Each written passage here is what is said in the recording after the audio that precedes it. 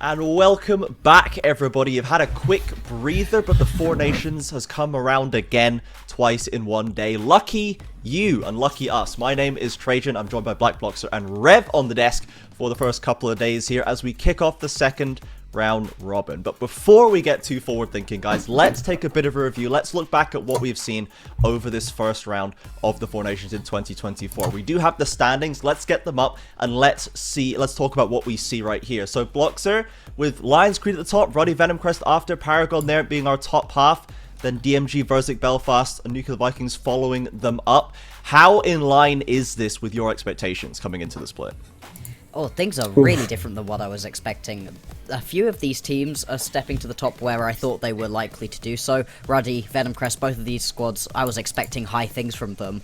How bad Paragon started, I was very surprised by. This current run of form that they're showing up is incredibly impressive, but is also a lot more like what I was expecting from these guys. But Lions Creed, I didn't think they were going to be top of the standings good. Obviously, we just saw them take a loss, so they're not infallible. DMG managing to pick up that win, but still, the way that these guys have been playing has been just a level of chaotic, but making it work that's just so fun to watch. Yeah, it certainly is. Every single Lions Creed game certainly glues you to the screen, that's for sure. Rev, now that we're halfway through, you know, we're not at the end of the split. This is obviously not where we're going to end up. Of those teams, of those standings we can currently see, can you pick out maybe a team or two that you think is going to significantly change in position? Do you think Verzik or DMG is going to climb? Do you think Ruddy is going to fall? You know, is there any big shifts that you're expecting over the second half of the split? Well, honestly, let me just start by saying I'm trying to shed off my negative Nancy side.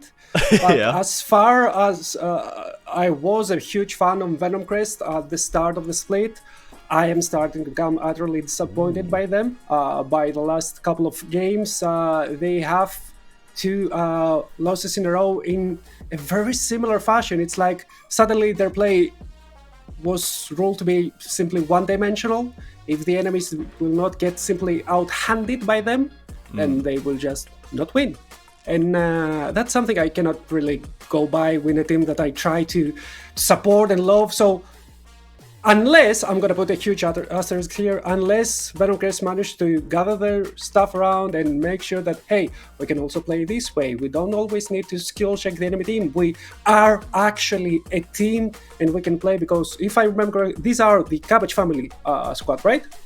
That's Lions Creed. Lions Creed are the... sorry. No, okay. So, but if they cannot find multiple ways to attack on the map, and not only in lanes, I feel like we're going to see them drop in standing significantly, or at least struggle to maintain their players' position. Yeah, certainly when the games have been going less than ideally for Venomcrest, it has looked much worse than when it's going well. We haven't seen too many comebacks from them just yet. We'll see if they can build that in the second half of the split. Now, the next thing I want to do, you guys, to wrap up this first round robin review, is I want to get some specific pickouts for you. Firstly, I would like to get your first round robin MVPs. And now, let's go to you, Bloxer, first. Who is your MVP from the first half of the split? There are a lot of really good contenders, I think, for this one, but right now I think that the lane that we've got that's most competitive, and then the best player in that lane, is going to be mid lane with QQR for Lions Creed. I think that he's just been performing incredibly impressively. Even in that loss, I think part of the issue was that maybe the team put a little bit too much pressure. The rest of the squad didn't really have any other picks to really play around him, but as long as you draft a semi-normal composition, QQR is just going to be able to win for you. You can see through all of these stats, really low deaths, high kills, the amount of damage that he's able to deal in a game is incredibly impressive. Giving this man Corki is just such a risky proposition, but to be honest, giving him anything is terrifying. We saw the Vigar performance just a couple of weeks ago, I think, that just shredded. Yeah, the amount that this guy does with so little is what impresses me, because it's it's just Corki's open, we'll give him Corki kind of style, but that doesn't seem to limit this player, right? He's still being a massive influence on all of the wins, and they're not exploiting that, so that is certainly something to be said for QQR, a solid choice to be sure. Rev, how about you, an MVP for this first half? Well, as a support main, I usually hate junglers, but I think I have to go with Bob with this time because he just makes stuff happen all around the map, and usually he's the one getting on top of situations. He's Xin Zhao, he's excellent. You know that he's playing with the timer, and he delivers within that time limit. He almost always gets ahead, almost always puts pressure, almost finds way to invade the enemy jungle, to go into the bottom lane, goes on shenanigans, and he always he's not actually the one that stays and farms and hopes for his team to win, cross his fingers and hopes for the best. He makes stuff happen, and in this meta for jungle, it's really important for me for you to coach those shenanigans, especially if you're getting ahead of most of the time. So he's the one that I'm looking for when somebody asks me why is Lionsgate usually getting away with games. It's Pop and his way of getting kills, getting pressure on the map, and making stuff happen. He certainly does get into a fair old number of shenanigans, does Pop. We've seen the steals, we've seen the turnarounds, and Lionsgate picking those wins up out of nowhere, and you're absolutely right, Pop is always on the forefront of those moves. A fine choice as well, to be sure. Now, one of the core pillars, the tenets at the UKL, at the Four Nations, is that we're trying to discover and elevate new local talent here in the UK and Ireland, right? So what I would now like to get from you both, before we move on to our first game of the day, is I want you guys to tell me your favorite new face that we have seen in 2024. Now, we are blessed to always have quite a few of them, and Bloxer, who speaks to you? Who is singing out from you from this new class into the UK and Irish scene? Yeah, I feel like if you've listened to me on any of these broadcasts, you probably know who I want to talk about. It's Timatopa. I mean, I've been following this player for so long, and when you get to watch a player's career for as long as I have, it really just is so exciting to see them always step up to a new level, because coming from Uni Esports, I love it, but it is a mess at all times. It's a lot less of a mess here on the UKL, and the fact that he's still making it work. Now, these stats, they do not paint the whole picture, because Timatopa has played in the support role and the top lane role and has now gone to mid. Now, this is not unlike him. When I first met Timatopa, he was a mid laner, and then went into the support role, then was dominating people top lane. He can play in all of these roles, but I do think that he's best in this mid lane. There's been some performances on Corki and on Aurelion Sol that have just been incredibly impressive, but when I first met this player, he was a Zilean main. He was the Zilean main, and he played some of the most insane Zilean games I've ever seen, dealing more damage than any Zilean should be allowed to, but also roaming. I think he maybe spent a sum total of 45 seconds in his lane across the course of an entire game. He was everywhere else, just helping out the rest of the team. I think that really sums him up as a player. He is incredibly selfless, even when you give him a potential to carry in the mid lane. You'll see the Aurelion Sol roams around to other lanes as well, so I just think that this is a really exciting player with a lot of talent and potential, and the sort of work ethic that you can really build around. Yep, absolutely agreed on all fronts, and I'm glad that Paragon have finally started to get those wins on the board. Now they've settled on this lineup, and Timatopa in the mid lane is certainly having a massive impact, so I imagine we'll be seeing plenty more of that as the split rolls on. Rev, now we'll come to you last here for your favorite new face in 2024. Well, I hear the point about Timatopa, but you know, it seems I will be biased and towards another top team this time. Lions Creek Academy top laner Bast. You know, we represent that Greek blood over here. He's not Greek, but he was a sub in Ionikos Nikias Esports, and I feel like he's kind of the stable rock that you want to be when you're, especially when you have that jungler who likes causing those shenanigans, knowing that your mid laner will not actually be, he's playing top as well, right? He will not actually be caught out when your team is doing plays on the other side. He knows exactly how much he can give away and knows where to challenge the enemy. Overloading his side is extremely important for your team to not only get ahead, but lose as little as possible. And that's something I can respect in a top laner. That's something I, especially together with the mental capacity that I feel that this needs, because top laners are usually people with ego. They want to win the lane, they want to go challenge every single CS, and when you know exactly your limits, that's something I extremely respect.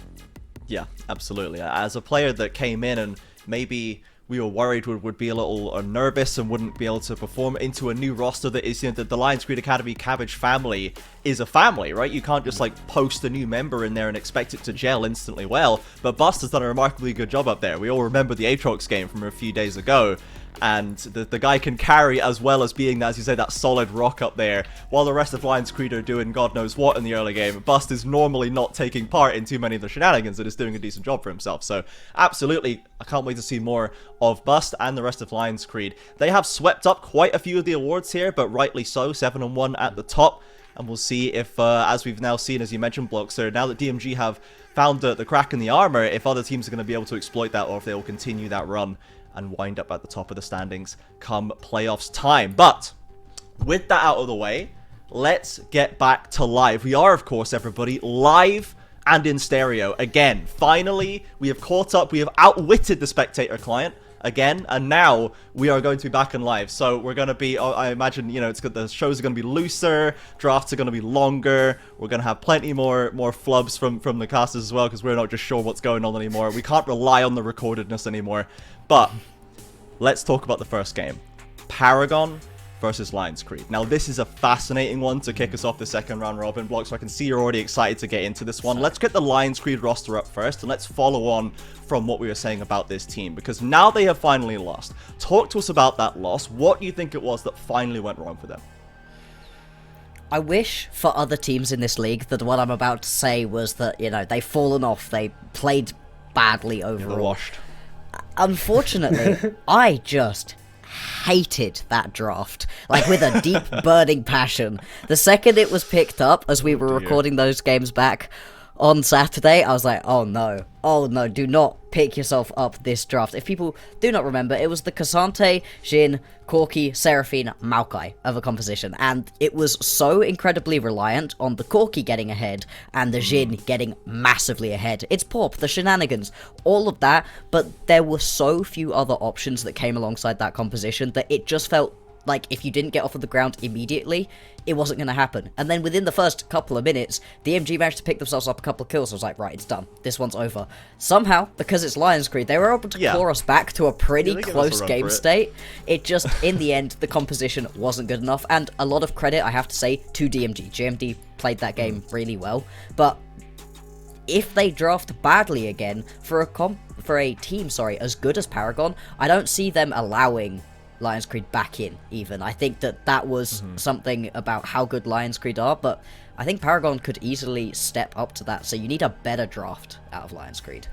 Yeah, well, we saw in the roster graphic, coach, no coach, you know, and maybe there's an angle for a little draft assistance, perhaps, for Lions Creed going into the second round, or at the very least, an AD carry for Spark, perhaps, so that we can, as I say, have a secondary carry, because QQR is incredibly poggers on Corki, but the 1v9 was slightly above, very slightly above his Spark hasn't played an ADC in ages as well. It's been a little while.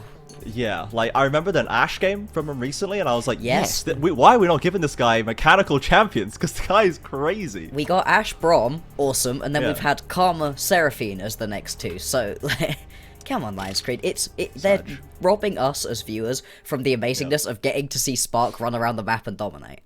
I mean, I can respect that, because Karma has been running Summer's Rift amok, and who are you gonna give Karma to? Are you gonna give it to QQR? No, he has to play Corki, guys. As long as it's not banned, it's perma-picked. Yeah.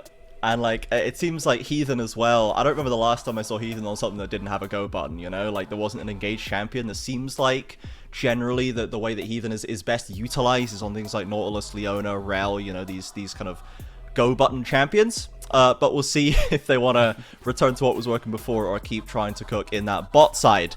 Now, for Paragon, matching up against Lions Creed, a fallible Lions Creed, Paragon have gone 4 clean wins in the last 4. They went 0-4, now they are 4-4. We'll get the roster up here, the locked roster for Paragon.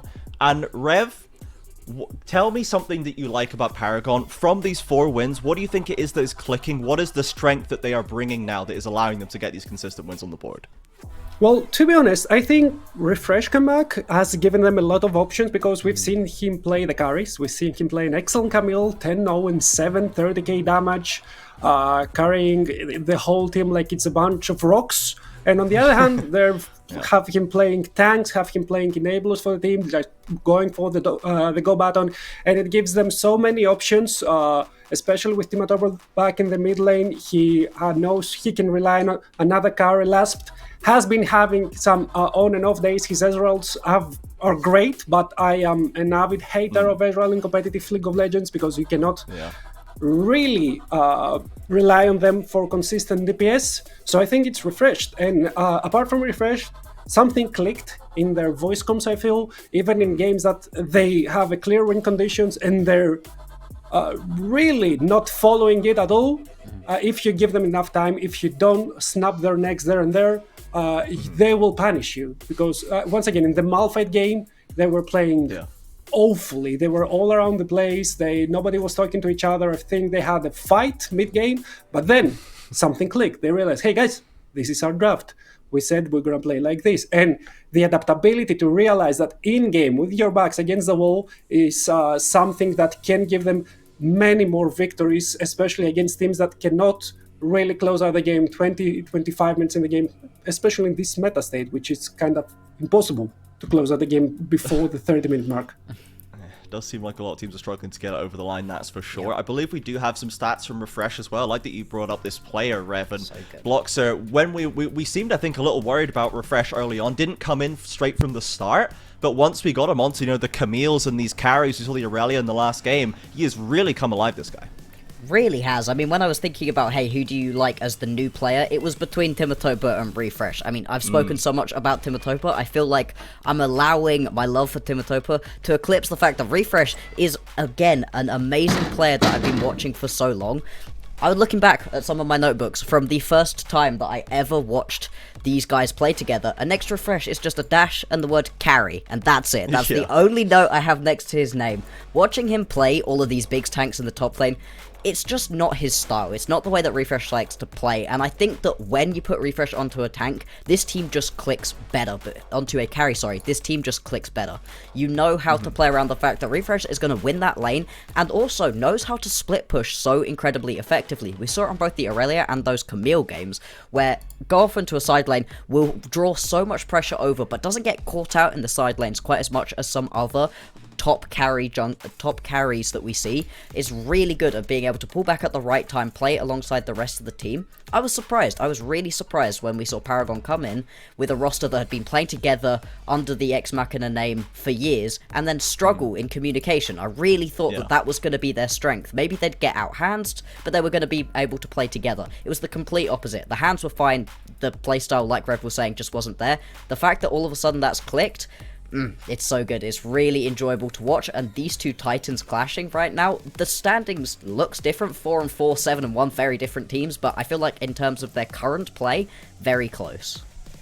Yeah, absolutely. And now, they do have a very tall order in front of them now, but their schedule is not mixed. They went 0-4 versus strong teams, plus Nuclear Vikings in game 1, then 4-4 after our quote-unquote weak teams. Now their schedule is Lion's Creed into Venom Crest into Ruddy. It's all the top 3 back to back to back. So this is where I think this is the inflection point where we're going to see, all right, are they just mid and they just beat bad teams and lose to good teams, or is this actually a team that has found its groove that can now contest our best teams in the league? You can see the schedule coming up over this next few days. It is rough for them potentially, but in this first match, this is one that I think they might be able to exploit pretty well. Both Lion's Creed and Paragon are these teams that, as you kind of alluded to, Bloxer, we would expect to have good comps, right? To be synergized with each other. Lion's Creed came out the gate swinging, Paragon did not, but they are now at that level. So into Lion's Creed, where I maybe wouldn't expect them to be able to out macro and out execute in a team fight setting. Both of these teams have shown that they're good at that. Where are we looking for as a point where Paragon can attack? We know Lion's Creed are very strong, but Rev, are we looking at top lane? Do you think there's an angle for Refresh to try and get one over on Bust? Do you think it is mid lane that is attackable? Can we punish the Corki finally? Where do you want to see Paragon try to, use those resources to get an advantage over Lion's Creed? Honestly, I think teamfight. They have been drafting pretty teamfight focused lately. I remember Malphite full engage on combo. I remember the triple front line with some engage into double longer range backline with the Varus and the Corki, Dr. Mundo, for the top lane as well. But yeah, I think it's team fight and their communication. I know for them to try and find these angles, which I said that they are finding later on in the game. If they come prepared, if they know what these angles are, maybe we see them just chilling in the lane, just making sure that they don't fall behind and making sure that their comp can out team fight the enemy comp. It's not that difficult, I feel, to not bleed out in the early game, but of course it all depends on the day you're having, and maybe even if your plan is to simply not give too much away to the enemy so you can fight them, maybe Lions Grid will not be on their game, so you can attack the lanes as well. So play with Pry on one lane, scale in 2 lanes, go into the team fights, try and smack the enemy team around. Sure. So I like that. You think that they can actually stand up to Lions Creed in the team fight? We do have some evidence against the Lions Creed team fight, which we've been talking very strongly of. Let's show that VC just now of how DMG managed to dismantle Lions Creed in that last game. So talk us about this fight. What do you think is going on with the Lions Creed, and what is the exploitable part here? The exploitable part, once again, is that the comp just doesn't end up working. This Shockwave, I feel... Yeah, no, sorry, it was the Renata ult, that was it. Yeah. It was just wrecking through people, and you just didn't really have a big front line with this composition that could really stand up and deal damage. You could see that QQR the entire time is able to just sit and hit, but without the good balance of damage that you have from a more standard composition, they weren't really able to get anything done. These packages, they were not bad, getting on top of the main carry multiple times, Shy going down there, but it felt like they were trading 1-for-1 in every single one of these fights, and never really able to get themselves an actual advantage. And because they had drafted themselves a bit of an odd composition and fallen behind in the early game, there was never a situation where they were getting themselves back into the game far enough. We had some crazy ults in this game. You saw that Renata ult, which was huge. There was an even bigger, I'd argue, Seraphine ult earlier on that had basically gotten Lions Creed back into that game. It was huge from the Heathen. It was a really, not the Heathen, sorry, Spark was on the Seraphine in that game. It was a huge play from Spark, but it just wasn't enough to get them back. So they have to have that nice, clean early game, I think, and then a composition you can actually rely on into the mid to late. Yeah, sure. So we're really looking for the draft phase to set the tone for this game, especially if it's going to go to the team fighting stage. We would love to see Lions Creed giving themselves the tools to succeed there. I think one of the other factors that seems very impactful, you could see it in a few of those clips, was Legendary on the Gwen absolutely dicing up Lions Creed in those team fights, and going back all the way to the lane was Dyson bust up on the K'Sante as well. This K'Sante finally does seem to have, we found some answers for this champion that was just pick blind, whatever, just put it up in top lane and you'll do fine for a long time. Now the Gwen has started to really make a dent in that. Players like Kenji and Legendary both showing us this. So I wonder if the top lane, now that Refresh also is quite carry oriented as of late, will be, we won't just be seeing a K'Sante for one side and then allowing the free counter, because both of these top laners have demonstrated that they can take over a game if they're given a matchup they can find an advantage on. And if that's the way that we're going to be looking in top lane, hopefully it's like dual carries, dual bruisers. I don't want to see any tanks up there. I want to see them go and fight for dominance in the lane.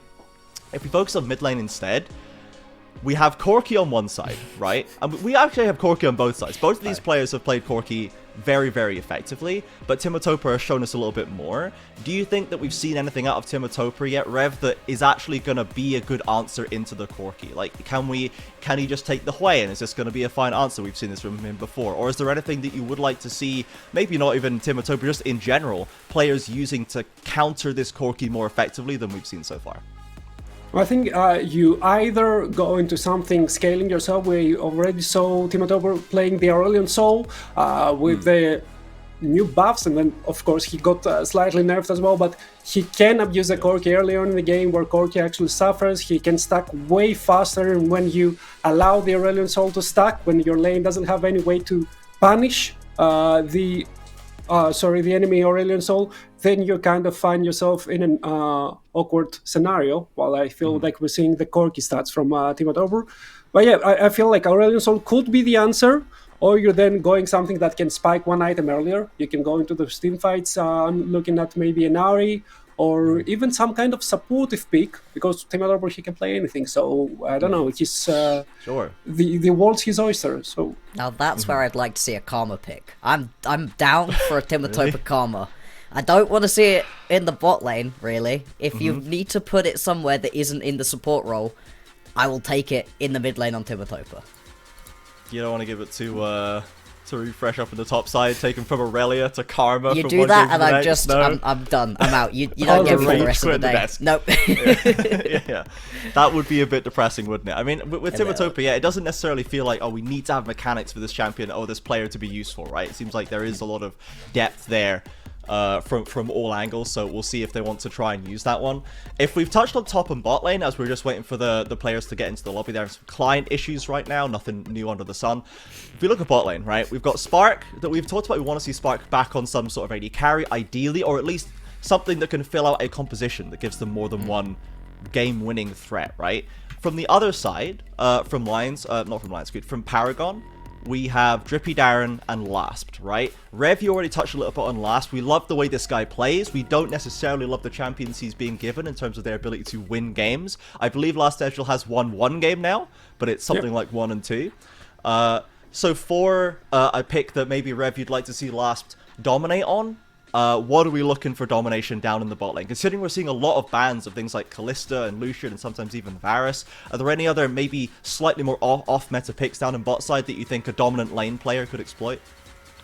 Okay, I think Boxer is gonna hate me for this, but you can give Lasp Seraphine.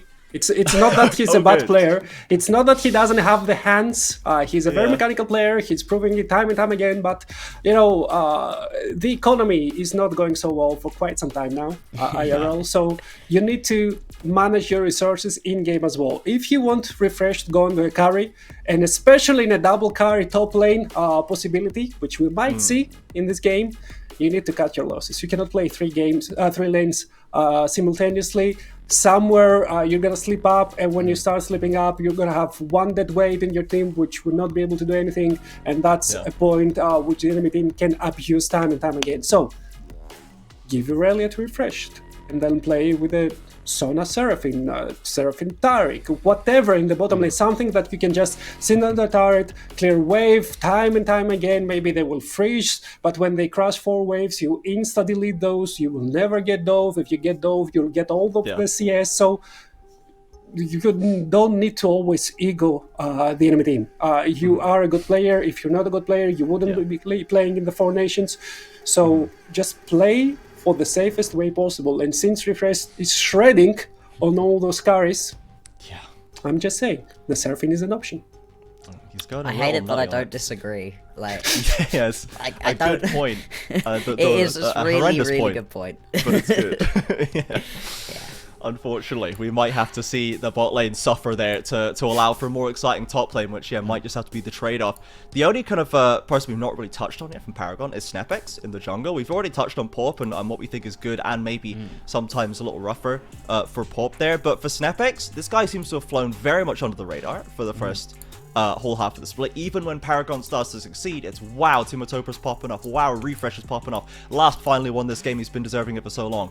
Bloxer, why are we not talking about Snepex? What do you think is keeping us from noticing the way that this player impacts the game? It's really interesting, because usually when you have a jungler that's a little bit invisible, it's because they're just playing the tanks. They are stuck on Sejuani duty, and yes, they are the linchpin of the team, but, you know, it's a Sedge. Nobody really cares about the Sedge player. I would know, I am one. But it's not that for Snipex. It's not that at all. Snipex is playing a lot of the aggressive picks, the Vi's, the Xin Zhao's, things that you would usually expect to be those main carry picks, and is playing them really well, which usually gets you a lot of attention as a jungler. But somehow, the way that Snipex plays is he uses these aggressive picks for his lanes, really getting those ganks off, but giving the kills over to the laners, getting them ahead, focusing a lot onto these objectives, and using the fact that the Vi and the Xin Zhao can skirmish early to really give the team some extra power to get in onto these objectives, rather than just trying to go 1v1 the enemy jungler, or trying to be that main carry himself, which is always risky. It's a risky way to play these champions, because a Xin Zhao or a Vi that falls behind are basically worthless. They give you no real CC in your team fights. You know, the Vi at least has something point-and-click that can land, but beyond being good at stealing objectives when you're behind, these are not good champions, so not playing them selfishly is a really risky way to play, and that's part of why we're not talking about Snipex as much, but he seems to have found a real good way of doing it for him. It's a niche that works for his playstyle, and I think it's really interesting, and I think you're right, Trajan. We should be talking about Snipex more, because to be able to find a very different playstyle to the usual is something really interesting. Yeah. I think we will hopefully, perhaps he will give us some more reason to talk about him when he completely dumpsters Pop in the jungle 1v1 in this game. We do have 10 players in the lobby now. We are going to get into draft ASAP, so stick around. We're about to be starting this first game of the day.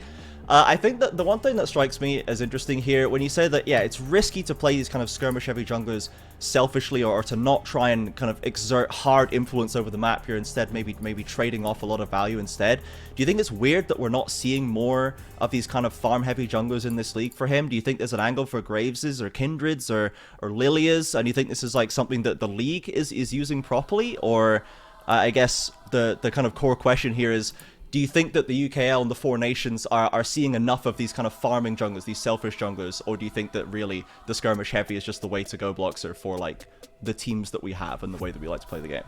I think we should be seeing more of these farming junglers, and I'm not sure why we aren't. I wonder if it's potentially, I'm going to call it the Pawp effect, where Pawp is going to pick a skirmish-heavy jungler. So if you're playing against Pawp, you'd better pick it up first. You'd better take that Xin Zhao away. You better ban away the Vi, and they become such high-priority picks that you end up having to practice so much because you have to play them into these other junglers that are so aggressive that maybe everybody else who didn't mind being the Sejuani or didn't mind being the farmer, the Lilia, that kind of thing, is being forced onto these highly aggressive junglers. Because if you look at the jungle pools for almost everyone, it is pretty much all just these really aggressive picks.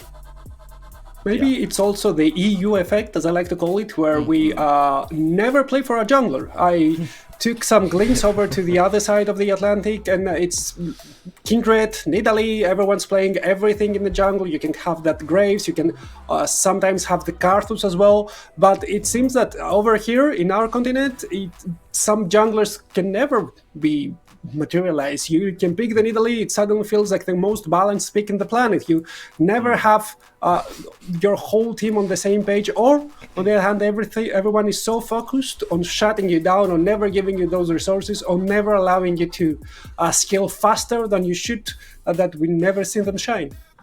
Yeah, now we have started on the draft here for game number 1, folks, and the Corki hits the ban pile first. Paragon don't even want to consider this as an option, answered by the Azir by Lionscreed, so denying that common answer there.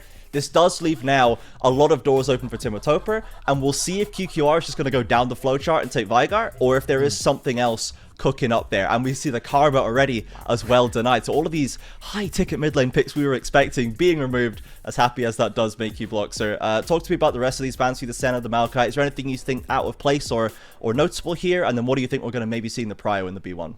I think this is actually a very standard first set of bans. I like the TF coming off of the board as well. In our set of games that were shown earlier on today, the TF was absolutely taking over. It didn't always win its games, but it was such a threat into the side lanes. And with the teleport on TF, you're just constantly able to exert so much pressure. So I agree with all of these bans. Oh, Rev, no. If this gets locked in this is first... gonna freak Rev out. Yeah, that makes so much more sense. The Varus makes a lot more sense. You have a lot of movement you can have with it. You can either go on hit or that just lethality blow somebody up Varus. But Lionscreed now have a lot of priority picks left available. What if the Varus goes stop for refreshed? I can see it. There it is. It's a meta. It's still a meta, of course, versus a Vi. I think it's a suicide. You can never push out the lane. It's so big. You always get fisted with the wall breaker. So yeah, especially, and I like the Ashe from the other hand, because we ask from Spark something more mechanical, something that he can actually right click on the ground and on the enemy, and also it kind of stays on the line. The Ashe is not that hyper carry, it doesn't scale that well into the late game. You get that on hit, yes, but you mostly use her for your utility, the Hawk Shot, the Enchanted Crystal Arrow, so you tread that line. Beautiful. Yep, absolutely. We have the Vi in for Pop, so a classic skirmisher for him, and then the answer being the Poppy for Snepex, something that can be very aggressive and impactful early, but can also take a more supportive role as an anti-Pop device, at least regards the ultimate. You can then stop him from getting the Hull Breaker, so I like the options this gives Snepex. Defense for last as a win condition himself, and the Neeko, I feel like we haven't seen Neeko in a hot minute. It was perma-banned, and then it just became Corki and Azir meta, and everyone forgot about it. Is this actually, did it become become bad or weak in some way, Bloxer, or is this we just went for scaling mages and forgot Neeko existed? No, it's still incredibly strong, and it works really well with compositions that have things like a Varus in it, because you can catch that first person out with that Varus ult and then get into the backline with the Neeko. That ultimate, that Pop Blossom, is, I think, easily one of the best ultis you can use, and on somebody like Timotopper, I really like this. It can still technically go support, you can move it around plenty, but I think into the mid lane on Timotopper, that one is going to work out really well, and it has a perfectly fine matchup into the Orianna. Once you get ults, there is the potential for some crazy things to happen in the mid lane, but I do feel like this mid lane is going to be a bit more focused on what is standard for mid laners at this point. You sit in your lane, you farm up, you join a skirmish, you use your ult to blow somebody up. That's what both of these mid laners want to do, and I think these comps are really playing into that right now. Especially, I think it's extremely good into the context of what is Lions Grid Academy identity into the game, because we talk about shenanigans so much, and Neeko loves shenanigans. Neeko thrives in shenanigans. Her 1 and 2 item spikes are excellent, and then she kind of drops. But if you manage to match Lions Grid Academy in those early game shenanigans and you throw them off the scaling curve, the curve of, no, I'm gonna be further ahead in gold than you, and then I can pressure, then who knows if they will be able to adapt in the game, because we saw them coming back into one game, but was that something that they can successfully replicate, or is it just a one-off? I like that the second round of bans has been very top lane focused, except for Lions Creed seeing the memories of the pighead Renata ult and just, let's just ban it, guys. Just no, we're not dealing with that again. Just get it off my game. So they have removed that one. We see that the bust Aatrox taken away, Jax away for refresh. There is still the Camille, there is still the Gwen, so there are still plenty of carry influences up in that top lane. Milio being the support pairing, so Heathen and Spark do have plenty of range to play with there. It is also very annoying on the chase down with the extra range on the Ashe, so they've got multiple ways they can play there, and they will have final top lane counter pick for Bust, which I do like for them. So now Paragon, they've got a blind pick up in that lane, and I imagine the support's probably just going to be like a Rakana and Olus, and I will just be like, okay, you know, or He's so good on it. You go. He's so good on it. Yes. Talk to us about it. Talk that's one of Blitzcrank. Drippy Darren is good on all hook champions, and I think his best is quite possibly the Blitzcrank. He's just a machine on landing those, and when you're up against an Ashe or a Milio, those champions are so annoying to chase around the map. If you could just grab them and bring them straight to you, when you're a Varus as well, who's able to poke them down long range before that point, that's a really nice combo. And I always forget just how much he likes picking up the Blitzcrank into almost any matchup. We're also going to get to see refresh on this Camille top lane too, so this is a very Paragon composition. None of this it steps out of me and is completely crazy. Obviously, we do now get to see what the counter pick into the Camille is going to be. The Malphite would just be more about the team fight, kind of conceding that lane. You don't lose necessarily to the Camille, but you don't really win it out. Bust can just play the carries, can also play carries, or just go into the tank. He will go for the Darius instead. Now that is a skill matchup. Yeah, I like that both. This is what I wanted, right? I wanted both of them to pick champions that can take over a game. I imagine Bust should really have the run of this lane. Camille's like early few levels are not supposed to be insane, and especially with the way the map has changed, and Darius is Darius, you know what I mean? So we're probably going to be seeing a Ghost or an Ignite even for Bust. If he takes TP, I'll be surprised, and we'll see if Refresh can deal with that one. But I also, just to finish up on the Blitzcrank, I love the Blitzcrank into the Milio, Orianna, and Ashe. There's no dashes here to be seen, and the Milio range is nice, but it's not longer range than a Blitzcrank hook, so I think that that could give them some threat down there. Rev, in terms of what Lions Grid Academy have put together here, it seemed like they were building this very nice front-to-back teamfight comp. They've slammed a Darius in at the end. Have we significantly weakened this composition by playing for the lane? Would you have liked to see something more teamfight focused, or do you think this still works out for them? No, I think it works pretty nicely. I am looking at the bans as well. There's no Cassante, there's no Jax, there's no really nice way for you to slightly concede the lane and then still be relevant in teamfights. So I enjoy Darius. He can be useful if you play him just as a frontliner. It's just really hard to execute in the teamfight. So you're making sure that you're covering all your bases, you're covering the early game that Paragon can play in all of the rest of the map, because Poppy, Varus, Blitzcrank, and the Neeko are really scary early game monsters, and then you still have a lane to play for. I expect to see a lot of action to the top side, and if any team falls behind, then it's going to be really hard for them to claw back their way into the game. Sure. Both these Lions Creed, especially the Kings of the Comeback before, they might have to mount another one if they have that tough early game. But Blocks, for Paragon here now, the team that we're looking to see how they can perform against the top team now. They've gone through their recovery, their redemption arc from 0-4 to 4-4. Now they're up against our #1 team in the league. With the draft they have, they've got some specialist picks, Refresh Camille, Drippy Darren, Blitzcrank, back on the Nico Fatima Toper. How do you like their draft? Do you think that they're going to be able to take the edge over Lions Creed Academy? Would you even deign to predict them to win this game? I'm not going to do that because my predictions are a curse, and you can't talk me into predicting Paragon in this situation. From the Blocks of prediction. Yeah. The only thing I'd say about this comp is if Drippy Darren is a laser on his hook and yoinks the Darius into the backline, that's where things very quickly go south for this composition. You do not want to get this Darius a free go into the backline. You can snipe him out from long range with the ults of the Varus, Nico maybe, if right on the outer edges, but do not be hitting him with those hooks unless you are sure you can 100-0 him in the time that it takes for him to come back down from that rocket fab this, because otherwise, yeah, things go badly. Otherwise, I really like what Paragon are doing. I think it's a very them composition, and I think that's something that they were stepping away from a little bit at the start. We were talking about it, Refresh not being on those big carries. It's nice to see Refresh on a big carry, and the rest of these members really feeling like they've picked up the compositions that they are known for, that were carrying them through in all of the other tournaments they've played. I also like Lions Creed composition a lot more than I liked their one that we were seeing earlier on today. So in terms of which composition I like more, I think that's a very hard question, and I think it really comes down to the junglers and who gets more done in the early game. Yeah. Could this not have been a QQI Vigar game, though? It could it's have a been. Nico Camille? I feel like there was an angle there, and I'm surprised, honestly, you went for the Orianna instead of it. It's obviously a very, like, you can... Orianna never feels like the wrong pick in kind of any scenario. It's just always at least fine, sometimes pretty good. But I think that there was an angle there, so I'm surprised he's gone for this, and I want to see how he performs on this much more standard mage that has more to do in the early game, less active CC and less control over the team fights, but does still have the ultimate, so we'll see how QQR shows us here.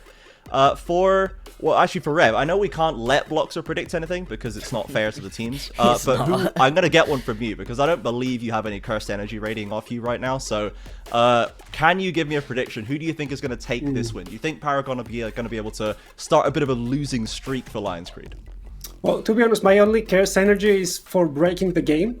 So expect pauses they're trying to stop him cursing people. They actually muted him. That's crazy. Production trying to be like, no, don't let him say anything. Don't jinx it. Right. But yeah, I always prefer the drafts that are easier to execute and give you more tools if things go south. And I think that Lions Creed Academy have those tools. They have the cleanse built into the melee ultimate. They have many pick tools. So the Vi ultimate, the Ashe ultimate, the Orianna ultimate, they have so many tools to just operate on a team fight level. And on the other hand, you have a Varus who will most likely go lethality to match the lane and be able to sustain himself alone while Blitzcrank roams around the map in his little robot suit trying to catch people out.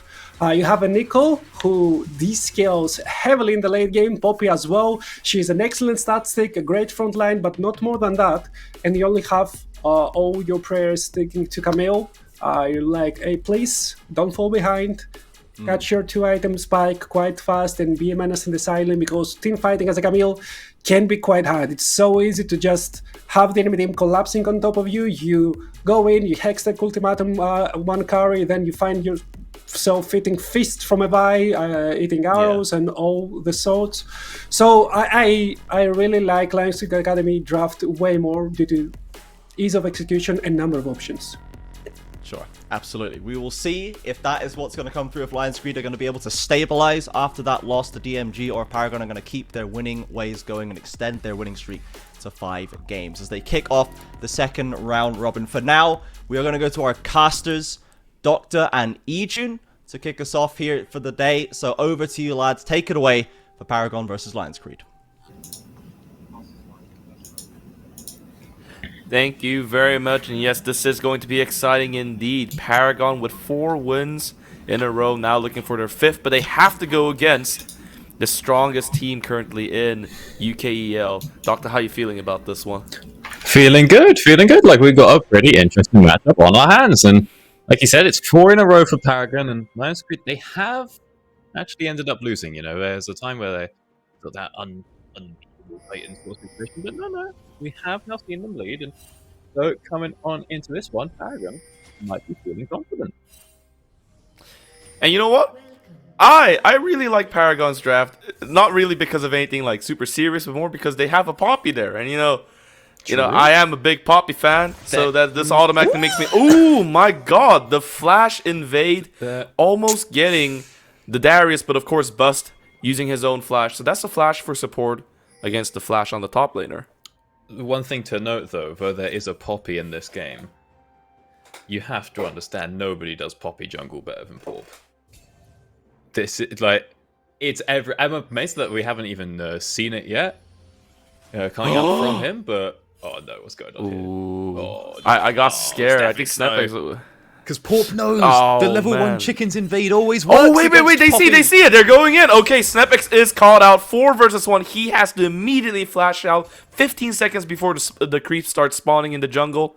So yeah, now Snapback, and obviously with that vision, they know exactly what's going on. There's a lot of transparency here in a lot of the information. Pop, Flash cues in, Snapback gets really low, the hook misses, and first plus goes to Spark, the AD carry, and wow, what a start already for Lions Creed. And we're not even in the laning phase yet. Okay, so we do pick up a free kill going on with the Spark. That is nice, but oh, it's worth well, I was going to say that, it's actually pretty rough for Vi, to invade. You got to go all the way back. You can't really start off on that. And I'm not sure if he ended up skilling Q or not in that exchange, but probably not. But which would mean that there's a world where, let's see, as he goes, he hasn't skilled W, it's over. Fortunately, Snapix thinks that the bot side is still being invaded, so Snapix runs all the way top. If he goes chickens and just gets those instantly, you actually end up almost ahead, even though you lost your flash and died. So we'll have to keep an eye out on that one as Refresh. Look, showing back in, even though he's got no flash, got to be a bit careful with that health bar. Indeed.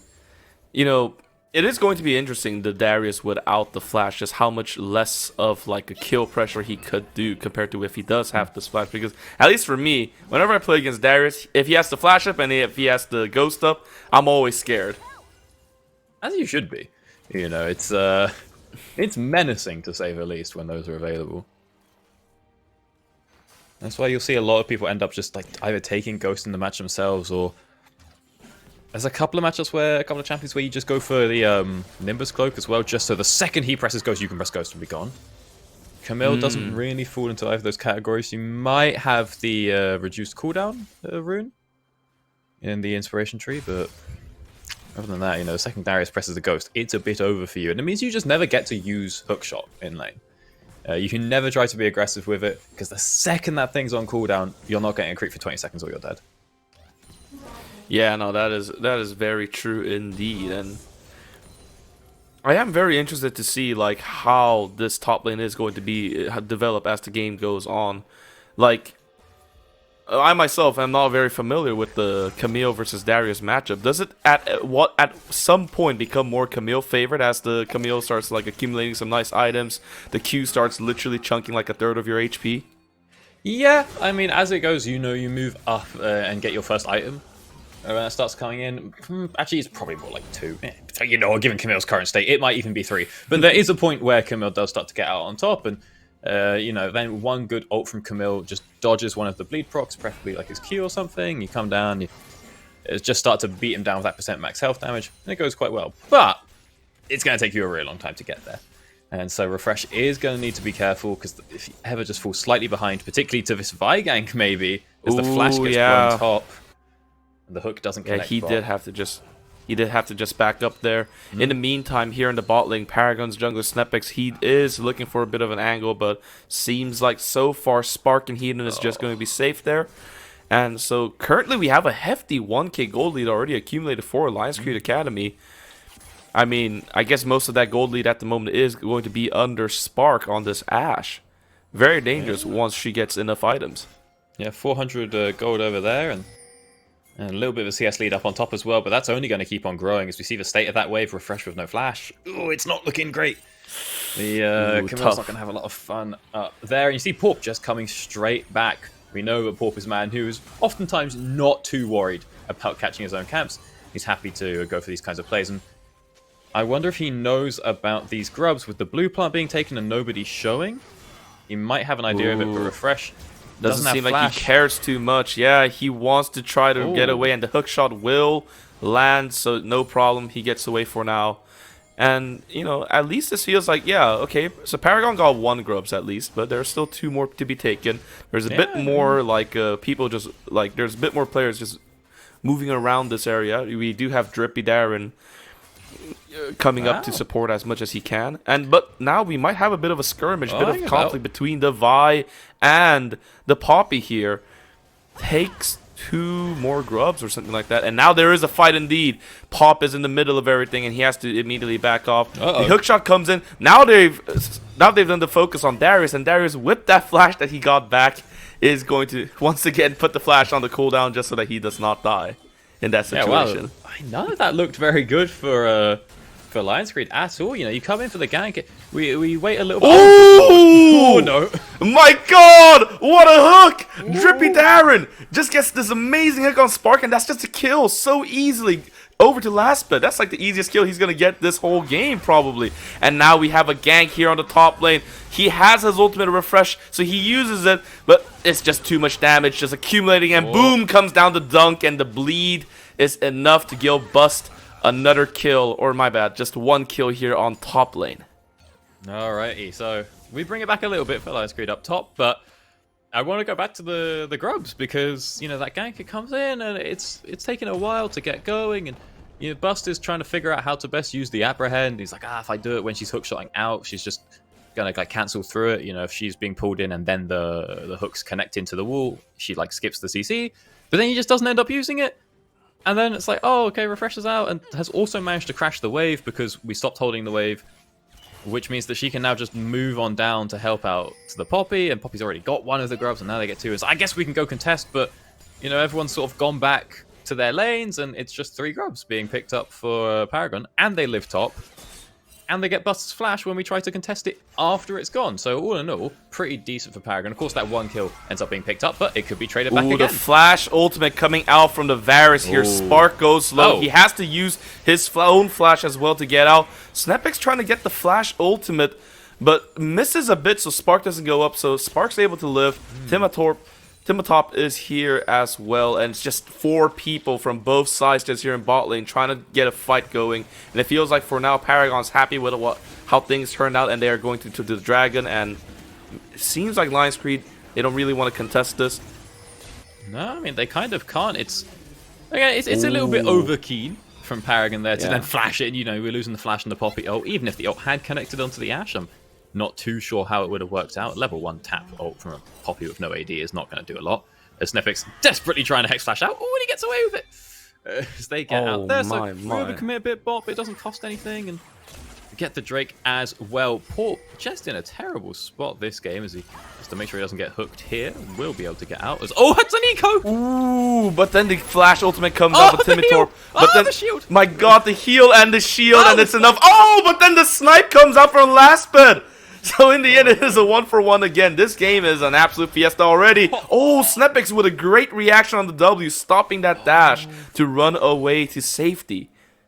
Oh, good lord. Wow, okay, so we know that we can keep Spark alive pretty effectively with multiple shields and heals coming on through there. Not even the summoner heal. Unfortunately, we've all celebrated a bit too early because Laps does manage to get that kill, but I'm thinking Porp might be a bit tilted off this one. You see, very down in XP. I think it's about a full level. If I had to hazard a guess on that one. Fortunately, Snepix resetting here without clearing too much means that Porp will have a little bit of time to catch up here, but ultimately, every play Porp has tried to make has not worked out. He's fallen behind in CS, fallen behind in XP. Now he's lost the flash. Just tries, like, really trying to do something to this Poppy, who had such a, you know, theoretically weak start to the game after getting killed. And it just means that Porp now has no flash. He does now have ult. Could look to try something with it, but Snipix's ult is about to be back up. So he might be able to counter gank as well. Yeah, this Vi with the ult, of course, becomes extremely dangerous. That ultimate is super interactive. Like, he just presses it on you, and, you know, you're not really going to stop him from getting all the way to you. The second sets of Void Grubs have spawned. You're not going to stop him, but like once he gets there, he's not going to one-tap you, and then Blitzcrank hook to That's peel. true, that's true. You've got, you know, half of Nico's kit to peel, including just the Shape Splitter. Poppy ult just to send him straight back out. So Porp needs someone else with him to capitalize on the play, and yeah, it's probably going to be something like an Orianna ball, but I don't know. I mean, I think it's hard for Darius to walk in and follow. If we're talking about like 2v2s and 3v3s, I don't think Porp's ult is going to help him that much. Speaking of 2v2s, Drippy Darren gets so low here, and he goes down so quickly. Oh, no. And Laps is trying to DPS, but this Ashe is well peeled, and Heathen even flashes out. So my god, Timatop is not able to get anything. So that's just a triple kill going over to Spark. This Ashe has become uber fed in an instant. Okay. Not what Paragon wanted to see out of that one. It sort of ends look up at a gold happening lead swing. sometimes when you're against an Ashe. So, good lord, that's just a free boots. That's just Zerka's Grief's advantage right there. And though for some Ashes, it's going to end up being the Swifties, but that's a pretty hefty amount of gold for Spark to get over there. He gets all 3 of the kills, and we don't even have to like commit anything from Lion's Creed down there. So, you know, whilst Timatopper's making that play, QQI is just sort of farming up, getting lead, and we get the TP back from Timatopper as well. So, ooh, bust. He's thinking about it. He's too keen. Oh, he doesn't Yeah, wait to but guarantee there we see the hook. scariness. Yeah, it's there just we see the it's just scariness of the greedy. Darius with the ghost. It's just a bit of greed. I mean, Refresh should die there. Or at the very least, you know, have to pop the ult or something. But Bust, he goes for the max range apprehend when there's just no reason to. No need. The hook shot's already been used. The flash is on cooldown. You can take the extra couple of steps. You know, you can make it a little bit closer. But he still does at least get the teleport. Yes, indeed. Still, nonetheless, Refresh for now is still struggling in this matchup, but hopefully things will get better sooner than later. In the meantime, I mean, yeah, the gold lead still is, you know, quite in favor of Lion's Creed, and I have a feeling a lot of it now has to do with Spark and Buzz together with their respective leads, of course. Spark now with 5 kills. He is looking good, but he has to be careful because he's still an AD carry, and if he gets hooked... Woo! Darren. Oh, it's not looking wait, good. and now the slow. chase down begins because Spark, there's nothing stopping him anymore. This is the issue with the Blitzcrank. You miss a hook and suddenly you're wide open. And Spark, he's not stopping at all. A flash has to be used just to make sure that Drippy Darren doesn't die and doesn't make it a clean 2-for-0 for Spark. SnapX is here, of course, but I don't know what he can do against 3 members of Lion's Creed. Oh god, you can't get away from the Ghost Ash. You really can't. We'll see if Porp might be trying to turn something here, but I think SnapX is tanky enough that it should be okay. And yeah, no one's going to actually try to commit anything here. Everyone's going to back away. SnapX going to take a bit of farm there, but I mean, it is ridiculous when you have to play a melee against Ash with Ghost, especially if she's got Swifties. You're like, oh, she's autoed me once. I'm going to die. There's just nothing I can do about this. I can't catch her, and I can't run away from her. So that one's going to be a bit of a problem for Paragon as the game goes on. No, yeah, for sure. I mean, now they get the second dragon here. I mean, first dragon for them, but the second dragon's an Inferno, and the soul will be a mountain soul. So that's something to look forward to if you're not either of the teams. I think either team's like, okay, mountain soul, I guess. There's good cancel coming out.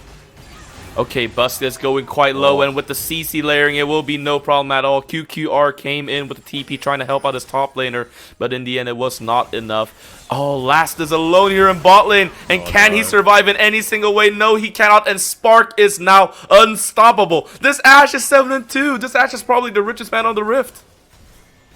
I just wonder if it's even, like, Wish committed so much to get just the 1 kill, but you know what? It's probably worth it. It's all hang about. That's a my bit keen, god, here comes the ultimate as well. Drippy Darren is actually caught in the crossfire of all this. Timatop goes away alive, but at the cost of the support. And oh my god, that's just another kill to Spark. He has 8 kills. He probably has more kills than I got all day today at playing League.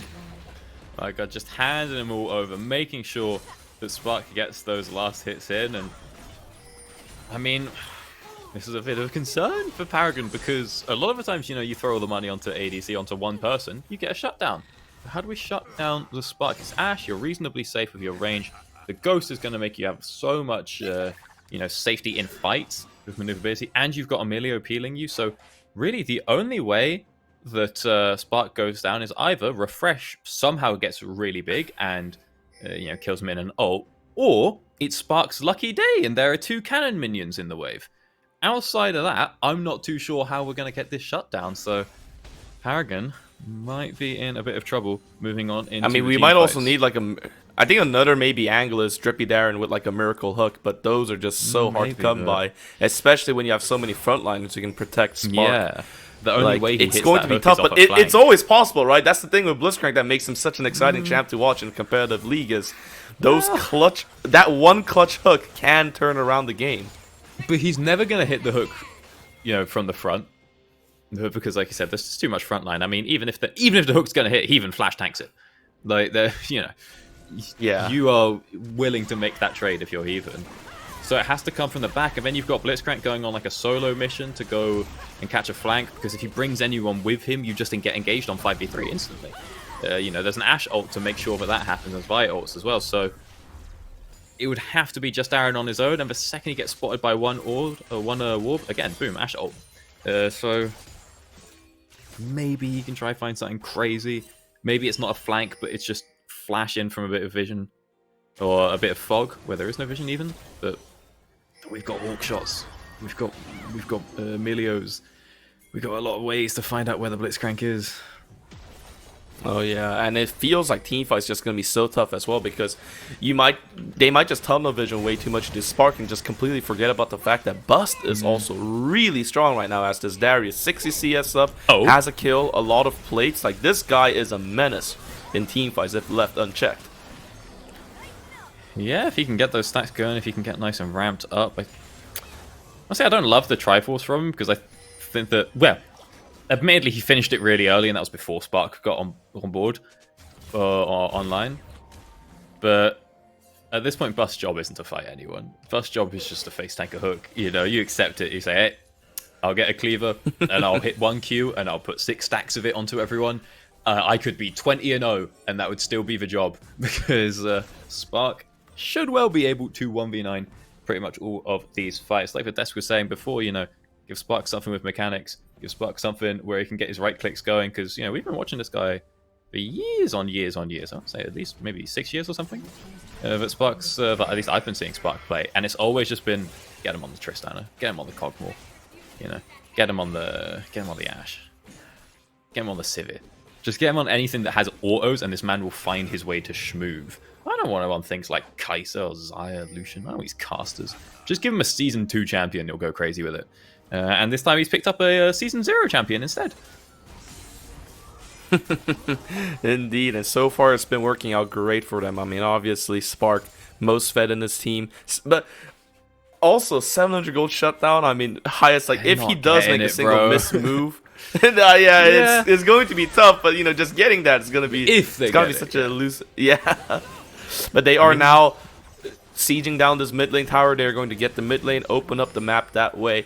The third Drake is going to spawn in 5 seconds, a Mountain Soul, of course. So this is going to be quite a bit of a priority that both teams want. And last is caught out, has to flash out just to live. So now that's your AD carry without a flash. Things are not looking good for Paragon even before the potential dragon fight begins. But we'll see how these two teams tango together here. I'll say the flash has been lost, but mid control did go over to Paragon during that, so they now get the inside track here in the river. Because realistically, if Last died, who cares? But if we don't have the Ashe Arrow available to stop some kind of flank, like you can see is coming out from Timotopper here on the side, I mean... We kind of want the Ashe Arrow just to be able to send it right now. We don't care if Last isn't in the fight, so... Okay, now they're pushed out. So now the center is controlled by Lions Grid Academy. But we do have to watch out for these flank angles that Paragon can potentially put. Drippy Darren trying out a hook. Does not land anybody. Bust wants to immediately just go in, start a bit of a fight. Boom, Refresh jumps into the back line, but the follow-up is not there at all, so he just goes down. Oh my god, and Bust gets a huge apprehend over there, getting so many stacks, and now everybody from the side of Paragon has to run away. There is no more fight. The fight is already over.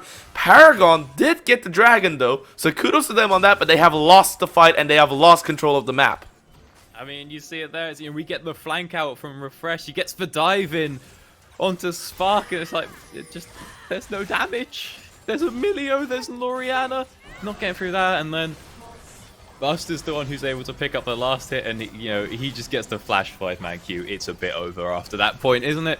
And although the Drake goes over, the tier 2 picked up by Lions Creed, they're going to open up the map. They're going to take away jungle camps on their way out, and they're probably going to have a 3-item Ashe very soon. As they might even go they want to get a straight kill for the here Baron. on Bust. Okay, he's CC'd. He's going really, really low. But he gets the heal on the Q. So now he has the 5 stack. But nope, it's just not enough. In the end, Refresh gets the kill. That's a little bit of a nice nibble that Paragon can take away. But still, looking at the gold lead now, it's about 8k gold lead for Lions Creed Academy. They are absolutely in control of this game. Yeah, I was hoping there's enough people committing onto Bust Fair, who was buying time for long enough with that Q, but maybe it turns into a Baron rush without a reset. But Lions Creed don't want to risk that one. We see that's the 3rd item. Spark he only had the BF sword, and he just grabs the rest of the Terminus off the top of that. And now he's just even harder to kill, although at least... Wait, he has a Terminus as well? Oh man, that's gonna be so hard to kill. Well, I would say at least the Camille is true damage. So she doesn't care about that. Unfortunately, it's a 1-item Camille. Which is not, we saw in the last fight, it hasn't worked out too great. But now it's pretty simple. We get into the river, we set up a bit of vision, we deny some. You see Porp going ahead and sweeping, we send out the hawk shots to find out where people are. And if anyone ever steps up to that Baron, they get Ashe ulted and die. And if they don't step up to the Baron, Lions Creed pick it up for free. So, bit of a scary situation for Paragon, and it's really hard to know what to do here. Indeed. I mean...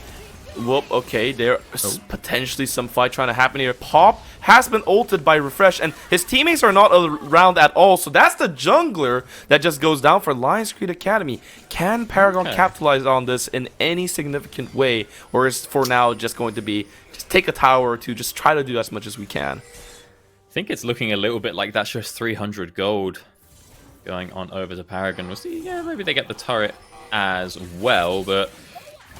It's not even like we're getting breathing room off of that, Normally you get a pick, you say, oh, at least we can catch some waves or catch some CS, but it's 5 people mid. We can't do the Baron, we can't all get the waves here, so... Yes, you see the minions are being lost in the side lanes right now, so we get 300 gold, but... You can't even say that the gas pedal has been let up by Lions Creed. They're going straight back on over towards the Baron, and Paragon get nothing.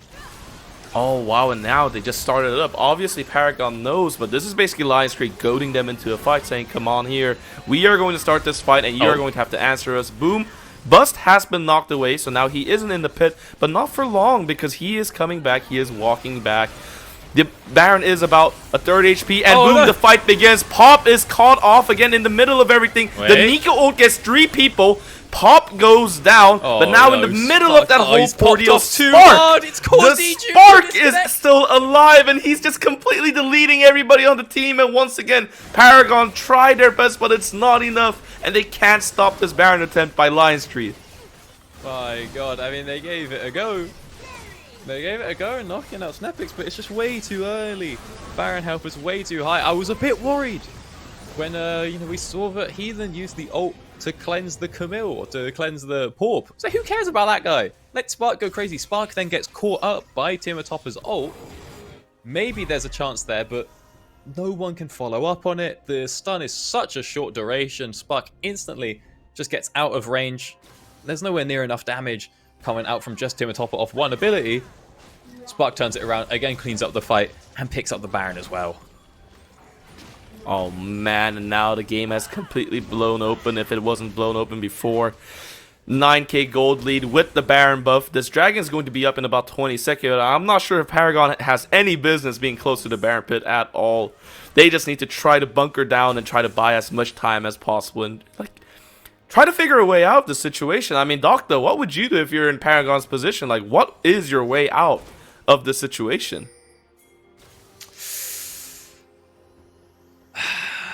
I mean, hey, never surrender, but I don't know. I mean, it's a great question, because all you can do is look for the pick onto the Ashe, and it's just so hard to get around, even get behind it. Maybe Refresh somehow gets enough time in the side lane. We've seen here, Refresh has picked up now 2 objective bounties. Is being allowed to farm top. Maybe maybe there's a world who say, hey, we just give literally everything up so that Refresh can get solo gold and XP doing stuff, and then he can either draw someone with a split and then get a 5v4 because Darius doesn't have TP, or he can be strong enough to dive through and kill Spark, provided that we can also bait, some sort of peel our way before that part of the fight starts. But Refresh is TPing. They're going for the flank. They notice that the Orianna is not there. And Spark flashes out of the hook, so Spark is completely fine. And look at this man. His mechanic is absolutely insane. I think I've seen something like this in the World Championship before. Some kind of an insane mechanical play from the AD carry. A double kill now for Spark.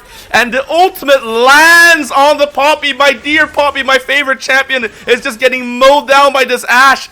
And oh, it's just so close to death now. And Pop, meanwhile, frontline for Spark, and it seems like Lions Creed Academy will be victorious here, and they will keep their title as the best team in UKEL right now.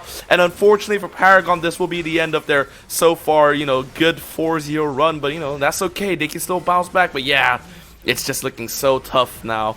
And I might have casted Kirsten, but I honestly don't think so, because look at Spark. This man is absolutely crazy, and right beside him is Bust, and it's going to be absolutely Bust here now for Paragon.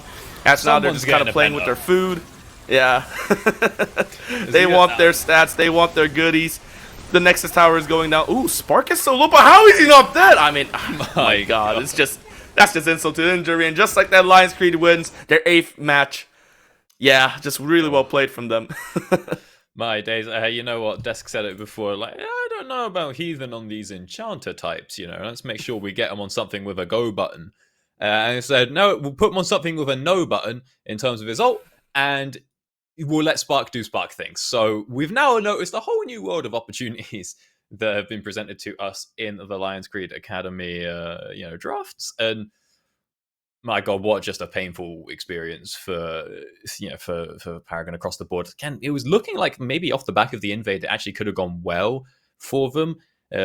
If we could have got over and started on Wolves or Chickens, getting a really fast clear going from the Poppy whilst the Vi had been set behind. And then they did a lot to shut down Porp, and every play that Porp wanted to go to didn't really work out. And we see later on as well that, we get the grubs are picked up and Porp's doing these tilt things queuing in, but it just didn't really matter. Enough of the kills were picked up by Spark that there were too many fires to put out in too many places. Yeah, and those fires, in the end, they burned through the entire rift, and just like that, Lions Creed Academy gets their victory. Really well played by them. And we'll be back after a break, and we'll be having our second match of the day, which is going to be, I have to check real quick. Ruddy versus Nuclear Vikings. Yeah. Oh, yeah. So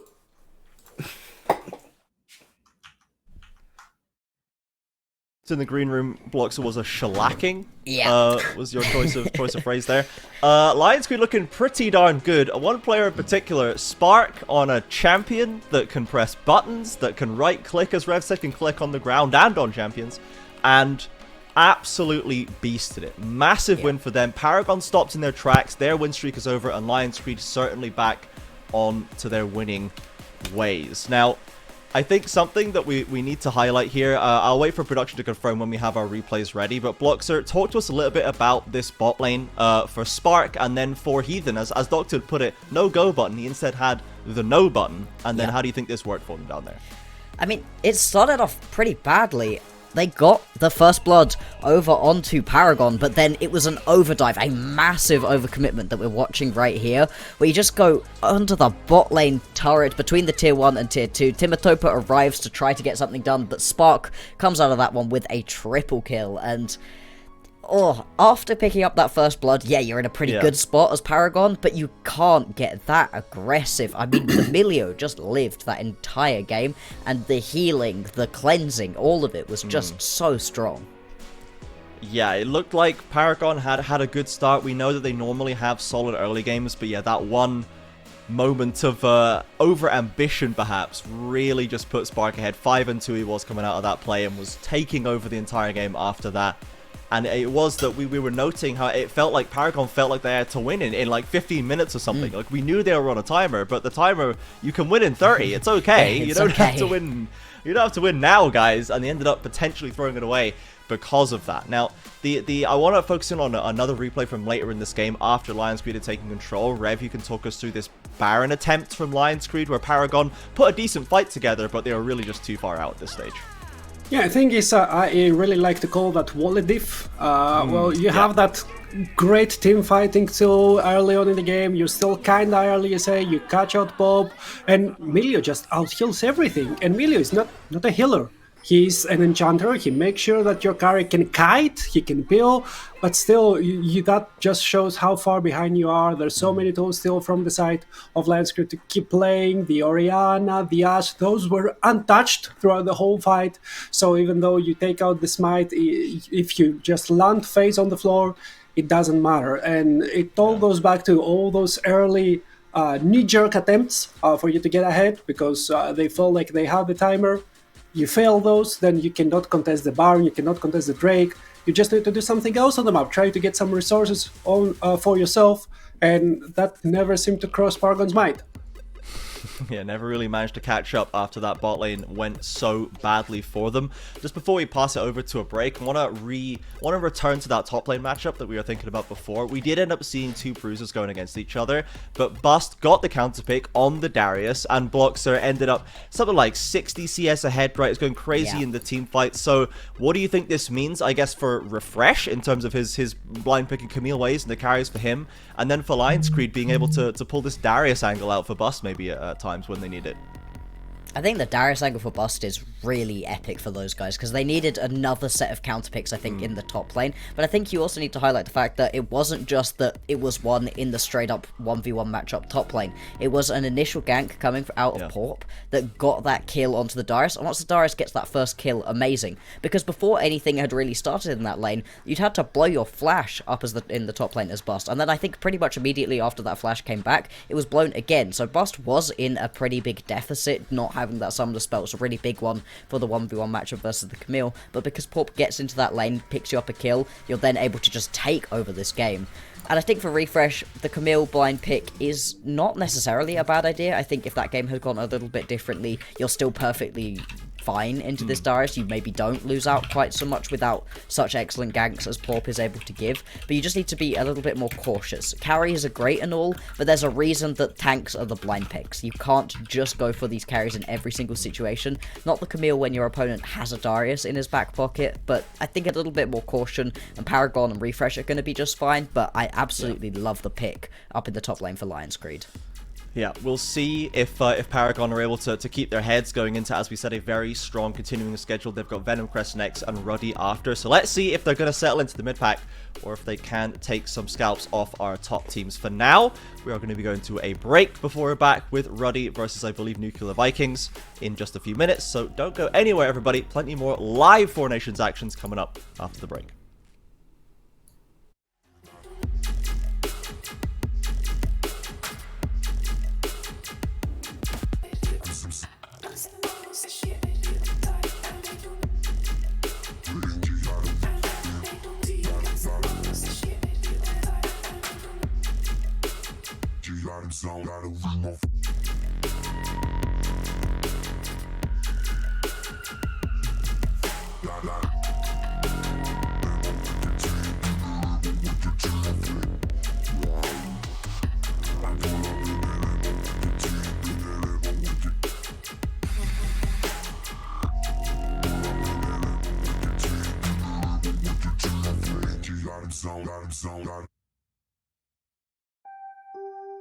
Yeah. After I get it, I reinvest. After I get it, I reinvest.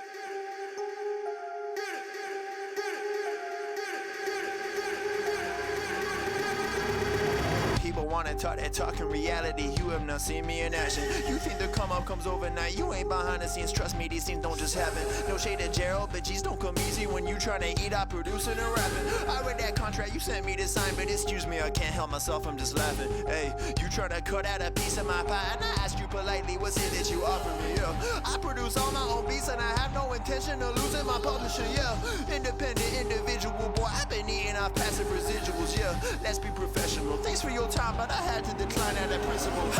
I've been scheming up a plan, hey. I've been saving all I can, hey. You can call me David Ramsey.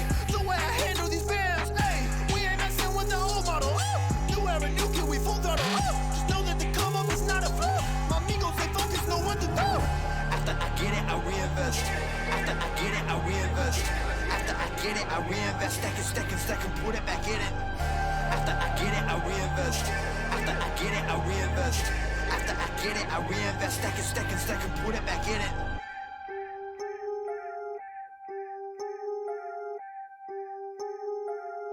Yo, look, I ain't saying that I'm rich, cause if I'm honest, I've never been. But when I look at all these other kids, I feel just a little bit ahead of them. You should know the business is competitive. There's a lot of people that I'm better than. Even veterans ain't got the knowledge I do. I've been reinvesting all I ever spent. Stop pretending like you poppin'.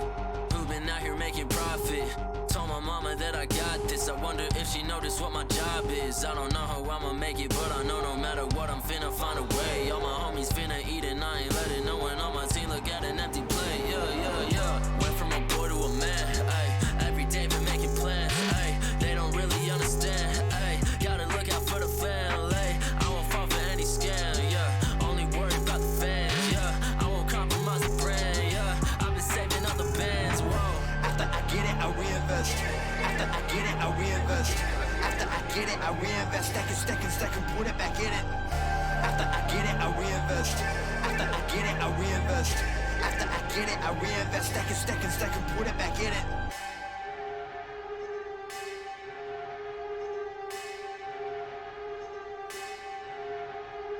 Rappers spending money in some really funny ways, man. I promise you ain't really getting paid. Yeah, show a couple bands flexing on the Instagram, and nobody getting fans that way.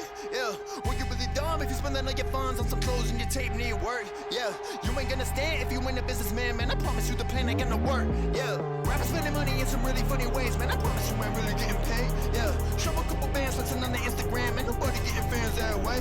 Yeah, well, you really dumb if you spending all your funds on some clothes and your tape need work. Yeah, you ain't gonna stand if you ain't a businessman, man. I promise you the plan ain't gonna work. Yeah.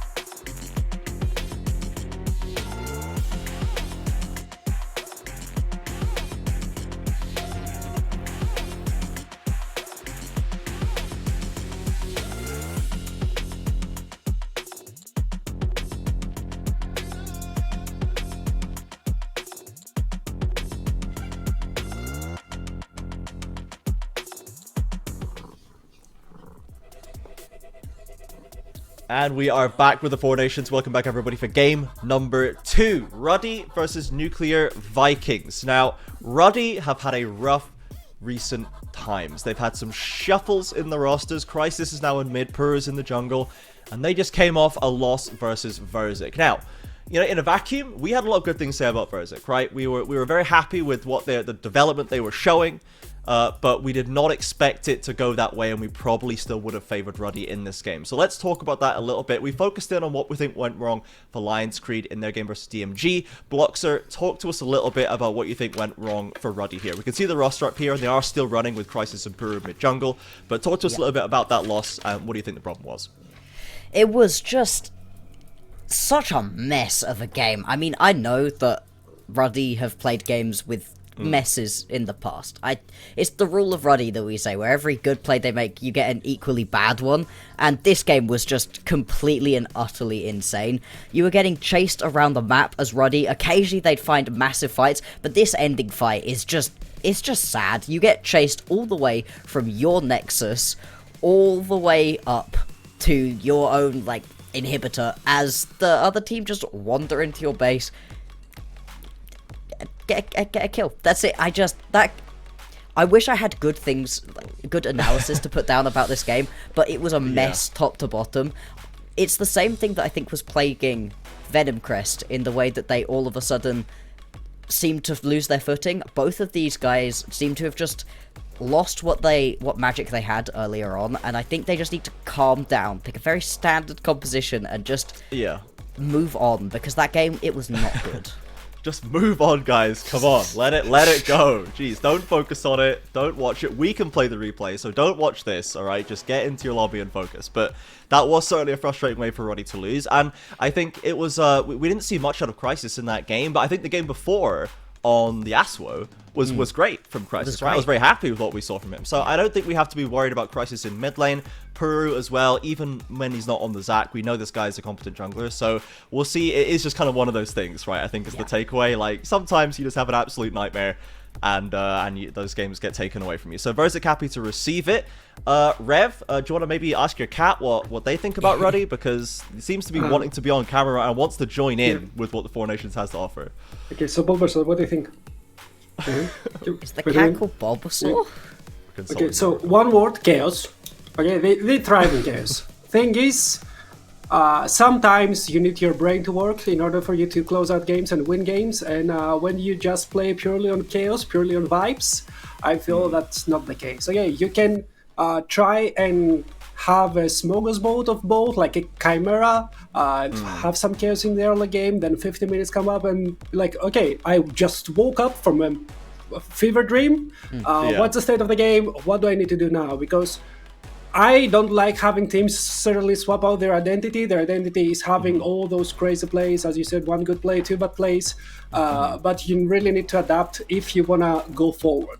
They're not in a bad place, that's not what I'm instigating. They are in an excellent place right now in the standings, but you always strive to be better. You always strive to beat your former selves and beat the league, and so I think that they need to put down some structure for later on in the game. I understand there's been some swaps around. That's not always really easy to do straight off the bat. So you had a week. Did you actually see your votes? Did you actually find out what you did wrong? Did you actually find out what plan do you want to follow? Because even if it's a weird plan, you at least need to have a plan you want to follow.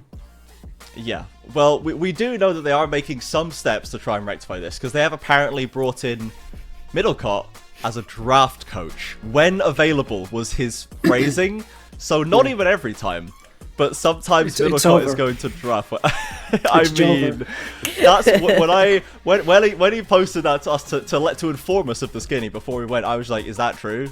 Are we memeing? It's I real. was waiting for the punchline, honestly. And Ruddy's the punchline, I think. And Are we sure Ruddy's the punchline? Is it not Middlecott? Is he not the Middlecott punchline? is usually the punchline, generally speaking, when he's involved in a conversation. But let's see if they're going to B1 Udyr every game now that Middlecott is there. I mean, it's not even... He's actually one of the few metas in the world where you can just pick Udyr and he's not trolling. And we're not just being like Middlecott is trolling the draft. So, you know, this is his perfect time to switch from casting into coaching, and it starts here. I mean, it really starts here because right now he has a proper mouse. He can actually click on the champion they want to pick. Okay, it's not longer random. You no longer have to write like ASCII and have some binary code for the game for you to pick the champion. He has the mouse, so it's a good starting point. Yeah. For sure, you can actually select the champions, doesn't have to use like keyboard commands or anything. So we'll see how their draft goes, if he's managed to work out, if he's got the Steel Series like software installed, or if it's still broken. But for now, let's talk a little bit about Nuke. Okay, we've ridiculed Middlecott enough. Let's talk a little bit about Nuclear Vikings. So let's get the roster up here. And this is a team this was the first team, I think, from that lower echelon that we thought, okay, maybe this team's actually pretty good. Maybe this could be the first team from that lower side to advance into the upper side of the standings. So, Bloxer, why do you think we've not made that jump? What has stalled out the Nuclear Vikings in that growth? It's a really interesting question, because it's another situation with Nuclear Vikings that I feel like we had with Paragon, where it's a lot of talented players who we've seen about leagues before. Free to Carrot's been around a while, Brody as well.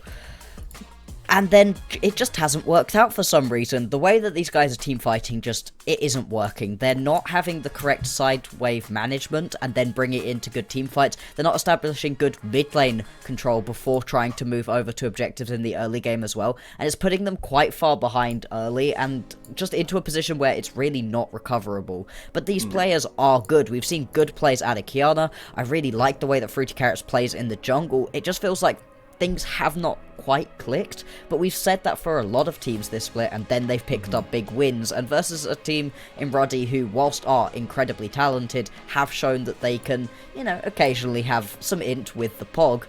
This is a good opportunity for them.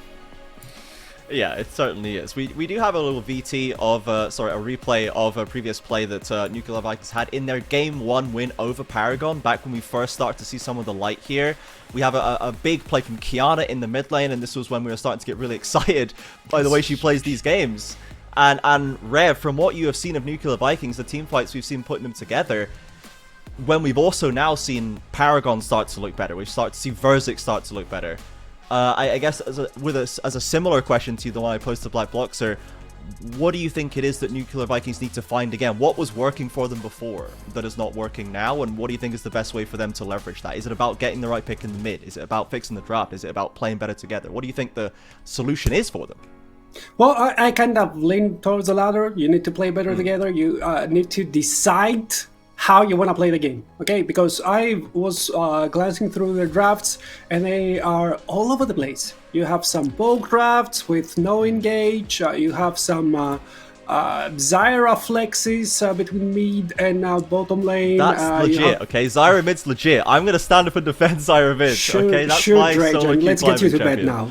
Let's get you to bed and go on with analysis. It's still Season 3. I believe it's still Season 3. I can play Zyra mid, please. I think that my way to go through those rough patches is not the best for you to develop, but it's always a nice way for you to get a starting point, and it's the KISS method. It's keep it simple, stupid, because you don't need to have all those overarching win conditions. We should fight this side way, we should catch the other member out, we should outskill them and show them that our hands have 7 fingers instead of 5s, like some Asian kid which plays League of Legends since year 2 of his life.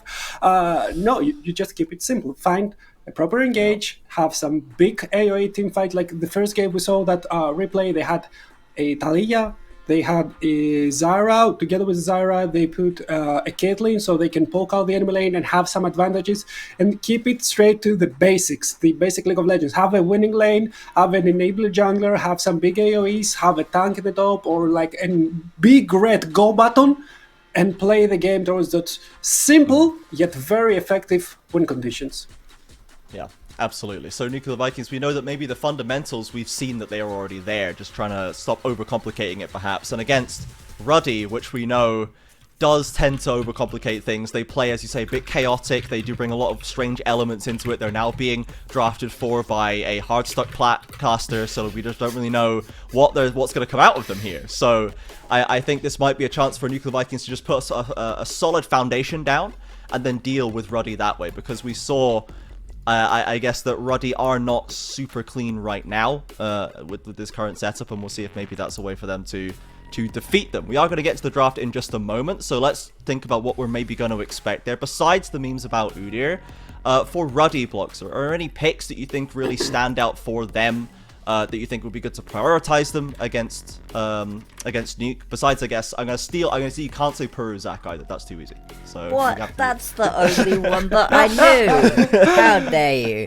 No. Yeah. I think that in the mid lane, there's a good opportunity to try to destabilize this mid lane. We've seen the the Yone, the Lissandras, that kind of thing, which are quite aggressive champions, but at the same time, they've got a level of security in the Yone.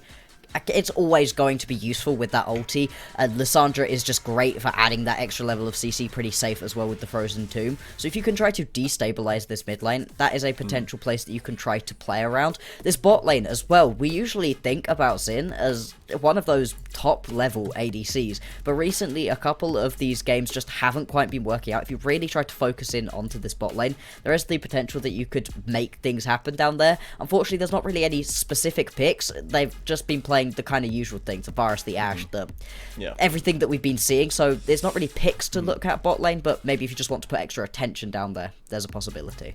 Yeah, we certainly know that if you hand Sin the ball, this man can carry games. We have seen that. I think the most useful one was the Varus, where he saw him go absolutely nutty on it. As here we are, folks, in the draft for game number 2. The Hui, the first on the ban pile. We are seeing this in mid lane more and more. We know it's flexible as well, and they have denied it away. And away goes the Udyr. So unfortunately, the draft has collapsed for Ruddy at the first hurdle, and we now don't know where we're going. Maybe And, the Volibear guess- ban as well. I think that's a really nice maneuver. That's the Queen's Gambit for Nuclear Vikings. But I think you need to get some interesting picks out of Hiker's hands as well. He has been having some standout games every now and again. So making sure that Dusty can, if you're gonna go to the basics, then most likely you're gonna have a tank initiator top, and making sure that that tank initiator will be able to just chill in the lane and not give up too much farm, not allow an enemy carry to just run away with the game, should be your number one priority. They have denied Akka's famous TF top. You know, the massive pick for them in the last game. But the first one is the first pick is the Maokai. So there's just never a wrong time to pick Maokai in any draft. It feels like right now, flexible and technically in top, but also jungle and support. We've seen plenty of that one. And we'll see what the answer is for Nuclear Vikings. I would assume we probably see this go, the Maokai go into Puru's hands, because I just like the control that it gives them over the map. But, you know, giving Engage to Jamsu, this is also never really the wrong thing to do, as the Ashe is locked in first Bloxer. So we have the blind Ashe now here. Is there any kind of actual solid, consistent answer for this champion in that bot lane, or is it more like a team-wide thing that we have to try and counter it? Yeah, you just need a lot of Engage to really get on top of the Ashe. It's a good start with the Maokai. She's pretty tricky, though, to get on top of, obviously, with all of those slows. In the bot lane, you usually just want to take something else that can poke back, because trying to step up to an Ashe ends up pretty miserably. The Varus, that's a good one. The Ezreal as well. As much as Rev doesn't like it into the Ashe, you are able to sit far enough back. Oh, I'm shocked by this hover. If this one gets locked in, yeah, wow. Whoever could have thunk it? But I mean, to be fair, the Zac, very obvious. I like the Ivern though. The Ivern just could give you so much flexibility to try to play around these team fights, using those brushes to just disrupt things, make it so Ruddy aren't able to get the full picture of a team fight before they go in, and slow down these objectives a little bit. So I like this. You still need to pick yourself up quite possibly just your support, get yourself a full bot lane right now. I'm not sure how much they want to leave Ferno to have the counter pick, although that is really good into the Zac. Okay. Thing is, will Ruddy be able to draft a full green team? I think that's really important for the synergy. But yeah, jokes aside, I like the Poppy. It's a really nice disruptor for Ruddy's Engage, because even with the Ivern, can you really do something about the Zac? That pick is in such a broken state at the moment, where you can block it, you can ground it, then it slaps you twice, it's back to full HP, the elastic slingshot, it's back off its cooldown, and then you can just slap people around once again, making sure that AD carries will suffer time and time again. And especially versus teams who have been suffering, we know that the communication tends to be a little bit lacking, and even if the Poppy blocks any jumps, how are you gonna make sure that your ADC or your immobile mid laner will not flash away and blow off a very important cooldown for no reason at all? Yeah, we have the bans coming in the second rotation now. The Varus denied away from Sin, a powerful pick for him. The Gwen on the other side, trying to take away some of that top lane angle. And I guess maybe that means that they're not really convinced by where the Ivern and the Poppy are assigned yet, because normally I would assume top Poppy, jungle Ivern. However, when we've heard from production, the mid lane pick, I say quote unquote mid lane, I assume that's Kiana's pick, is actually Smolder, not Poppy. So I didn't realize Smolder was back enabled. We're on live, baby, you know, we're a going. couple patches. No, it's Radis. It's Okay, I'm just gonna not try to interpret, and I'm just gonna like talk about what's going through with the bans, and we'll get it written down what's actually happening in a second. So bear with us on that one. Azir has also been taken away down there.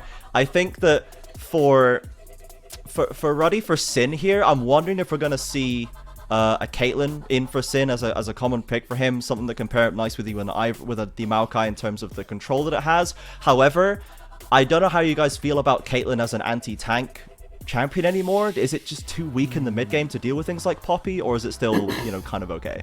It struggles. It definitely struggles into things like the Poppy. It's not terrible. You will get through the Poppy. It's better than having no ADC at all. But you're just not in the same situation to really be able to actually cut through. Although, the Ruddy mid pick, I assume, is what we're referring to. Crisis is currently blank, but that is a Smolder, I believe, is what's actually happened here. So we have a Smolder down for Sin. So there's carry potential, there's late game potential there, but a lot of vulnerability early, I think we can say for sure. Just to check in the second round of the bans. Yeah, the Alistar and the Ashe on one side, there's Engage there, but Ruddy with the Sylas and potentially even an Ornn. We might maybe just going full, don't touch my, you know, get down Mr. President, don't touch my Sin. I mean, I like it. I mean, we had a previous game which ended really quickly. It was, I don't know, 26 minutes. In this game, Ruddy says, okay, we're going to be chilling for 30, 35. Let's have our Smolder reach to 25, and then we'll check the waters. Do we still need to fight? Do we want that execute damage to reach from 8%, 10, 12%, and then we fight? Because you have a full-on front line. I can see the Sylas going into the Time Class build as well, with the Rod of Ages into all those items that give you HP. The Liandry sounds very nice when you're versus a Poppy, versus an Alistar, versus even an Ivern, who can provide all that extra HP to enemy teams. And the Alistar ultimate in Sylas' hands is an excellent tool for him to survive forever. So I'm looking at a game that will keep on giving, because do you have time? It's gonna end tomorrow. Yeah, this draft has actually gone kind of nuts over the last few picks. Just to confirm to everyone, today is actually the first day that Smolder has been enabled. This is the first time it has been allowed. We didn't see it before, but now Ruddy has chosen to take it. So this is Smolder Maokai bot lane to confirm. And Akers went for the Darius in the end. Our second Darius in 2 games. We mentioned already that Akers has some specialty picks up there into the top Poppy. So are we expecting to see as much of a Darius gap here as last game, Bloxer? Or is Poppy, do you think, going to be able to hold the Darius a little bit better at arm's length? Poppy is usually a lot better at being able to hold a Darius at arm's length, but you still have to be really careful, because if you do step up too far, even just to farm, you can get caught out very easy by the Darius. And you've also got to remember that is Peru on that Zac. Like, you are constantly a threat whenever you're in your lane. Got to have really fast reaction times on that Steadfast Presence to try to keep him available and alive. At the same time, though, with the Ivern, they can potentially try to get a lot of ganks off. I think that Fruity Carrots has a lot of good lanes to potentially look at, though. You can look, I think, in all 3 lanes. Bot lane could be a good one to focus, though, because if you can get Smolder really far behind, delay that spike by as much as possible, that's a really good idea, because the second that Smolder actually gets online and that execute becomes available, this champion just wins games. I've seen him get to the point where he's been useless for an entire match. 40 minutes into the game, Penta, end it. It's so insanely broken, but you have to get to that point. Yeah, for sure. They need to make it there. Perhaps the Ruddy Chaos will aid them in that task, or if Nuclear Vikings come buttoned up today, they've got the Ashe, they've got the Poppy, they can make plays aggressively if they want to. Maybe they'll just be able to keep Ruddy down and hold them from getting the best use out of that composition. Rev, in terms of the Veigar on the one side, as a final pick in this draft, this was the R5. How do you like it as the kind of the final piece of Nuclear Vikings comp, and do you think it does enough to kind of ruin Ruddy's plans as a last pick? I mean, I really enjoy it. It's versus 4 melees. You can stop the Zac engage. You can put Sylas in the baby cage, Darius as well, Maokai as well. Even if the start engaging on you with the roots, then you can just put on the baby cage and say, okay, you can need to go all the way around that so they don't have time to engage on top of you. It's a really nice pick, and it really buys into the idea that, hey, I'll have time to scale. And if they scale, I'll scale better, because where Smolder needs to flap around, sneeze a bit, call his mom in order for him to get a Penta, all that Veigar needs to do is flash and outplay button you, so you don't have damage afterwards. Now, can we get a draft review on Middlecott here? From his first 4 Nations coach draft, can we get a rating out of 10 maybe for Middlecott's draft right here? Darius, Zac, 2 Sylases, impressively, and a Maokai. How do we feel about this? could draft it twice. You Yeah, know? only It's Middlecott champions- can pull the double Silas out. Yeah. How do you feel? Can we get a rating out of 10 here from you both? Okay, on the draft, as Yeah. it is, removing the Middlecott, I quite like it. I think it's a 7 out of 10. You're risking the early game, but the Darius needs to get ahead. If he does, you're fine. Because it's a Middlecott draft, fat 0, man. I hate it. It's terrible. Okay, we've had a slightly biased take from Bloxer there. Rev, how do you feel about this composition that Middlecott's given us? I'd say it's a middle of a draft. Very coat of 10. I don't know, man.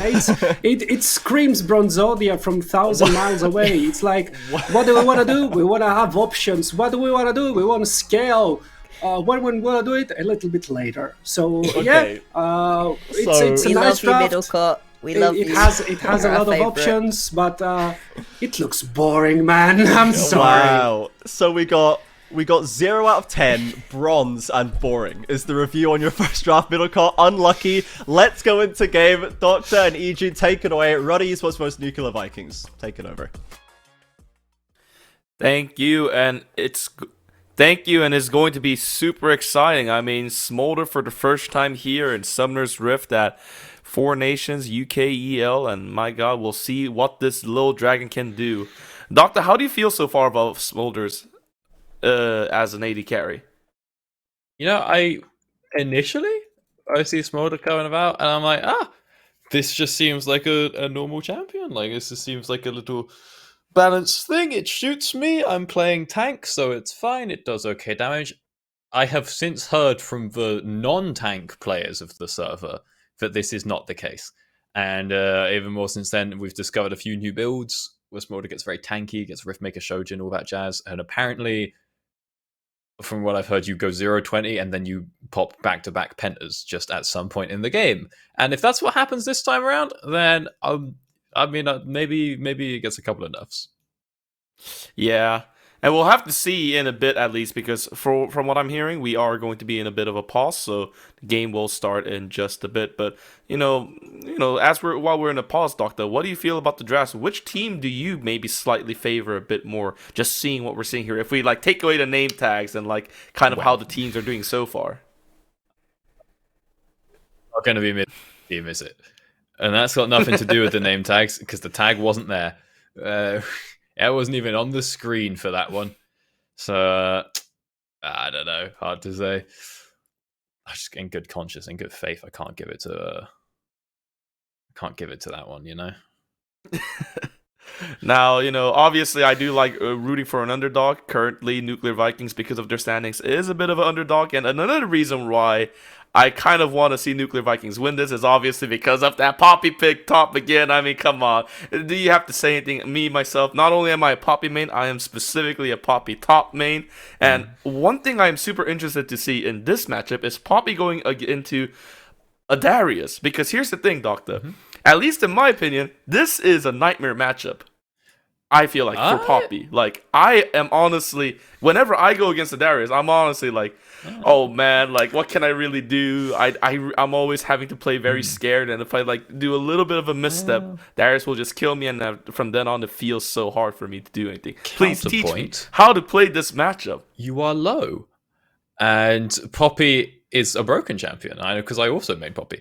I think it's not that awful. Maybe I'm low as well. And that's why it hasn't gone terribly for me. But I think you've got enough options to get away from Darius. Obviously, any tank versus Darius early is gonna be rough. But you get Doran Shield, you get Second Wind, you get hit by a couple of attacks early on. You don't really take any damage. And then once you've got your Tabby, you're like, cool, I'm kind of out. He goes for a hook or for a Q, and you just E out onto a minion. So you can even E in to his Q just to not get hit by the the sweet spot, and then you Q him slow out. Should be fine. And then later on, you have the advantage of you are Poppy versus this comp. So I think it's probably going to go fine for Dusty up in the top lane. It is, of course, Akers up on the Darius, though, so maybe he's cooking up a little something. My main concern from back in the day, 2019, when I was coaching Lucendi Esports, let it be known that nobody beat us 6 times in a row. When we were playing there with Puru, we actually did, we never got Zac through, and so we never actually practiced with it. And this was like a problem. I think we got Zach one game and then lost or something, or like it came up in a draft where we could have picked it, or we could pick it, and we were like, we shouldn't because it's going to be permabanned. And I was like, fellas, like but what if it's not? Like we got to try this at some point. So surely something has changed in the last 5 years. But if it hasn't, this could be a bit of a rogue one for Ruddy. It's like, fellas, we're so used to Puru playing, something or something that's got a little bit less access to it. Crazy ganks earlier. Indeed, indeed. And just in a moment, we are going to have all of our questions and speculations from both the desk and us see how they materialize into this game, because now we are getting into this game. Yes, Ruddy on the blue side, Nuclear Vikings on the red side. And once again, we see that Poppy in the top lane in all its glory and all its fame. I am hoping for the best, and right. If I'm paying attention to top lane a lot, it's purely an educational thing, okay? Like I really am wondering how to play into a Darius, because for the life of me, I cannot figure it out. First things first, Roddy forgot items. So if there was a level 1 invade, it would not have gone well for Nuclear. I despise the fact that Dusty has gone Corrupting Pot. The item is useless, and if you're a Giga Chad on Poppy, you go Mana Flow ban Scorch and just fight people early. A bit harder to do versus the Darius, but you can still get away with it because then at least, now you just don't have Second Wind and D-Shield versus Darius Bleed. That's a bit cringe. But I also hate Akers because he is once again still playing on Erling Narland, and to be clear, he has the Akers account. I don't know why he always plays in tournaments on this one. I don't know why he only plays ADC on his main, which is the Akers account. And he only plays AD on it, and now he plays on this one in top lane every single time. I don't know. He's a criminal. But we should have at least we're going to have a bit of a fun game of Legend League. The bit of the issue for me here is that like Ruddy is maybe scaling too hard. It's like, I do not imagine Smolder plus Maokai bot lane getting a lot done. And Nuclear, you come on in, you got Ivan with some weird gank timings and some early aggression, you could be in a bit of trouble. Indeed. We'll see how that goes for these junglers. Of course, we have the Ivern and the Zac both clearing from the top side, going downwards. Ooh, a little bit of nice trades from Brody. And Fierno, gets chunks down to Ruddy's bot lane a nice fair bit.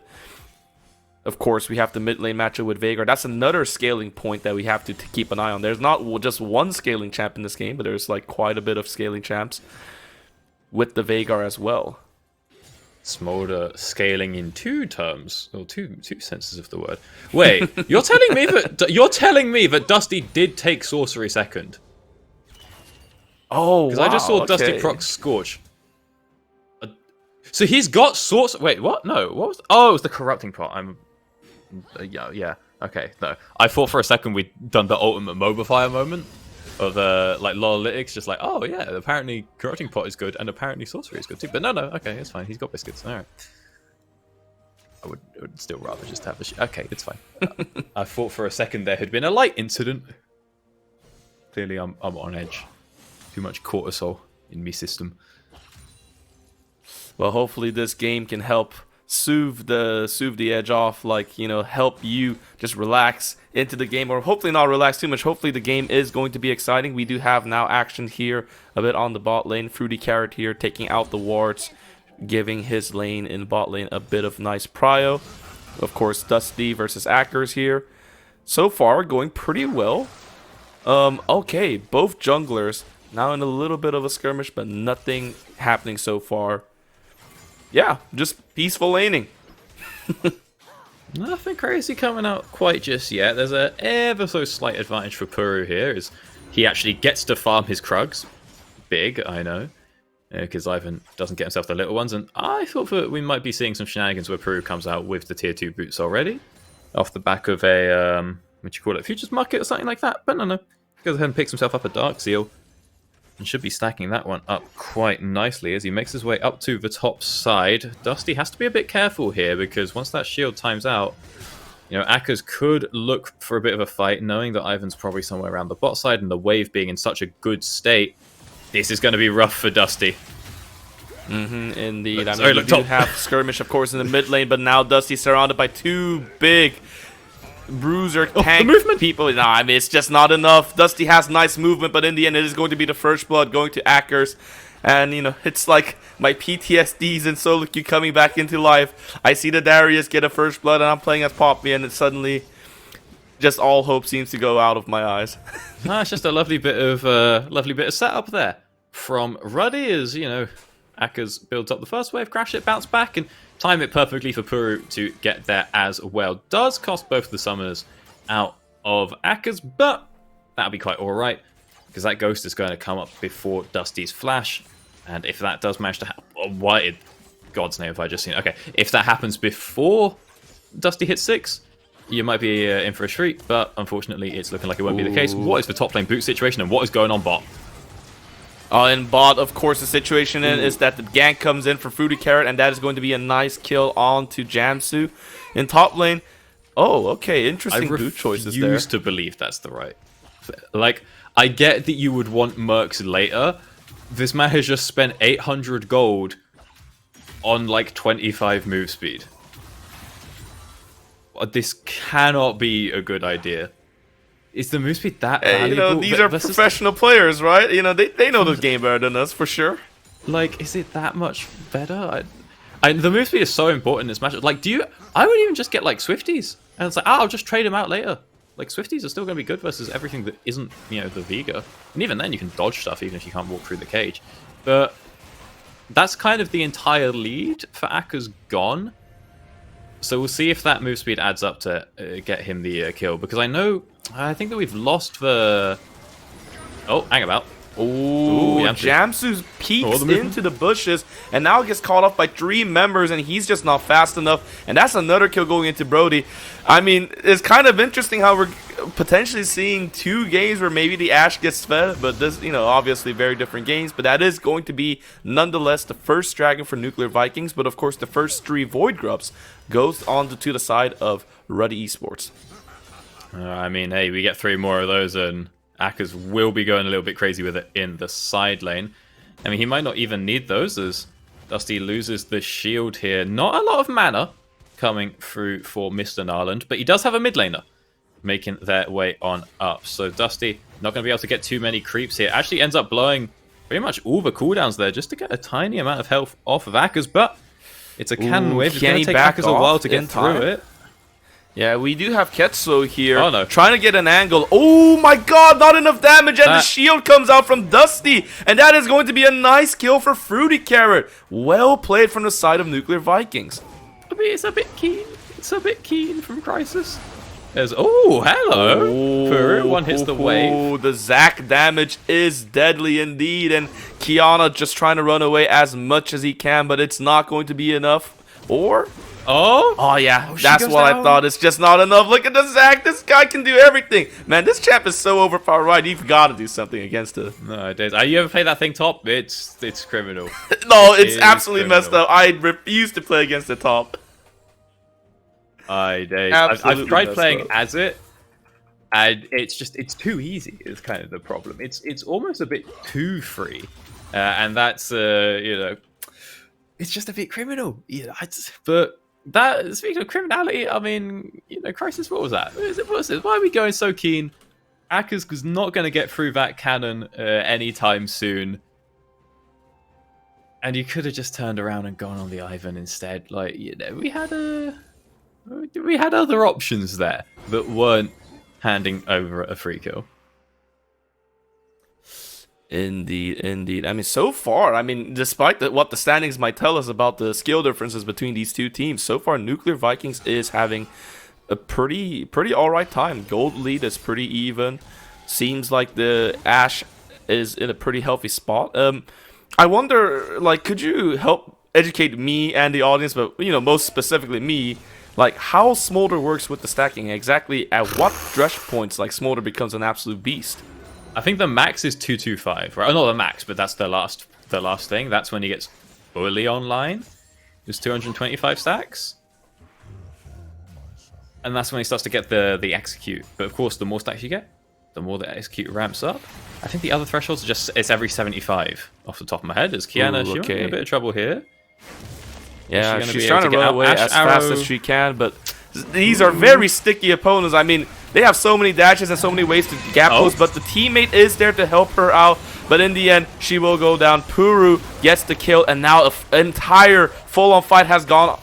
Drew and Fear No using the ultimate, but in the end not enough, and abandoned by his teammates, is gonna go down here. So that's just gonna be 2 nice kills for the side of Ruddy Esports. Okay, nice and easy. Pick those up. Looks like Kiana didn't really have a way out, and then people end up going down just trying to bail her out. You hate to see it. Because we're trying to be together. You're trying to be a team. Teamwork makes the dream work. Come on. We're all in this together. Yeah. Oh, we're all in the dying part together as well. But it's better, better that way than getting truly abandoned, unfortunately. This does mean that the scaling team has started to pick up a bit of an early lead. Only looking like well, I say only, it's actually 2,000 gold 10 minutes in. Not too shabby at all. And there's a lot of plates still up, ready to be claimed. Not one in the mid lane. That one just got picked up by the minions. Crisis robbed of 175 gold on that one. But the rest of the team will be able to grab those in due time, as we see Puru making his way on over towards those there grubs.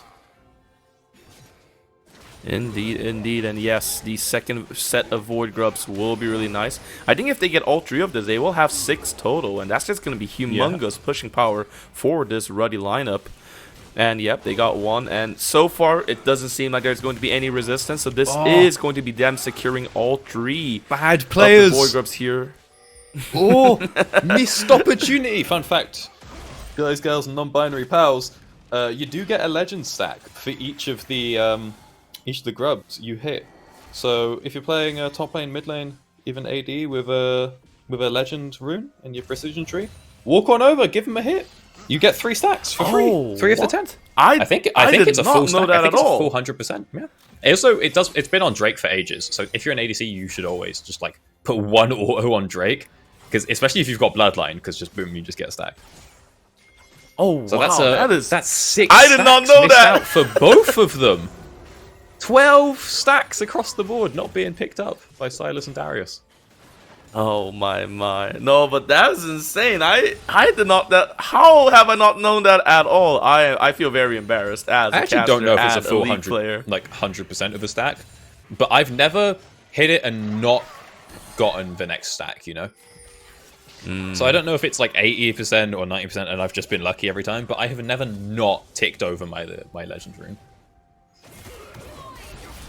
Oh my god, the Ash Arrow comes in, Jamsu's caught out. Peru is on the other side. Like this fight is definitely two sides to it. Brody's just going so low, and in the end it seems like Quetzal's gonna get that kill.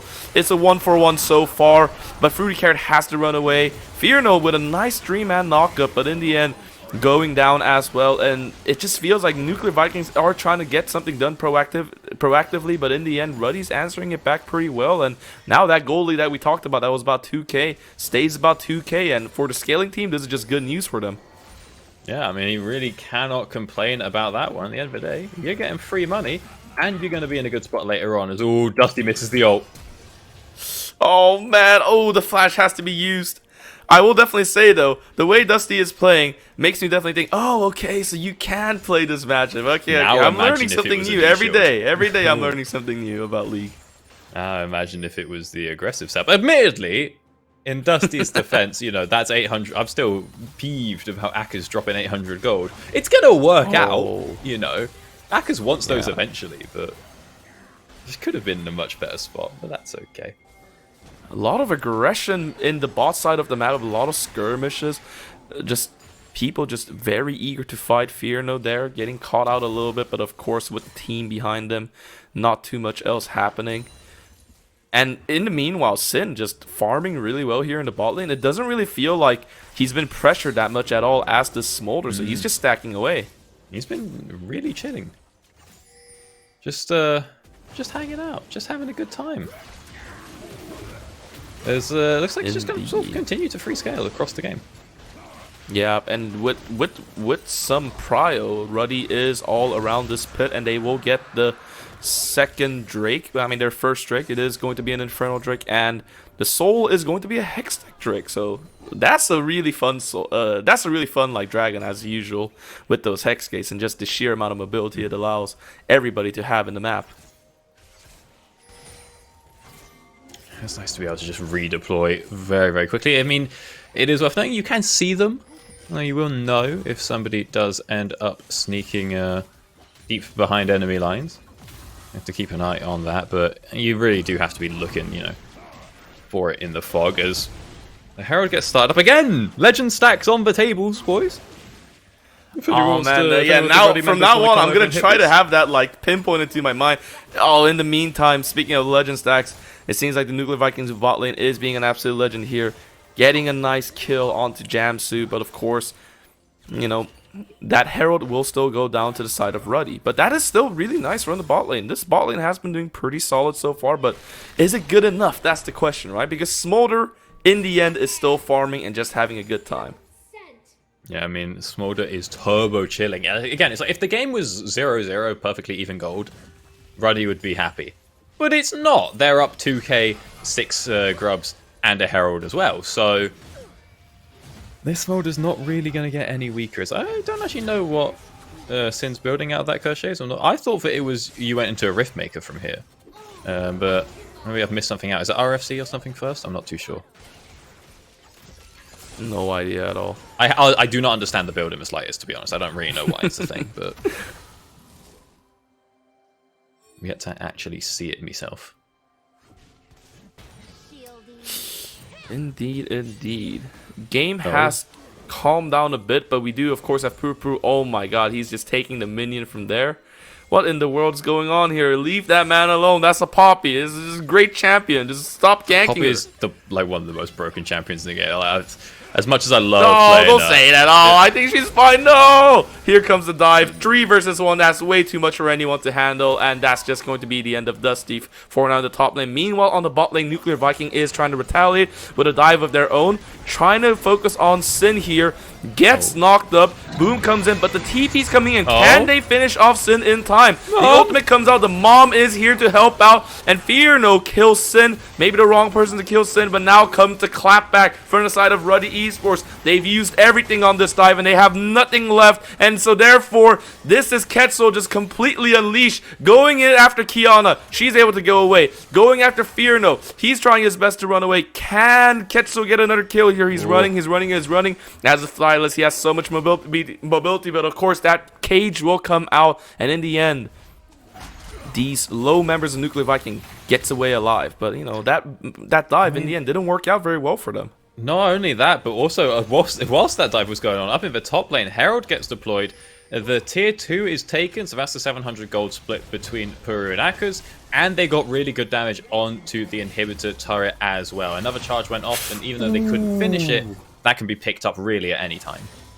Oh, this is a spicy duel happening between Qiyana and Quetzal. Now Quetzal is very low and trying to run away. The cage comes out. He is trapped within this cage. But of course, comes in the help from his jungler and his top laner. Akers chasing all the way in the bot side. Qiyana is now surrounded. She cannot get away from these two. So now Puru is on a killing spree. Look at that. This guy's running around dunking people like it's the NBA Finals right now. And it's not even the finals at the moment, so I don't even know why I'm making that reference. But look at him.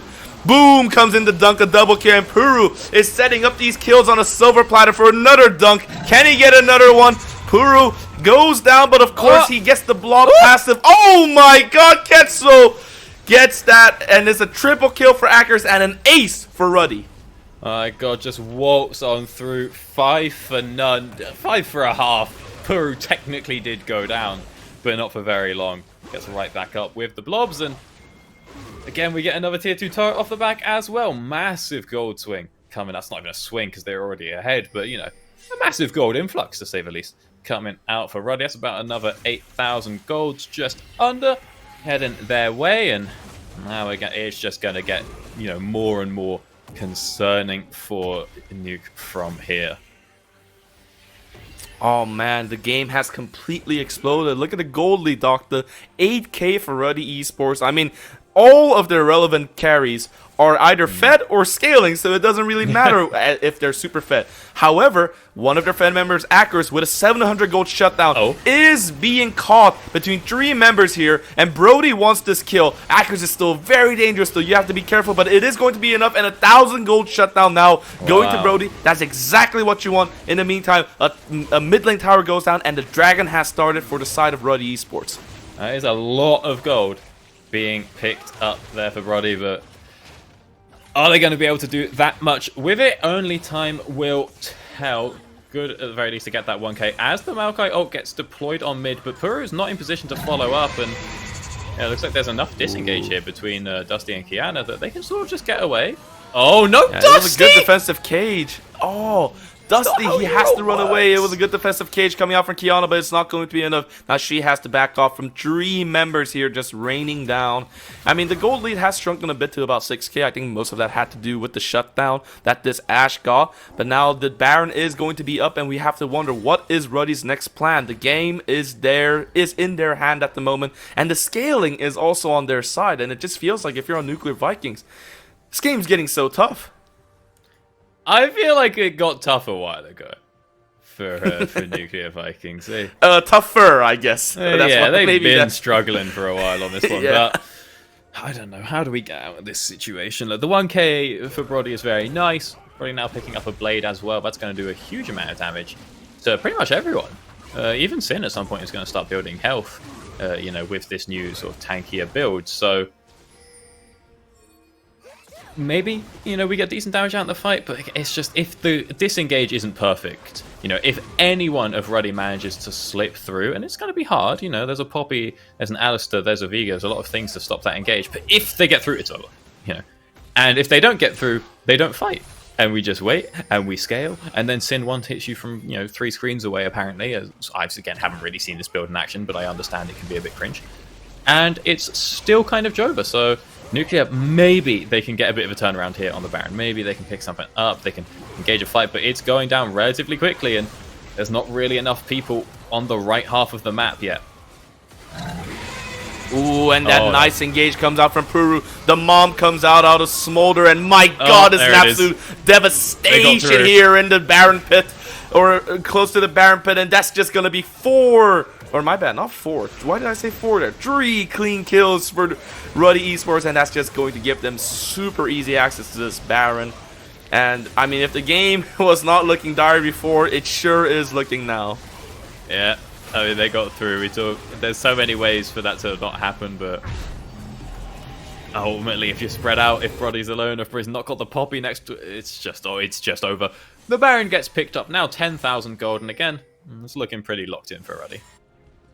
Yeah, I mean, honestly, at this point, I'm not even going to ask you, like, the usual question of, like, what can Nuclear Vikings do? Because I'm not sure there is a good answer. At this point, it really feels like it's not up to what they can do, and it's more up to, like, what Ruddy messes up. Like, if Ruddy messes up enough, maybe there's a shot, but even then, it's like, man, what are you going to do? Oh, no, Kiana's TP has unfortunately been cancelled, so now she has to just run away in foreign territories here. And, like, against these two, like, there's no way she can run away at all. And, yeah, that's just going to be another kill for Ketsu. Ketsu is now unstoppable. 5-1-5 on this Silas. He is very big, he is very fed, and the pressure just continues to mount up on this mid lane tower. He's going to keep on whacking away, wait for that next wave to come on in, and sort of do it all again seems to be the plan for Ruddy here. Just a nice and simple siege situation. This is all pretty much by the book at this point. Honestly, like, yeah, oh my god, Pru just coming into the back line. Boom, that's the 80 carry caught out, and Brody has to use the flash, has to use the ghost just to get away to safety. But now the fight truly begins between 2 enemy towers, and somehow Ruddy's doing kind of fine. Pru gets really low. Actually, that's a shutdown for Brody. This could actually be the start of something really good. Okay, Ketsu going in. He has the Alistar ult, so he is really tanky. Uses the stopwatch to get out of that. Wait a second. That's 2 shutdowns for Brody. This Ashe can be absolutely insane if things go well for them. If they can defend this inhib, which they do in the end. Jamson can't run away from this situation. That's going to be another kill for Brody. Shut down. This Ashe, now with 3 recent kills, is looking way better. The moment she goes back and buys some items, Maybe, That's 4 just of maybe. the 5 shutdowns. That's a lot of gold. I don't know if it was a full 1k for Puru, but I feel like it was high. Similar for Crisis as well. So what's that? That's just boom, full bore a Hurricane. Already had that recurve bow. I'll tell you what, Hurricane looking pretty good in this game in these comps as well. So Brody might just have a chance here. I mean, I know the champs and Ruddy scales, but like how do you scale into like a late game, end game Ashe with like free access to the front line or back line with like really good peel around her? Like she just completely melts everything in her path. Yeah, okay. I mean, we saw it there as well. Like Brody full health, so never even in range of or a risk of getting pushed into execute range or anything like that. Brody's looking pretty strong. We also now see Qiyana has finished off the death cap, which is a pretty major spike for that Vega when you start stacking up your infinite amounts of AP. Puru, once again, going to go ahead and grab the Hex Drake, but it's not the soul, although we are getting close and, you know, stacking up those Hex shards definitely comes in handy, but I don't know. It's a lot on Brody's shoulders in these fights, and, you know, so if someone does manage to slip through, especially now that tower has gone down and there's less control around these outer base walls, which means that, you know, Puru has more angles available. Maybe Puru can sneak behind something or get behind, you know, the poppy waters. Oh, Brody's, oh my god! Akers is just dead! This fight, if it starts, is a 5v4. It is a 5v4. Brody does not have flash or ghost though, so he has to be careful. He's chilling. Right now, he is kiting like an absolute god, and Puru goes down as well. Dusty getting the kill. It is a 2-for-0, and Ruddy has to back off. They cannot continue the siege any longer, and that's just them repelled once again by Nuclear Vikings. It's still a long road, but they're looking way better. Lovely stuff. Brody picks up a free kill on Vidarius there, and then a great cage comes out from Qiyana, blocking off the entirety of that, that topside corridor, so neither of the bot lane members can get in. And suddenly, it's a pretty free fight for Brody. No one's able to collapse, no one can turn it around. Again, it's more kills. And again, so Puru managed to get behind them there. The only problem was that Brody was, you know, running towards Vidarius, which is not something you often expect. And so Puru couldn't end up landing the elastic slingshot. It's just, oh god, it's looking better for Nuclear Vikings, but it's just one misstep. One CC lands onto Brody and it's over. And I think everyone in the game knows that. And if you're Ruddy, you've got a lot of chances to try that one. And if you're Brody, you're very aware that you are not allowed to make a single mistake. So we'll see if the pressure starts to get to Brody as the game goes on. This is exactly the reason why I will never be a great AD carry. Like in these scenarios, I think the nerves would get to me too much because obviously you would be so aware of how important you are right now to the team and just how one little mistake of yours can like completely end the game. I'm always aware of how important I am.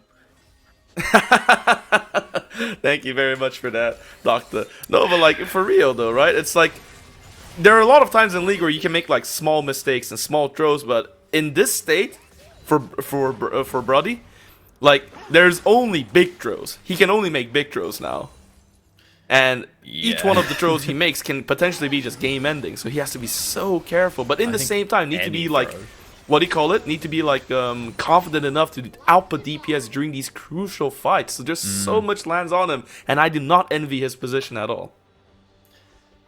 God, okay, well, I think that Ruddy have sort of realized that they need to calm it down a little bit as well. Looks like they're just waiting for that Baron, which has now spawned up, and you can see the second that spawns, Crisis had already been building that bot wave, so he just shows and goes to commit, push that one in again. It's, you know, it's 6 stacks. It's also, I think, a blue pot. Yeah, Crisis picked up the blue pot there just to make sure that he can actually pressure these turrets. He goes through, he gets the inhib. The top inhibitor turret is getting very low, and Nuclear, they don't actually know what to do here. They're not sure. You know, did they go bot? Did they go Drake? They end up sort of going neither. They lose most of the now top they're going to wave lose as well, the Baron as and well. The Baron is gone. Oh, that's a rough. So like, oh no, that was just pure macro. They just completely lost your just pure macro. They didn't even get to. Ruddy got everything there without even having to do a single team fight. Nuclear kind of folded like origami. They just had nothing. We have 5 people mid. We're losing waves top. We're losing our inhib bot, and we're losing the Baron. And that's a bit of a rough one. And that's also, you know, a bit of a confidence booster for Ruddy as well. They go, right, after the, you know, if I know any UK esports team, once they see that, they go, lads, these guys are cringe. They're trashers. We're 1v9 machines. You know, no one has ever not insulted every single opponent that they've played against in UK League of Legends. I can say that confidently in the last 8 years. And so I think just seeing that off of Ruddy, they're like, oh, literally all these guys have is like Ash Peel. We just play around that one thing and we're just better. And that could be, if that's the mentality coming out from Ruddy, they may have figured out a solution to this game. Yeah, that's true. That's kind of the beauty of League, right? It's not always just all about the team fights. There's so many other ways you can pressure the map and win the game. And now with just nice pressuring with the Baron buff, they have 2 inhibs up against Nuclear Vikings, and now the base defense gets dire. It becomes super important. Nuclear Vikings really need to find something. They're trying to get something on Puru, but he's just really, really tanky. Okay. Wall into Ketzel. Ketzel gets very low, and here comes the fight. But the entire front line of Ruddy, or in the front line of Nuclear Viking is completely being shredded. But Ruddy, in the same time, is able to kite out and is able to do enough. But it's not enough, and Akers gets the kill. The triple kill signals the death of this game. It signals the death of everybody in Nuclear Vikings, the ace, and the... Yeah, just Ruddy Esports in the end through really good macro wins this game. Congratulations to them.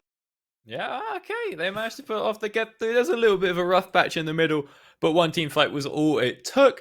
They managed to get through, and you can see Brody is, untouched for almost the entirety of the fight. But one Zac Q is all it takes. Boom, Darius reset easy, dead, and the game goes on over to Ruddy. Clearly a draft kingdom somehow. Looking at that one versus, honestly, it looked pretty good for Nuclear. We have to be saying, Poppy and Veigar and Alistair versus that. But it managed to work out in Ruddy's favor. I have to assume now that Middlecott retires with a 100% win rate. He just calls it in. He says, "Oh, boys, all me," and then just packs it up, puts it on the Leaguepedia, and calls it a day. And if he does, that's a bit of a scam. Well, hopefully he doesn't. But nonetheless, we'll see how this match will be. Oh, my bad. I kind of lost my word over just how good the match was, but we will send it over to the analysts now. It was great casting with you, Doctor. All right, you too, Kitten.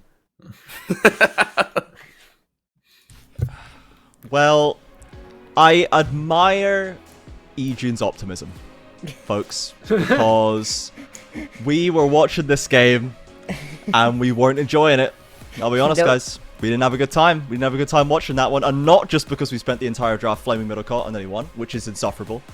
But this was a rather ugly game of League. This was a rather ugly game of League, I'll be honest. Rev, why don't you talk to us about the draft of all time and talk to us about how Ruddy executed on what they put together, and then how Nuclear Vikings tried to deal with it. No. I refuse. He is abstaining from discussing it. I'm striking right now. I will not talk about this draft. I will not, certainly enough, it was a Bronzodia draft. It was a draft that we can give to 5 bronze players and expect them to execute at some point, and execute they did. Especially versus a Nuclear Vikings team who were not really feeling it today. They had 2 things to be wary of. Puruzak, which for some reason was again open. He has become an OTP in 4 Nations lately. And then the Darius getting ahead. And both of those win conditions did strike true from the side of Ruddy, so they could actually roll the game over. Now, after that, about Nuclear Vikings, they were playing Gayram, but nobody picked Summoner spell Mark, and I'm not sure why. Because they just tried to deathball the game, and it was not a game to be deathballed. They did not have the draft to deathball the enemy team. It was a very questionable array of decisions from their side. And I feel like an old guy right now, because I feel like I've finally caught up to all the 4 Nations lore as an outsider. Yep. And I already feel like an old man yelling at the clouds, when will this tragedy stop? Yeah, unfortunate. Bloxer, give us your quick take on that one, and let's focus on the Nuclear Vikings side, because we did see them start to kind of turn it around, but ultimately, as Rev said, maybe just not their day today. There were some genuinely big moments. I feel like part of this was just like, how much have you played 5v5 versus a Smolder? Because some of those... Oh, the salty name. Some of those mums from Sin were really gigantic. It was Huge mum. genuinely huge mums. Really impressive ults that were just through multiple members. And I feel like if you play competitively against this champion more, you don't let that happen. You don't stack up in a situation where he's able to do that. You draft compositions that are better able to get into the backline. So I wonder if part of it is just like they hadn't played against this Smolder too much. They didn't know what to do, because it was a bit of an ugly game, but at the same time, there were bright flashes for Nuclear Vikings, but I feel like we keep saying that week on week, and at some point we have to see it come to fruition.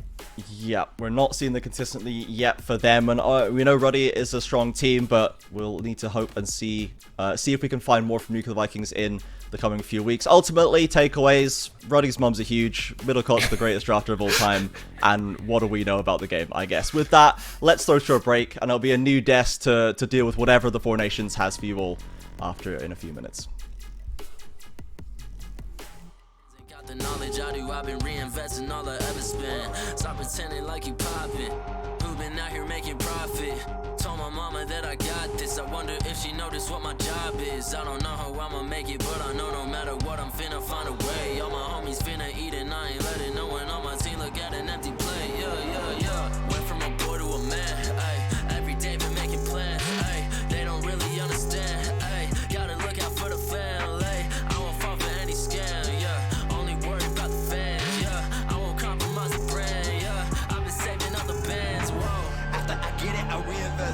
After I get it, I reinvest. After I get it, I reinvest. Stack and put it back in it. After I get it, I reinvest. After I get it, I reinvest.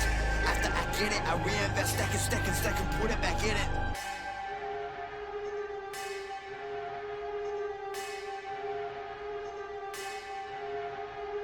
Rappers spending money in some really funny ways, man. I promise you ain't really getting paid. Yeah, show a couple bands flexing on the Instagram, and nobody getting fans that way. Yeah, well, you really dumb if you spending all your funds on some clothes and your tape need work. Yeah, you ain't gonna stand if you ain't a businessman, man. I promise you the plan ain't gonna work. Yeah, rappers spending money in some really funny ways, man. I promise you ain't really getting paid. Yeah, show a couple bands flexing on the Instagram, and nobody getting fans that way. Yeah, well, you really dumb if you spending all your funds on some clothes and your tape need work. Yeah, you ain't gonna stand if you ain't a businessman, man. I promise you the plan ain't gonna work. Yeah.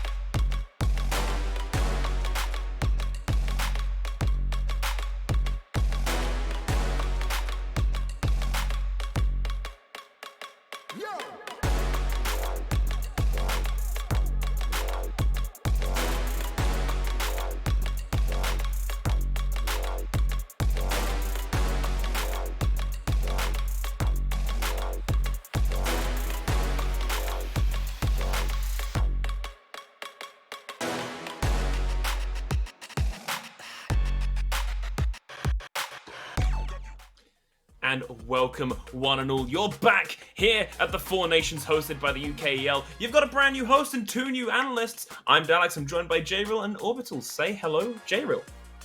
I think this is the first time I've been on the analyst desk. Or at least it's the first time in a very long time that I've not been the host and I've been an analyst. So yeah, I'm excited to see how this one goes. Weird feeling for you, I'm sure. And Orbital, say hi to the audience.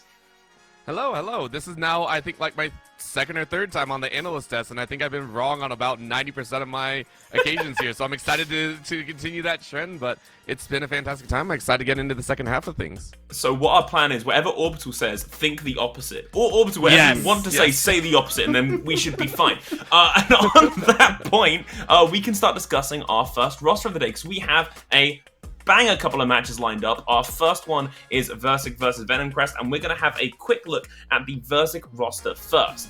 Now, the point I want to bring up to you two is there is one name on here that had a big standout in their previous match. Soren J really came out swinging. I don't know if you two saw how that match went, but I do think we have some stats to throw up on screen. There's other players that are worth mentioning, but this is the one as far as I was aware. Did you guys catch that last match that they were in? Ooh, I'm not sure off the top of my head I was there for that one, so I can only assume Soren J had a phenomenal time if it's against Venomcrest of all teams. If anyone is touting that, hey, you know, this player had an all-star time or really good time against the likes of Venomcrest, who are known to be very dominant in that mid to late, like, you gotta have something behind it, right? No, I didn't necessarily catch the game myself, but obviously I have seen Verzik play a lot recently. I think that they've really grown as a team as the season has gone on. I think the Soren J's looked a lot better. Tycool as well, keeping it more consistent in the mid game. And then also Sheeta's been able to kind of flourish a little bit more in that top side, and we've known he's been a very strong top laner from the start. Yeah, so if I'm not mistaken, the match that this big kind of highlight came from was the match last week when Verzik played off, or it was last time they were on, when Verzik played off against Ruddy. And we saw this massive turnaround of a match where Ruddy pulled this like insane start lead away. They literally hit the ground running on this match, and then seemingly out of nowhere, it just pivoted and flipped. And it was one of the most interesting games I've ever seen, one of the biggest comebacks, one of the biggest turnarounds. Again, if we have those Soren J post-match stats to throw up, they're definitely worth seeing. If not, that is fine. It's an interesting team. Yeah, here we go. So we've got some clips from it at least. It was a really fun match, and honestly, the biggest turn I've seen during the Four Nations. And I think that there has been a big influence during this tournament of teams who come together in the late game. Do either of you two have anything that you think is worth mentioning on that point? Yeah, like I feel like late game, mid game, obviously very important. I feel like the top 2 teams, or some of the higher teams, right, specifically Lions Creed and Venomcrest, who we'll see today, they've looked so good in the mid and the late with their team fighting that it's kind of made people forget about their early game and how actually recently, consistently, they've not been the best in the early stages. And if we look at these kind of players, right, teams can bring games back through team fighting, right? Obviously, we're talking about Verzik here, not necessarily some of the top teams. But I do feel like those early games are very important, and as the season is going on, teams are getting more gelled together. They're starting to take those leads and basically just winning games from them. So I do feel like if those teams at the top don't start cleaning it up, we are going to see them start to lose a bit more, as we've already started to see them lose a few games.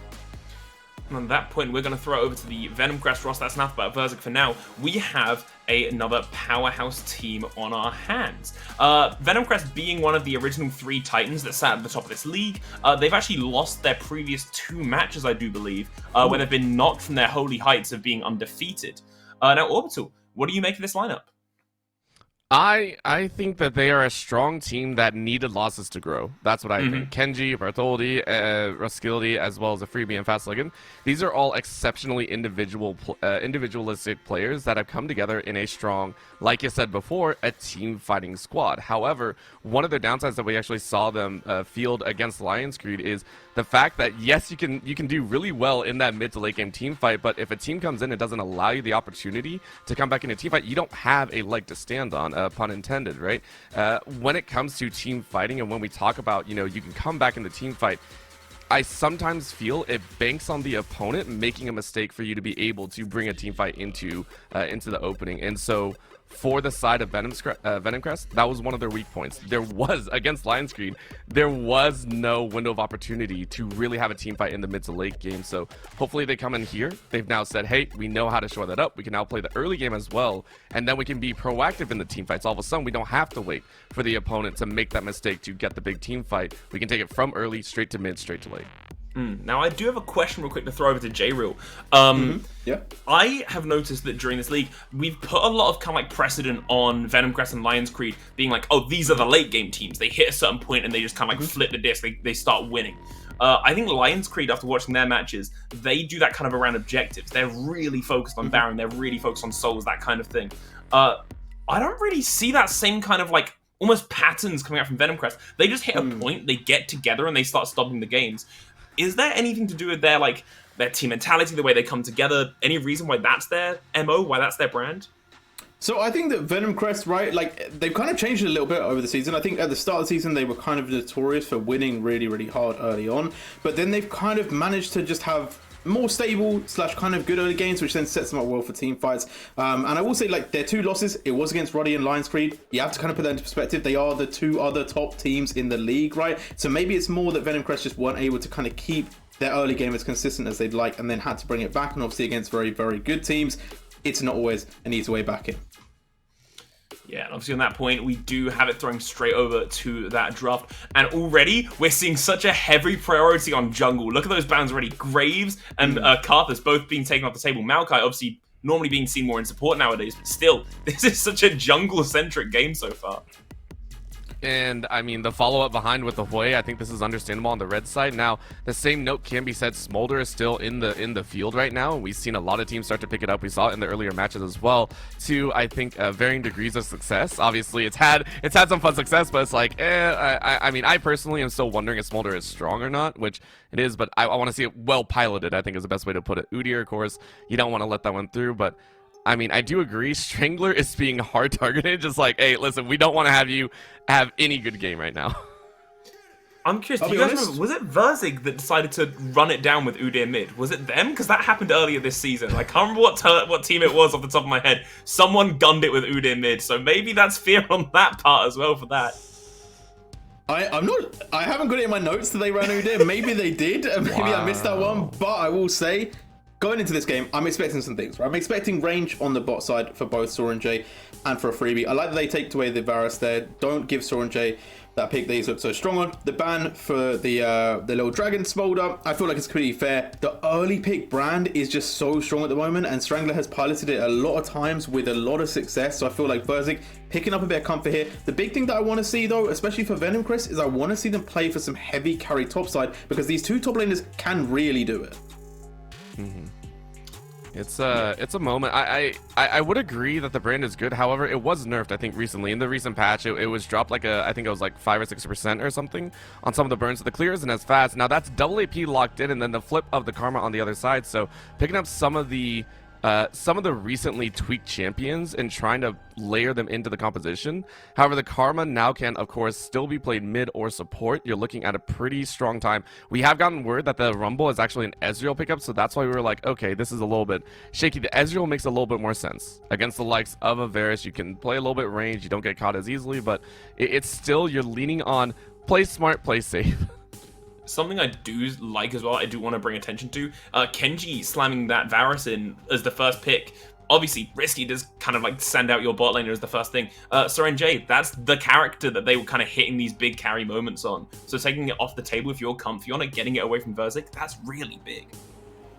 No, it is indeed. And the Karma pickup, right, we've talked about it so many weeks, back to back. It's just strong. Zach going to be locked in there as well. Has seen quite a bit of success, right? Venom Crest have played it before as well. They like this pick a lot. They're going to go for it again. I talked about range Ezreal locked in. Now they're going to go for the Tristana as well for Takul. We've seen it a couple of times, I believe, from Verzik. Again, I think Tristana with a range ADC, it sets up really well, but I don't know if they're going to be allowed to give the priority to the top side, considering they haven't got too much CC. Now, guys, I've got a question for you, and feel free to tell me if I'm being an idiot. We have seen a rise after a certain someone locked it in pro leagues of Ezreal support. There's no way this is Ezreal support with Tristana ADC. Please tell me it's not a thing, right? I will step up and say no. Tycho played this literally in the highlight reel. We saw the Tristana mid. It was one of the reasons why it got away with the Varus.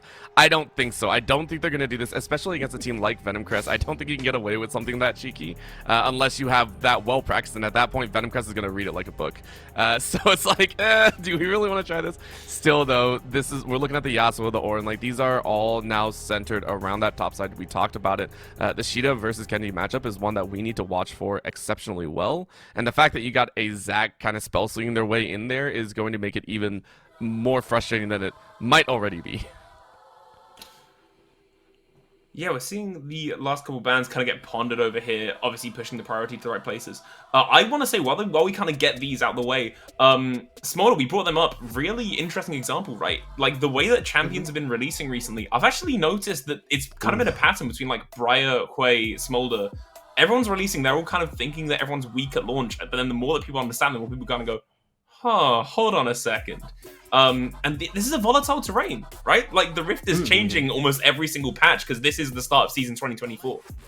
And to be honest, I like that, right? I think champions with higher skill floors and higher skill ceilings makes the game a little bit more interesting. I think having to learn the champion a little bit is nice. And obviously, I think there should be a mixture, right? You should have some champions that you can kind of pick up and just play, right? People kind of like, I guess, Ashe in terms of mechanical difficulty that isn't going to be too crazy. Obviously, positionally, you do have to do quite a few things to make sure you're going to not die. But things like the Smolder, right, where you have a little bit more mechanics behind it, I kind of like that a bit because it just gives you a little bit more variety and we get to see a little bit more kind of difference in how you play it, right? The skill ceiling is just a little bit higher. But Nautilus there, going to be locked in, talking about skill floor. Well, I think this one's pretty low. That hook is massive. So, yeah, if you're missing that, well, that's a bit of an L for you. But it gives the CC. It does allow for a little bit more potential on the carry side. I'm imagining they're setting up Sheeta, though, for something a little bit tankier to kind of bolster this team a little bit more.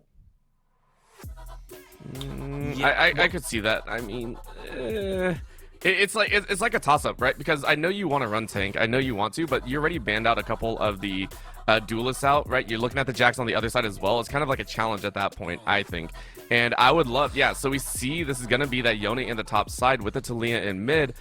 I want to see Sheeta try and have a little bit of fun with it, and the set I think still rounds it out. You get a little bit of tankiness, pseudo, tank, because you're still Bruiser. Let's be honest, if that is locked in, that is a great way to try and go head to head against Kenji. Granted, I don't know the matchup that well. I haven't seen set that often lately, but I think it'd be great. I think it would be a fun way to try and make something happen while still not kind of giving up that tanky front line. Well, we've lost the draft, so hopefully it is just the set. We'll see. But the thing I think is interesting is the complete different styles of roster I think both teams have gone for. Verzig's gone for a lot more of that kind of classic. You're going to have a couple frontliners, people sitting in the back. You're trying to, like, command the fight in the right way. Venom Crest are kind of just going, everyone, go. And, like, how do you think those teams are going to kind of crash in that kind of way? J-Real, you got any ideas? Yeah, like, I like that they picked the Zac, right? So they do give themselves some sustainability in terms of kind of like tank, but they've got the Karma as well. So everyone is going to feel a little bit tankier than everyone else on the other side because of those shields, right, coming up pretty permanently. But you also have that flip side that they have a lot of range, right? Taliyah and Varus are going to make it quite hard for you to kind of jump in on range of them. And then Yone can just kind of do their thing, right? And if you've ever played against the Yone that gets a little bit ahead, well, the split push becomes a bit of a problem. So I feel like Venom Crest have set themselves up really nicely for an option of going for team fight or going for that split push. The big question is obviously around anything that reveals a little bit of poke, right? You have to get to those objectives first, and as you said a little bit earlier, that's not been their bag. Orbital, what do you think based on the two rosters? Who have you got in your line of sight for this upcoming game? Oh, I'm still always intrigued by very awkward and non-meta picks, and I have to sit there and go that Tristana may have helped Versik in the past. They danced around it a little bit, and I realized I actually watched that game, and I sat there and I was like, man, that Tristana actually had a little bit of fun with it, right? It was able to kind of throw a little bit of a loop in the plans. Against Venomcrest, it's going to be a little bit different, especially against the Talia. Like, that was an auto just, hey, we're good. We know exactly what happens. So I'm really interested about this mid lane. That's kind of where I want to see if things shake out, because you had to know it was coming from Versik. You knew that was a possible counter, so I want to see how Versik, as much as I know Venomcrest are going to have this great ball comp, I actually want to see how Versik actually get around some of these stipulations, because we talked about it, right? Versik feel like they had some of those shining moments, and this is one of their greatest tests that they're probably going to go up against. This is a great step up for them if they're able to overcome some of these barriers of difficult counter picks. How do you find loopholes around it? Yeah, another thing I think is like kind of interesting looking at it is I think that Venomcrest's, like, I'm looking at it on the side monitor now, I think Venomcrest's roster is like a lot more versatile. Like, if they need to switch over their top and their mid, they can just kind of send that. Hell, Karma can roam pretty happily to go and help elsewhere wherever she's needed. It feels like Versik's roster's kind of linear's not the word, right? But it's almost like they are in their roles. That's where they're staying now. I think it's still true though. It's still not even like, you know, just it's one dimensional. It's very one track mind. Like that is the way you see it. It's very true. But I also don't disagree with the statement necessarily. But I also don't think it's bad, right? Because it's the kind of the essence of jack of all trades or master of one, right? And obviously, as the saying does goes, master of one better than master of none, right? So theoretically, there is a world where, okay, look, if they just do kind of play quite static League of Legends, where they're just kind of very rigid in their roles, it may be a little bit kind of reducing flexibility, but it also could just be easy and you just win, right? I always say when it comes to comps, right, if you're going to pick a wombo combo, you can't really go that wrong, right? Like, you'll always be able to do something very easily, even though it's telegraphed, even though it's obvious. If you can just do that thing, you can do it again, it's repeatable, right? But also, it's a sentiment of it just makes your life easy. So I do feel like sometimes not trying to run it too much into the kind of flexibility game, playing a little bit more comfort, playing just that classic League of Legends that suits you best is what will actually lead you to most of those victories. And on the flip side, in terms of Venomcrest being a little bit kind of more fluid with it, we've seen him get caught out as well. So I feel like Verzik, they're in a really good spot where they have managed to pick up some wins against the big teams, right? They beat Ruddy recently. Could they beat Venomcrest? Definitely. We actually had a very, very interesting like split of the actual Four Nations themselves as we were kind of pulling into the tail end, because as of now, I don't know if people were joining into the chat for the first time. We are now, I believe, officially in our second go round of our round robin. We've gone around it once, we're going around again. So it's worth noting in this downtime, people now have experience against each other. Like, these teams aren't clashing for the first time in some instances. They've got that kind of download. They know what went wrong last time. But we also had very much some storylines build up. And something we haven't really mentioned yet is that Venomcrest was one of the three gods that was sitting on the top of the roster for the longest time. Like, there was literally three teams, being Venomcrest, Ruddy, Lions Creed, that were undefeated. And then it was the very similar story on the other half. We had, I believe it was Paragon, Versik, and Nuclear Vikings, who were all sitting at the bottom for the longest time. We have hit this like first week of it being the second round of round robin. It is now soup. Everyone is kind of scrapping everyone, hell for leather across the board. I think Versik has a good chance here to claw their way back up the rankings. Yeah, no, for sure. Like, I think the UK, what makes it so interesting is the fact that there is that fluidity of the table, right? There have been some really good teams. They've started to fall down, right? No one is perfect at the moment. Everyone has lost at least one game. And I feel like Versik, right, they've started to become a little bit interesting in my mind, right? They've become a team that actually could start to take up games, could start to make things happen. The only thing I will say that I feel about Versik is that they haven't had the best in terms of closing, right? If we refer back to Paragon, which was 2 game days ago, they were doing so well. They were super far ahead. They had Paragon against the ropes, and then they just lose one team fight at the end that really just kind of dissolves everything that they worked for before. Just because they were out of position, they got caught, and then they lost the game, right? And I feel like when you're playing against a team against Venomcrest, the way to win, you get ahead early, right? Or you out team fight them. And I feel like the macro in the team fight for Versik isn't, at least right now for me, on that same level, where I feel like they need to get themselves ahead early, and then they need to show us that they can be clinical and close out the game. Yeah, now Orbital, I've got a question for you. If you are Versik in this scenario, what is it that you think you've got your eyes on? What are you locking into? What do you think is, frankly, your win condition going into this game? Listen, again, we stated at the beginning, anything I say is the opposite, but I am going to try and put, my slightly bigger cap on here. I'm actually going to look at, that bot lane still. We pointed out that at the bot side, Soren J had, I think, a fantastic time, and we want to see it again. Now, you are granted an Ezreal that is not well known for dominating in the early game, you know, especially against the likes of Varus. It's very difficult to kind of overcome that barrier. If you can get ahead, that is great. That is number one. Number two, dealing with this mid lane. Tycho was in a pivotal part of why I think Versik were doing so well. And in that game, you know, the Tristana had impact, you know, jumping in, causing a lot of chaos. You have to find a way to get away from this Taliyah and the Zac. Right now, they are going to try and pin you down. They're going to lock away that point. It is going to be the bot lane, I think, for Versik, finding a way to get ahead, and then Tycho finding their way out of one of the worst situations you could have possibly been in. I think Strangler and Sheeta are going to do very well on their own. The set, I think, was a very fun pick, and I mean, we know what a Brand does. Brand can lose early as long as you're farming up. You're going to be able to output damage, so I think my eyes are really on Tycho. Can you go ahead and hang on? Can you get some damage? And can Soren J and Dokai go ahead and get a lead, possibly down in the bot lane? I've got a question that I'm going to go down the line on, which is if you were looking at one person out of these 10 that are sitting here, who do you think is going to be, not even necessarily the one to watch in terms of like being the hyper carry, but just being that they're going to have a lot of sway in this? Because I'm looking down here, I'm looking at those kind of team comps we were talking about, and I'm seeing Taliyah, and I'm thinking Taliyah ult splitting Versik down the middle, getting into their backline, will be a terrifying prospect. So I like, the moment they hit 6, I've got my eyes on Taliyah in that ult run. So Jeriel, what about you?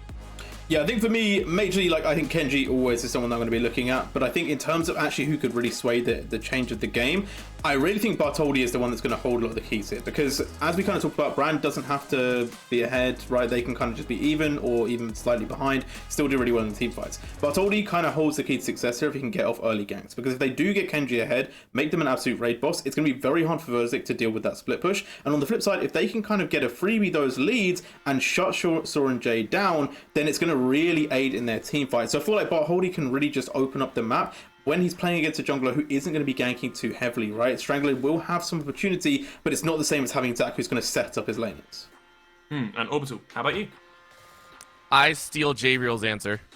That's what I do. I steal Jreal's answer. I wanted that answer so bad. I mean, it's every point true, right? This comp, as much as I'm giving Versik some, you know, outs and everything, Venomcrest have a strong set of laners that literally any lane you gank is going to be there. If there's going to be any swing of any sort, it's literally Bartholdi. Do you want to help your lanes get further ahead than they may or may not already be in the pocket for?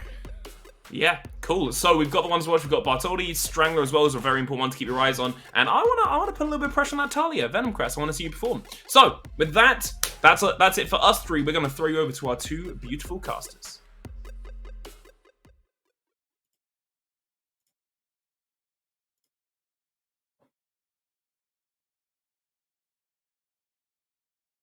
Good evening, one and all. Everyone at home, hope you're ready for the second half. Hope you've had your oranges.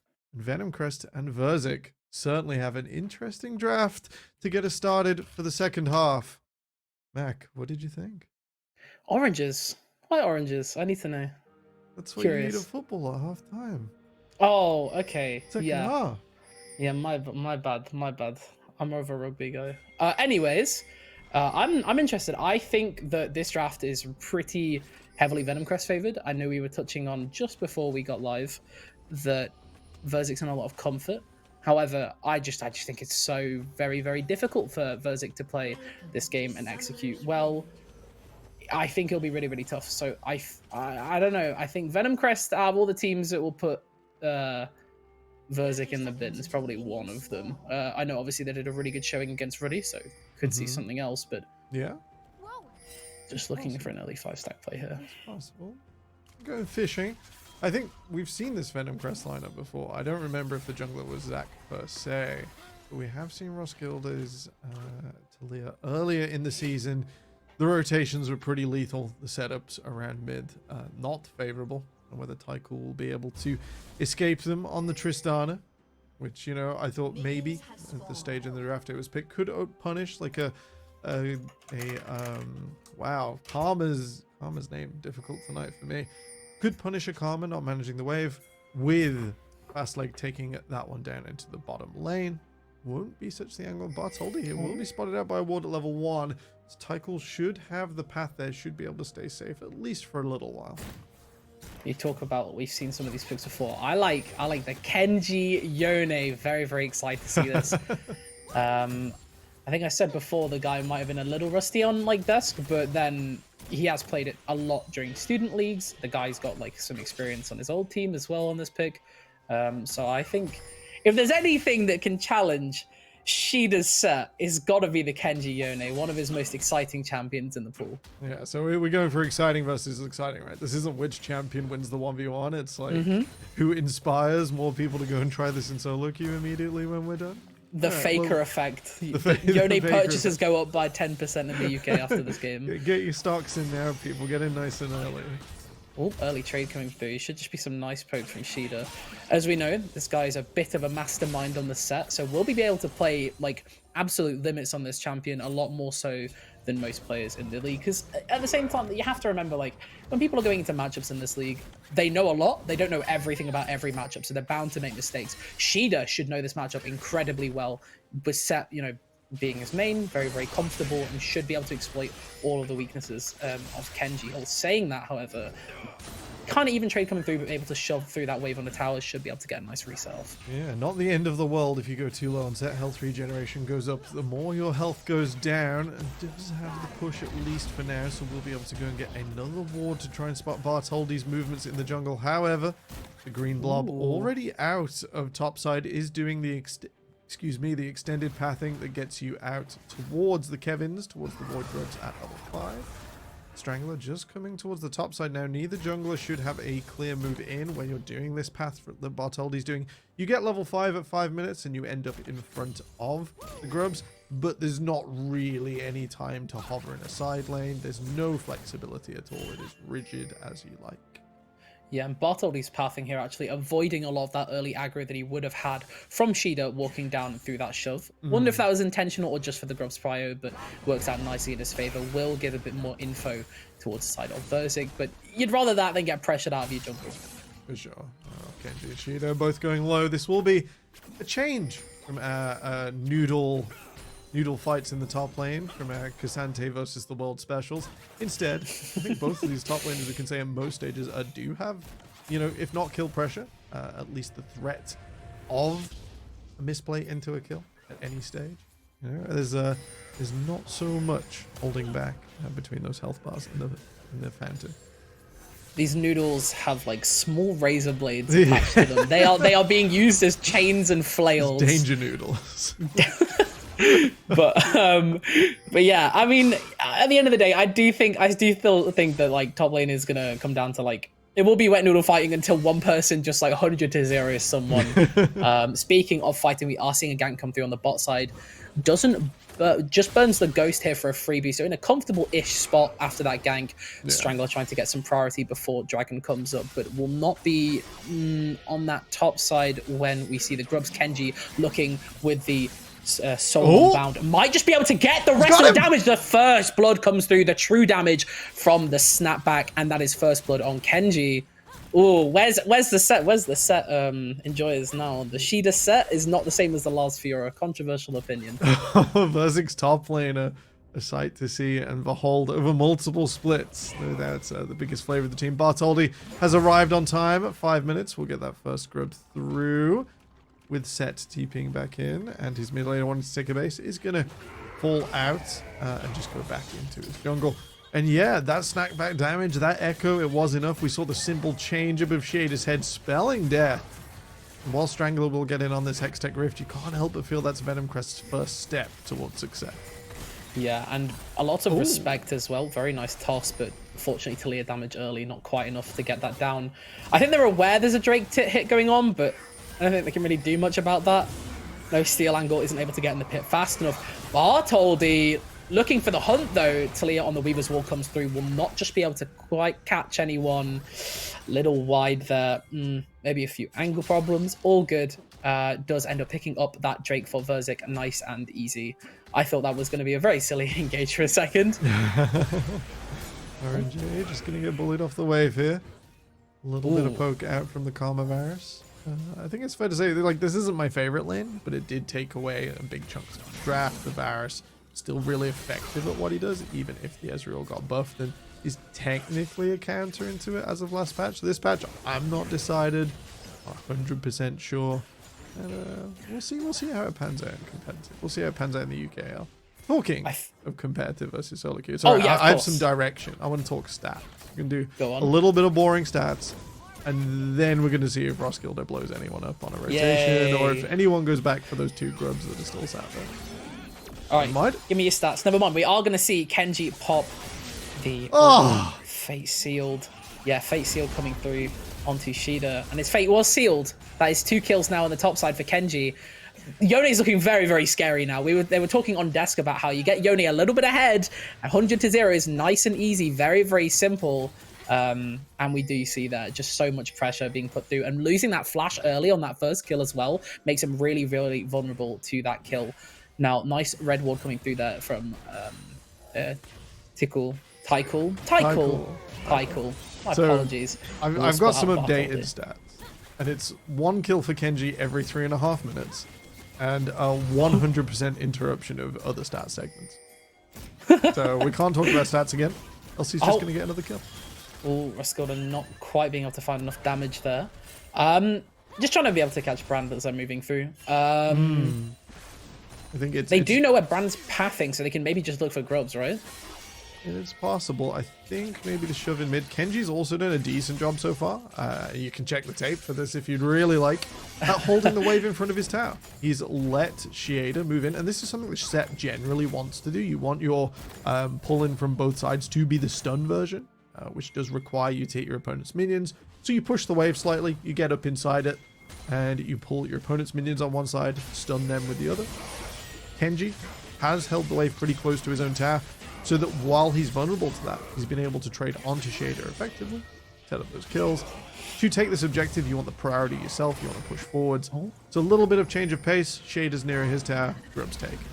And it's really hard as well for Verzi to respond and actually find anything elsewhere on the map. There's no major objective up on the bot side still. We are waiting on that dragon timer. 2 minutes left. Bot lane not really approachable. We'll try and trade that red, but resets that aggro. There is still 3 there, and Roskilde choosing not to walk down. We are just going to see a little bit of poke come through here from Fastlegged onto that red buff as they're taking it. But like, again, they're not able to really find anything that matches that value of the grubs on that top side. Yeah, and I think with the second grubs coming up just before plates, they're fully desynced from the dragon now.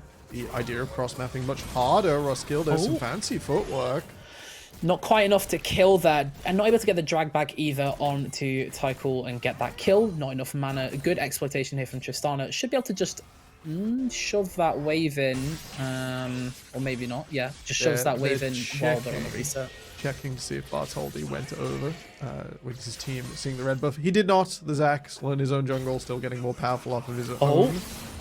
Okay, just a little bit of poke. I thought we were gonna. Like, I thought we were gonna see the craziest ult of all time there.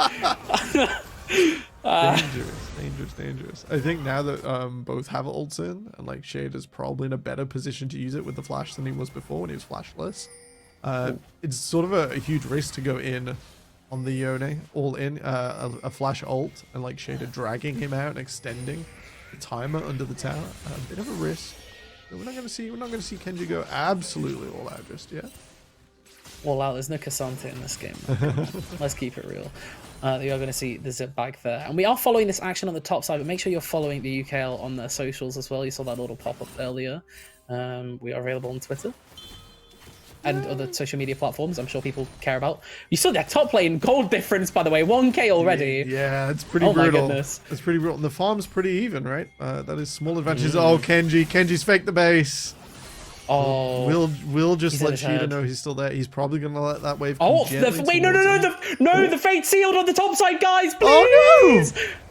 Oh, I think we saw, unfortunately, a whiffed kill there for Kenji. Does take Shader to half HP as the TP, so can just reset, and we are going to see the Drake opened up here for Venom Crest on this bot side. Instant take startup should be a nice second Drake, putting them on to the next form of the Rift. What Rift are we getting? Come on. Cloud. That's okay.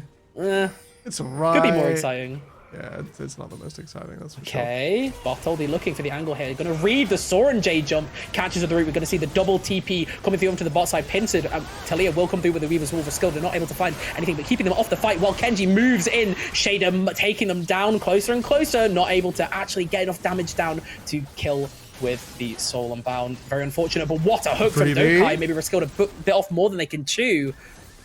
Not quite going to disengage that fight. Arrow here might be huge. Oh, that was very, very close. Not quite. We're talking about wet noodle fights. That was a wet noodle team fight. It was. No one dies in the end. Bartholdi, great read at the start, pulls everyone together. And we saw sort of what Verzik maybe wanted to do on the Dragon take there. Shieda's TP delayed. He didn't quite have it because it was slightly after Kenji's. But Kenji all-in'd him anyway and denied any movement down from Verzik's top laner. Double TP down eventually comes through, and Kenji just a little short after committing the ultimate to that top lane fight. Else I think Verzik might have been wiped under their own tower. Yeah, it's actually kind of good that Shida was able to bait out the ult there from Kenji before that fight, because that could have been genuinely disastrous. But yeah, a weird fight. I think these Talia ults have maybe been a little bit too shallow, not maybe going deep enough to actually find these picks. It feels like kind of putting like a little bit of safety here. Like, obviously doesn't want to get caught out, but not playing quite as aggressive. Now, speaking of aggressive, we are looking for aggressive plays on the top side here. Venom Crest. Oh, Shida actually going straight in. He's going to kill this ADC. Never mind, he's not. 1 HP, a freebie actually gets tagged down by the brand damage. Strangler might get traded here. The Empowered Rock not quite hitting Dokai with the body block. Yeah, Shida returning a pretty disastrous situation. And Verzik walking up, actually shadowing, keeping an eye on where people are moving. Very, very nice trade. Yeah, they come en masse. They come up the river. And in trade, freebie does go down. I don't think it's enough, though. The advantage not significant enough for Verzik to start the objective. Void Grubs just respawned. And while they'll keep this pushed in with Tycool so far away, it's going to be difficult to get in here. Bartholdi's just walking into the pit and has started that objective. His mid lane will push out with Roskilde and Bulbasaur here now. Whether Verzik can get the rotation in. Looks like they don't even think this is going on. They're letting Shader reset. I'm baffled. I think they might be looking for a dive onto Kenji. Look at their pathing here. They're like, yeah, we'll take the grubs. We're going to take this shutdown. 150 extra bonus gold can't be worth it. The face heal cancelled out by the Buster Shot. Not able to find another Q for the dash here from Kenji. I don't think he knows. Although Dokai may be showing a little bit too soon. I don't think Kenji lives this. I'm really sorry. Give us an outplay. Nope. We're going to see the Nautilus all come down. Unfortunate CC chain. It just takes away the life. The shutdown goes on to Tycool. And we don't see a trade for it on the top side. Roskilde having to burn that flash against Shida, but off a bit more than they can chew there. I think everyone's getting a little bit excited tonight. A little bit of late cross-mapping comes through once again from Verzik. But because of the timing of the grubs, all 5, 6th one not quite falling in time. Venom Crest a little late to the fight. Fall into the Rift Herald. This is great timing. Your jungler can stay on the spot, on the position, and continue to farm up those objectives without having to, go back into your jungle, line everything up nicely again to keep your farm coming through. Instead, the train is out of the station. Venom Crest, all objectives bar 1 dragon. A great position to be in. And while they lose their top laner and a tier 1 turret, I think they're going to be fine as long as they get something out of this Rift Herald, as long as we see them hit some towers for those Void Grubs. It kind of looks like Venom Crest is, I don't know, behind overall in gold just because they're... I think, yeah, they've just missed 2 waves in 2 lanes. Yeah, so it feels kind of rough there. Now, granted, I don't think it's the end of the world. We do see this Talia. This will convert incredibly well to the mid to late, although the Varus as well might fall off a bit compared to this Ezreal. Is going that poke build, so won't necessarily be pushed out in these team fights. Won't struggle with that free hitting issue.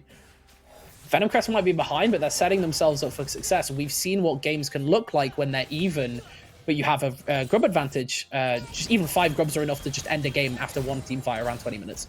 All right, we're gonna run back the stat segment. The stat segment was if you get first dragon, your opponent gets all the Void Grubs. As long as you're getting the second dragon, you're fine. As long as you're getting the Rift Herald, you're fine. Unfortunately, we didn't, and unfortunately, Bartholdi's going to ride that one straight into the tower. Okay, sure. Reset the charge, spawn the grubs. Roskilde's in position.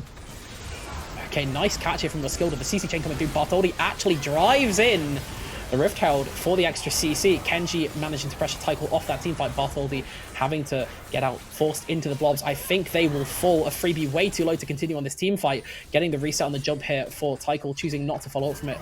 We are going to see Seraphs popped by Soranjay on the way out as well there. Maybe he could have looked for a little extra thing there, but with Bartholdi dying just before Drake is up, I think there's a bit of pressure angle. The double TP in sync, by the way. My goodness, coming through from Verzik. This could be one dead Kenji. We are seeing Shida with the, I think, what wrestling move is it called? It's not the Haymaker. I named this champion for too long, and I The should really Grand know Slam. the answer. I don't know. I'm calling it the Slam. There we go. Come through with the Slam. Actually trades down onto Roskilde. This has just opened up the Drake. Nice and easy. Really, really good rotation there coming through. And like, wow. I saw Venom Crest walk away from that fight, and I was like, oh, there's some low health bars. That dragon's probably Venom Crest. You know, the double TP and the confidence, the speed to go for it. Verzik aren't letting go without a fight. 2,000 gold now the change. Oh my goodness. And it's I don't know why we were talking about how like, oh well, Venom Crest actually scales really well here, and they've got kind of an advantage now. They do scale well, but Verzik's not going down. I think they were too fast. I think with that Rift Herald in, you did a load of damage to mid, but losing your jungler, losing the Cell Division passive off of the Zac, and then forcing the dragon, it's unnecessary. You have to take your time when you have an advantage in League of Legends. You can't go too slow, or your opponent will sort of neutralize it over time, and against what you've got, it'll become less meaningful. But you can't force it. You can't become predictable. You can't just try and hit every beat unless you're playing a team composition that suits it. This Talia first item's a little bit defensive, I'm not going to lie. It's not all burst damage all the time. That is not Luden's pistol. Is it Luden's companion, I think, the correct name? Luden's block, I don't care. I've played one mage all season. I am back in the jungle where I belong. Right, enjoy the jungle, you bug eater. I don't want to hear it from you. It's, yeah, I don't think, even with Kenji, unless this Yone is hitting all 5 people, lining up for everyone, that they've got the damage right now. They don't have the means to play through the 5v5. Yeah, I mean, it's tough there as well, because getting that pick was pretty good, and they could have just backed off and left it, and they would have had that advantage, right? They would have taken that. They would have had pressure for Drake. Like, yeah, sure, we do have Verzik with those double TPs, but you still have your jungler up. Anyways, never mind. We're just gonna... No, it's all right. We got to respect it. Kenji, I know you're trying to give me time to talk, but like, can we do something there? Don't bait me. But I'm actually liking the repeated true shot barrages mid to sort of keep down anything. Like Afridi was about to commit skills, though. It was like, oh, can I maybe get this one out? Can I maybe support Bartholdi or here off to the side as they invade the jungle anyway with mid pressure neutralized. Ooh. Nice cancel on the jump there from Shida, using that blast cone, getting out nice and easy. Tycho putting a ton of pressure on the side lanes as well, has this advantage, should be able to just knock down these towers with ease, having to commit Roskilde to side. Granted, has the Weaver's Wall, can move around if necessary, although I think Roskilde has actually been caught. That health is dropping down pretty low. Flash burn. Tycho has killed them off in the side lane. Seraph's not the biggest 1v1 item in the world, if you can only choose one. The Kraken Slayer, however, pretty good. Pretty good at ramping up that damage. And with that, Tycho at this stage, I think the beneficiary of some teamfight kills, and now looks even stronger. Oh, they can Baron here. Yeah, they can Baron here. They absolutely... I think Verzik absolutely has the early damage to look for a Baron here. Brand passive and Leandri's more than enough. Oh, really, really nice catch on Bartholdi. No blob passive available either. So should be able to get ran down. The Nautilus ult continues over that wall. Tycho doesn't go deep enough. Kenji actually finds an insane Fate Sealed here. Backs off so they don't take enough damage. Actually playing it really slow. And this is exactly what we were talking about earlier. We were saying they were going a bit too quickly. Kenji actually chooses to fall off rather than get picked there, so they can get the damage down and prevent the Baron take. I really thought they'd gone for it. You know, you could almost hear Bartholdi in line with you. They're going for the Baron. I got to do something about this Baron. At least everyone lives this time.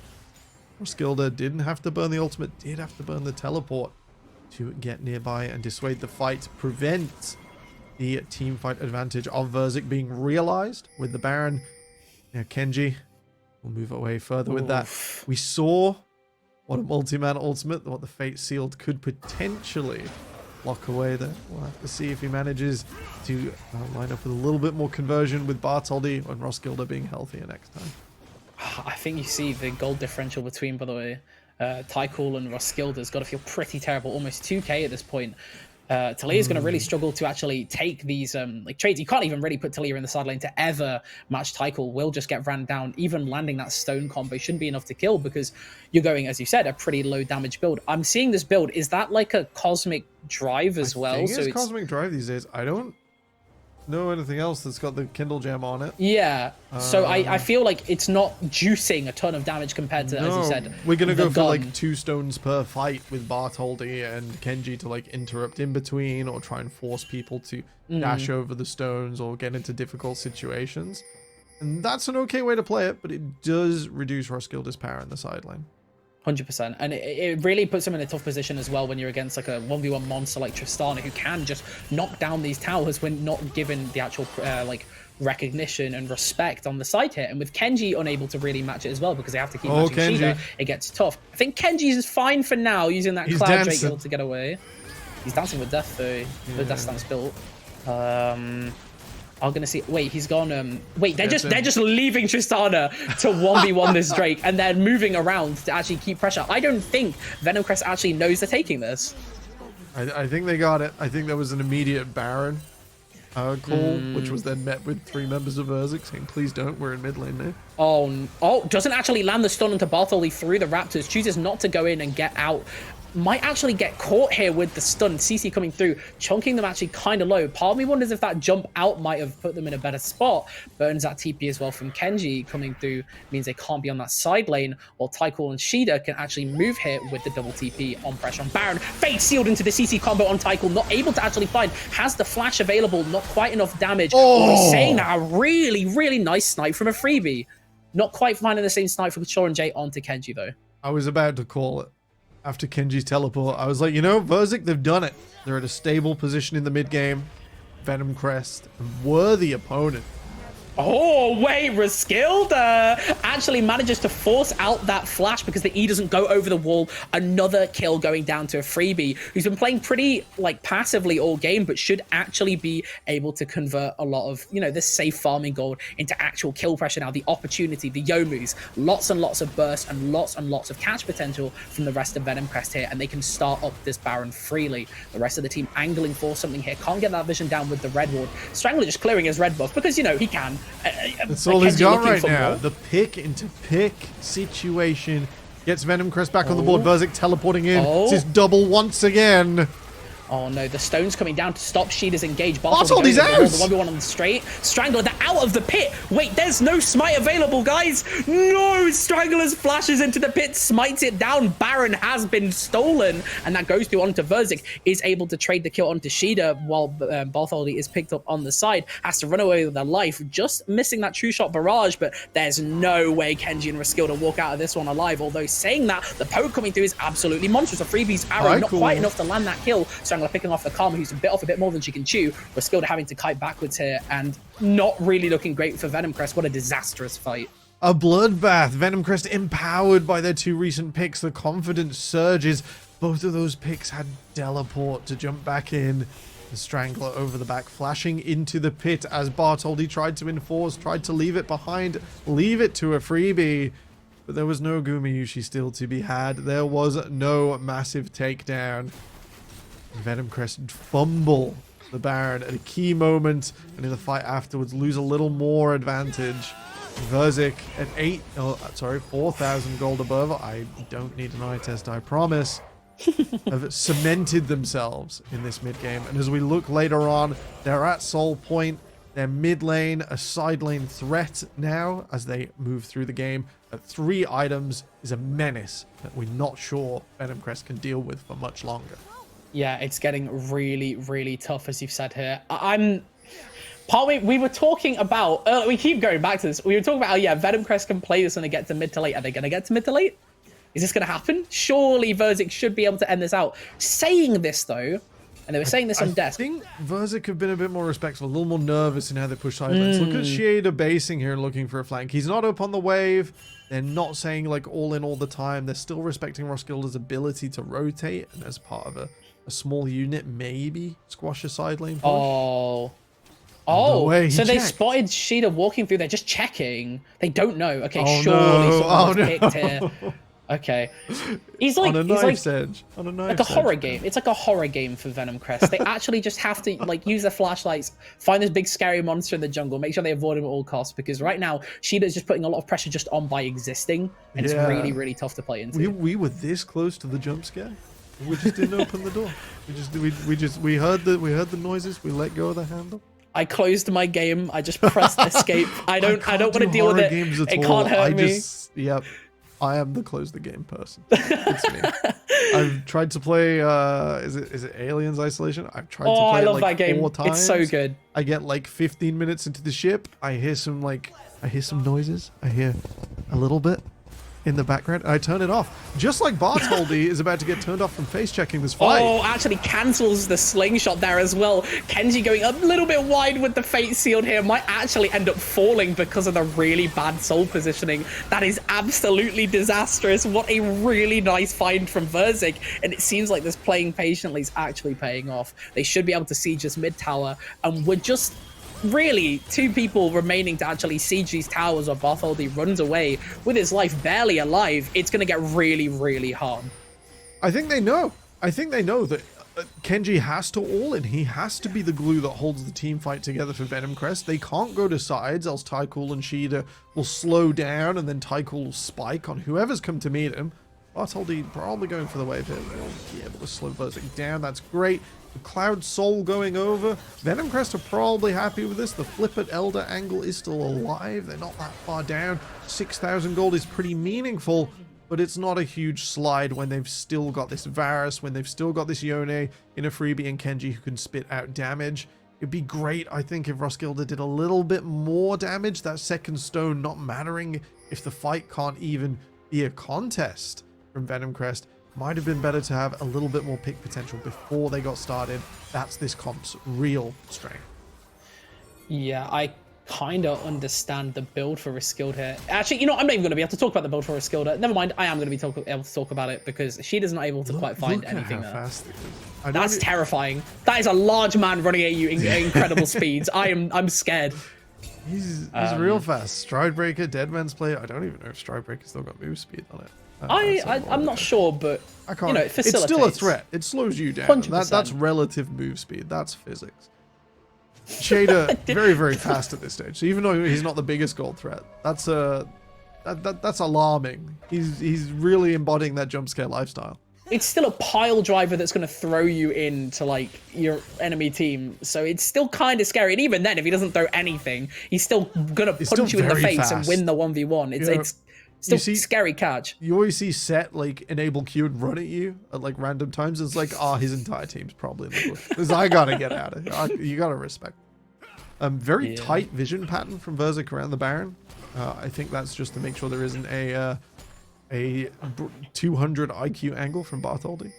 I think given Bartholdi's previous plays, I don't think we'll be seeing the 200 IQ this game. Might need a mental reset, but we are going to see, you know, deep flanks, low health, not the best of play. I mean, it's like they've got such a good trap set up on this Baron side. 20 seconds left. They probably know Shader's there to actually match Kenji. Look, they're pinging this bush. They know he's in there. Bartholdi waiting to actually slingshot onto this guy, but he's so fast. Will he actually dodge the CC? He will. Able to catch there. Should be able to convert.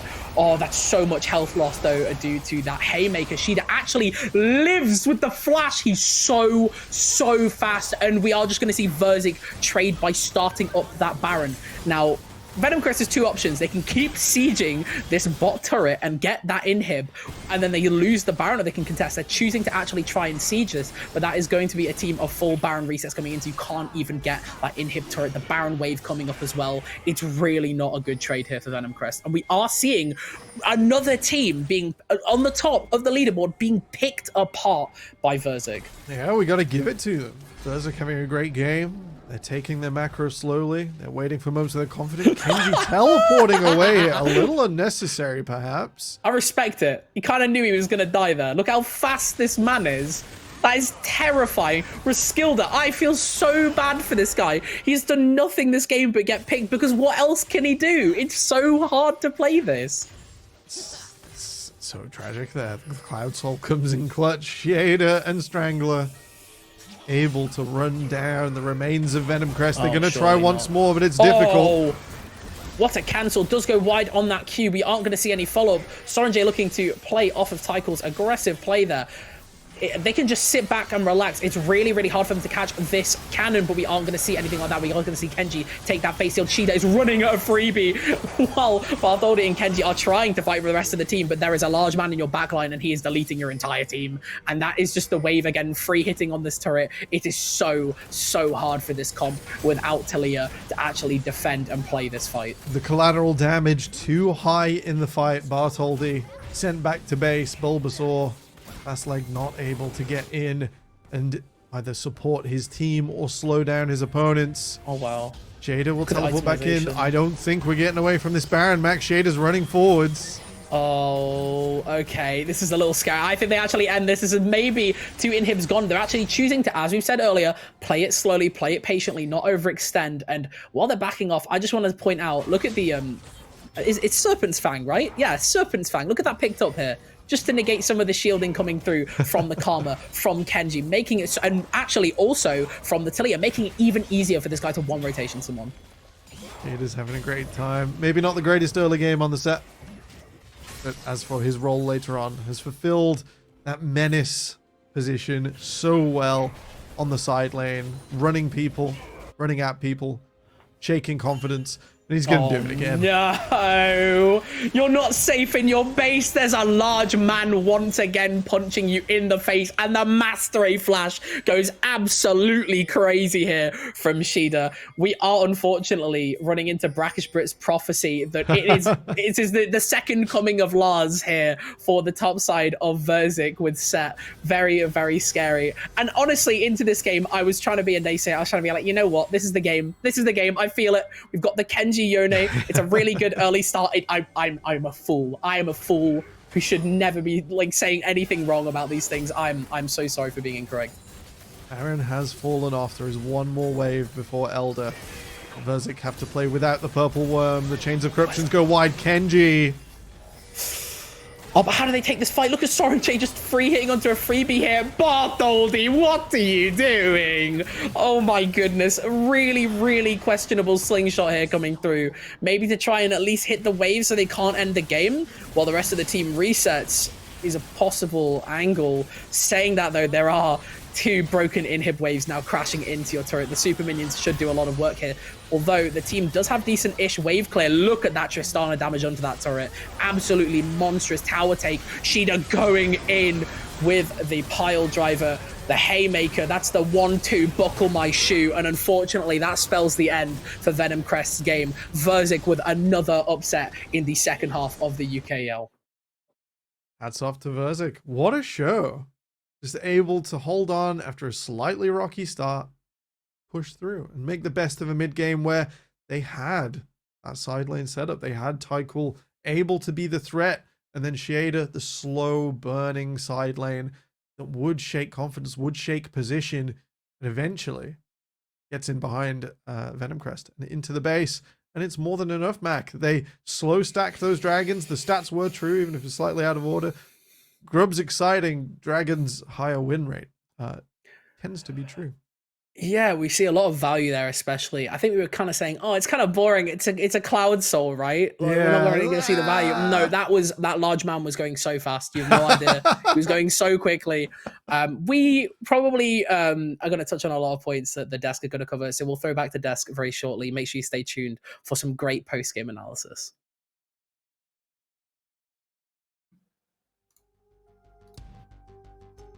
We're back.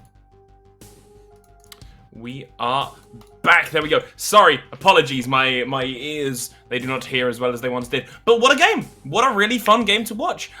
Definitely one to go down. Now, we do have a picture, I believe, lined up. I don't know if production can. But Shader's set, huh?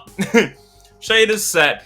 We've seen it once. We've seen it twice. I'm sure this isn't the last we'll see of it. But Shader's set definitely does exist. We are getting it. We've been banished. Unfortunate. But Jayru, what did you make of that? Yeah, well, I think the Venom Crest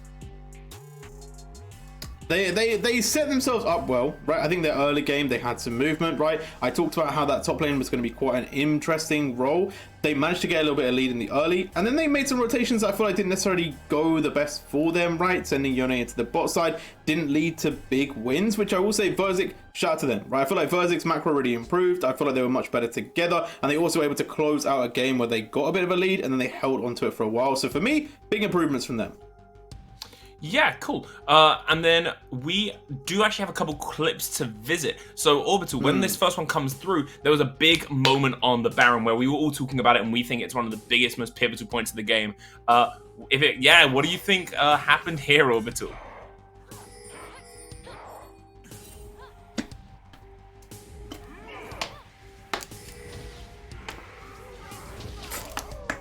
I'm taking a look at this right now, and Bartholdi, this is the moment, right? Bartholdi hops over the wall. You'll watch Strangler flash in, and it had me stunned so bad that I forgot to unmute my mic after this because it was... your jungler hopping out of the pit feels bad, and I understand why you want to do it. You want to take out the enemy opponent, but it's just like, you don't do that, right? Like, that. I think it was just one of those unfortunate mistakes that occurred that was a really big turning moment. Right? At the end of the day, you lose Baron. That was the moment, the singular moment that we saw Verzik go, oh, we got this. And Venom Crest go, oh, we're in damage control mode right now. That was like the light switch in both of their heads. No, for sure. I think that realistically, when we talked about Venom Crest being really good in the mid and late game, right, we saw that start to come a little bit to fruition. We saw them start to pick up some team fights. Then they went to Baron. Then they threw. And then it kind of just stayed in Verzik's hands. And I feel like this is the kind of lapse of judgment that we've seen from the teams like Lions Creed, from the sides of like Venom Crest, where they'll make a big mistake and usually they've been able to pull it back. But as I said, the teams are getting better. They're starting to not let you ever have that leeway.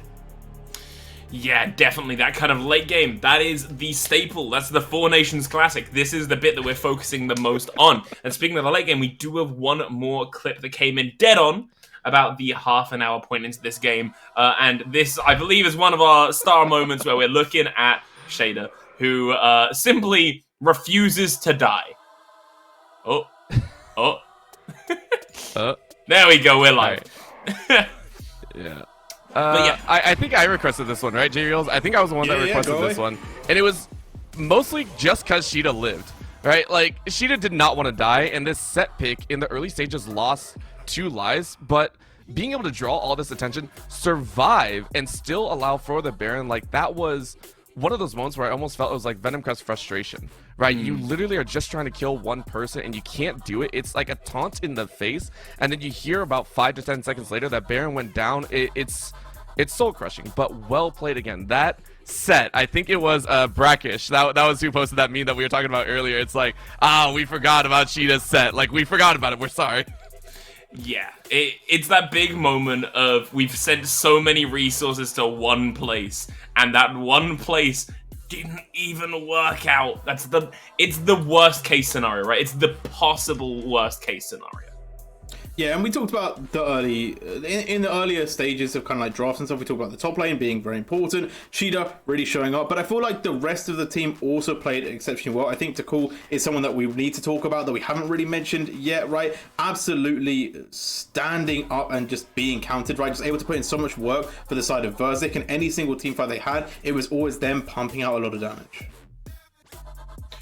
Right, well, yeah, on that point, we have had one banger game be shown off right before our eyes. Verzik and Venom Crest both move on. They aren't done and dusted yet. There's obviously way more brackets to go. We're still in round robin phase, ladies and gentlemen, and everyone else. But tonight, we do have one more in the form of DMG versus Belfast Storm. It's definitely going to be a banger match, so make sure you hang around, because for now, we're throwing it to a break. See you in a couple minutes.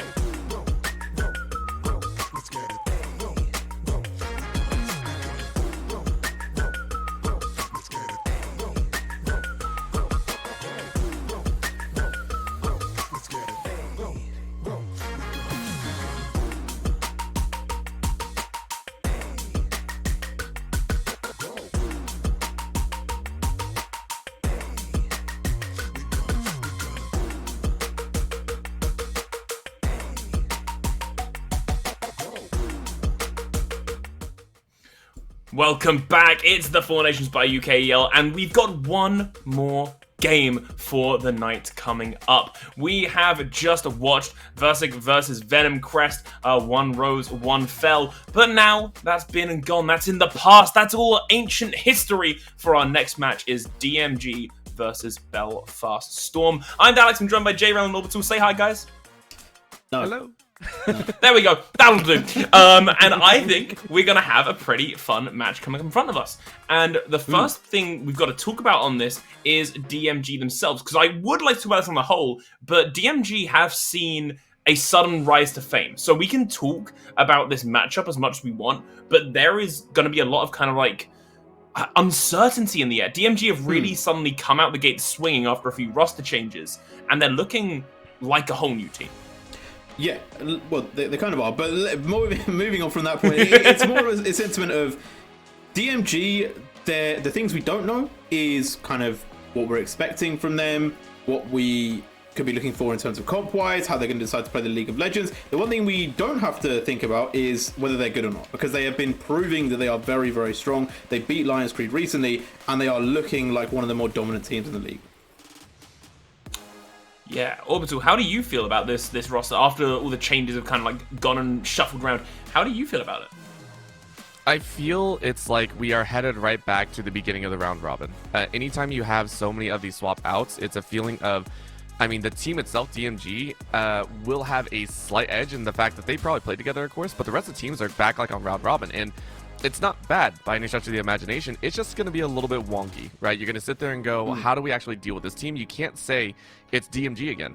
You have to say, okay, look at it with fresh eyes. How are we going to deal with this team? Let's go ahead and kind of function from week 1 onwards. Do not assume that this is now the second round. You are looking at a fresh team, and that is the best way to look at it. If not, teams are going to get scattered. DMG is going to continue to steamroll ahead, and that is a crazy, crazy thought to have if you're looking at a team that is going to very slowly, or maybe very quickly, upend those standings. Now, lads, there is one thing we can look at about this kind of newfound DMG heat, is that they've already had a couple performances. So I believe we do have a bit of a spotlight to look at, which is they had a very, very kind of like, not dominant, but they had a really good win of Alliance Creed, where they showed off that their kind of like new MO, their team strategy, their whole identity was team fighting. This new DMG lives and dies as a team, and I think this is just becoming the hitting point of this entire tournament series. It's very much team fight versus team fight, who comes out on top. Yeah, it's League of Legends. If you can team fight well, you're going to do pretty good, right? At the end of the day, if you do more damage to the enemy team and you kill them faster, well, you're probably going to win a game, you know? Like, that's how things go. But also, like, being kind of in that same energy, that same mindset, being able to play together as a unit, being together in team fights, right? Macro, something we talked about in some of the other teams, right? If that is all clean, calm, and simple, then you're going to be doing things very well. And I will say, we can't pretend like the Lions Creed thing isn't massive, right? That is the first loss they received in this whole league. Like, for DMG to come through and beat the best team, you got high expectations now. Yeah, I think there's a lot to be said, especially about the clips that we watched, because Lions Creed has a reputation of, like, they hit a point, they win. Like, they come together as a team, they refuse to split up, they hit objectives, and just boom, suddenly they've taken, like, 3 towers in a Nexus. Oh god, where did it go? I don't know. But in the clips that we just saw, this new and improved DMG, it looked like they're almost dismantling them. The Lions Creed normally fight as a pack, or like a Pride, if they were going by their namesakes. They were just kind of like being separated and then picked off one by one, especially by that Gwen. That's scary to think about. I'm just gonna say that. That's scary to think about. It definitely is. And Orbital, I'm going to throw the next point to you, but first of all, before we do, we're going to take a look at the other side. This is going to be your team to talk about. J-Rule had their time talking about DMG, so Orbital, this one's all you. Belfast Storm is your floor. This is who they're going to be going up against, and Belfast Storm, a consistent team compared to that of DMG in the way that they're looking at the moment. But the interesting thing about Belfast is that this is one of our middle runners of the entire roster. They kind of like, they had a rocky start, but they're starting to pull it back. This is one of the kind of like Phoenix-like teams, one of the ones we could see coming back from the ashes. We could. It's still a very uphill battle, right? I think for Belfast Storm, they're currently sitting at a 2-6 record, and this squad is sitting here going, okay, how are we going to work through? Because we are starting to gather our wits. At the beginning of the season, it was, or at the beginning of the round robin, it was a lot of, you sit there and go, we have the pieces. We are seeing glimmers, right? These teams, you know, little pockets of glory. You know, in the mid game, we have a random good team fight, or little pieces where the early game just sits in their favor, and then it all kind of fell away. It was almost coming down to a 50-50 at the end of the game, where Belfast was like, oh, well, now we're not in control, or yes, we're in control. It was just those little bounces. So now as they come together as a squad, it leans right into what you were talking about. This is the second half. This is that second half of the round robin where teams are starting to gel a lot more, feel a lot more coherent, and a lot more consistent in what they want to do as a team identity, and not as 5 individual players.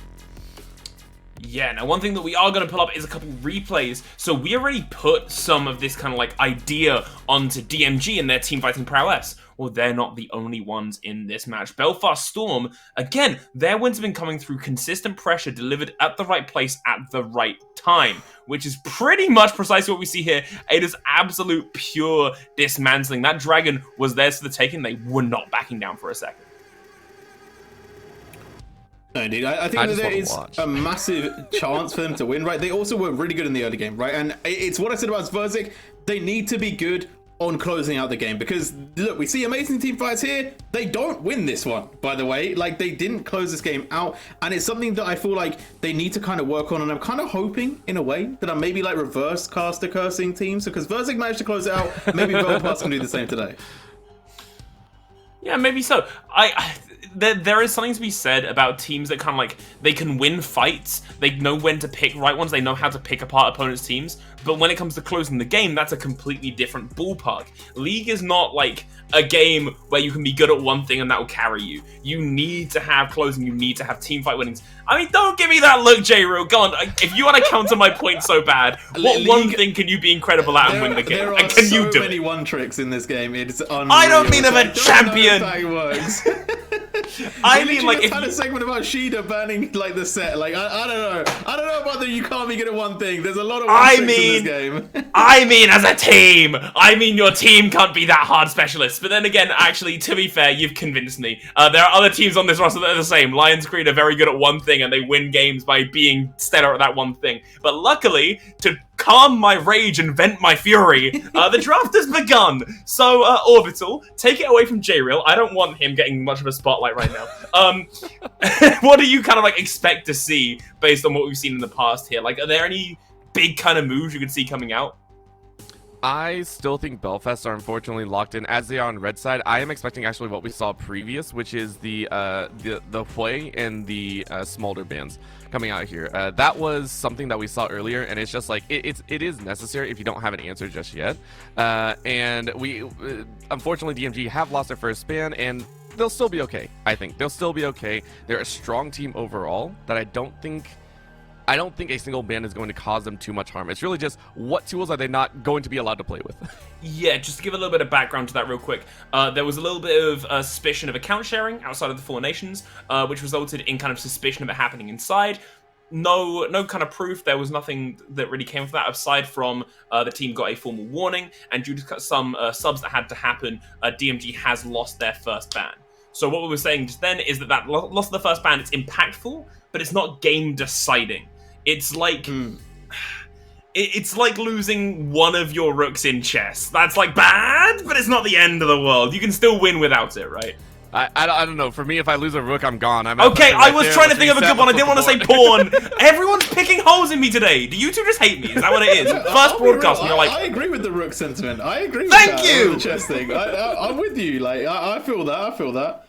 Like, some people don't even move their rooks, right? If we're talking about chess here. But by the end of the day, we're talking about League of Legends. Azir's been locked in, right? It's something that DMG have played quite a lot in general. It's a really strong mid laner. It gives you a lot of late game. It is just a good team fighter. It's everything they want and more. On the flip side, though, I like the Belfast Dawn have gone for the Nocturne and the Orianna. It has looked very strong for them. It gives them a lot of team fighting. It gives them a lot of pressure.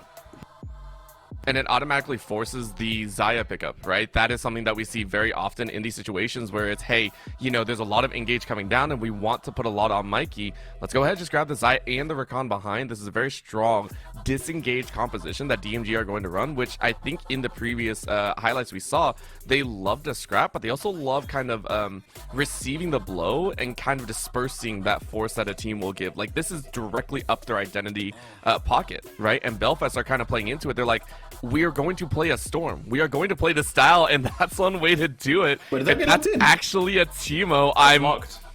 I don't think it's Teemo. I think it's something else. If that's a Teemo, I'm walking away, guys. I'll let you guys do this on your own because that's like an NA special right there. That is a blind Teemo, possibly top. I'm terrified. Oh, Teemo is Smolder. Okay. So we've got a Smolder.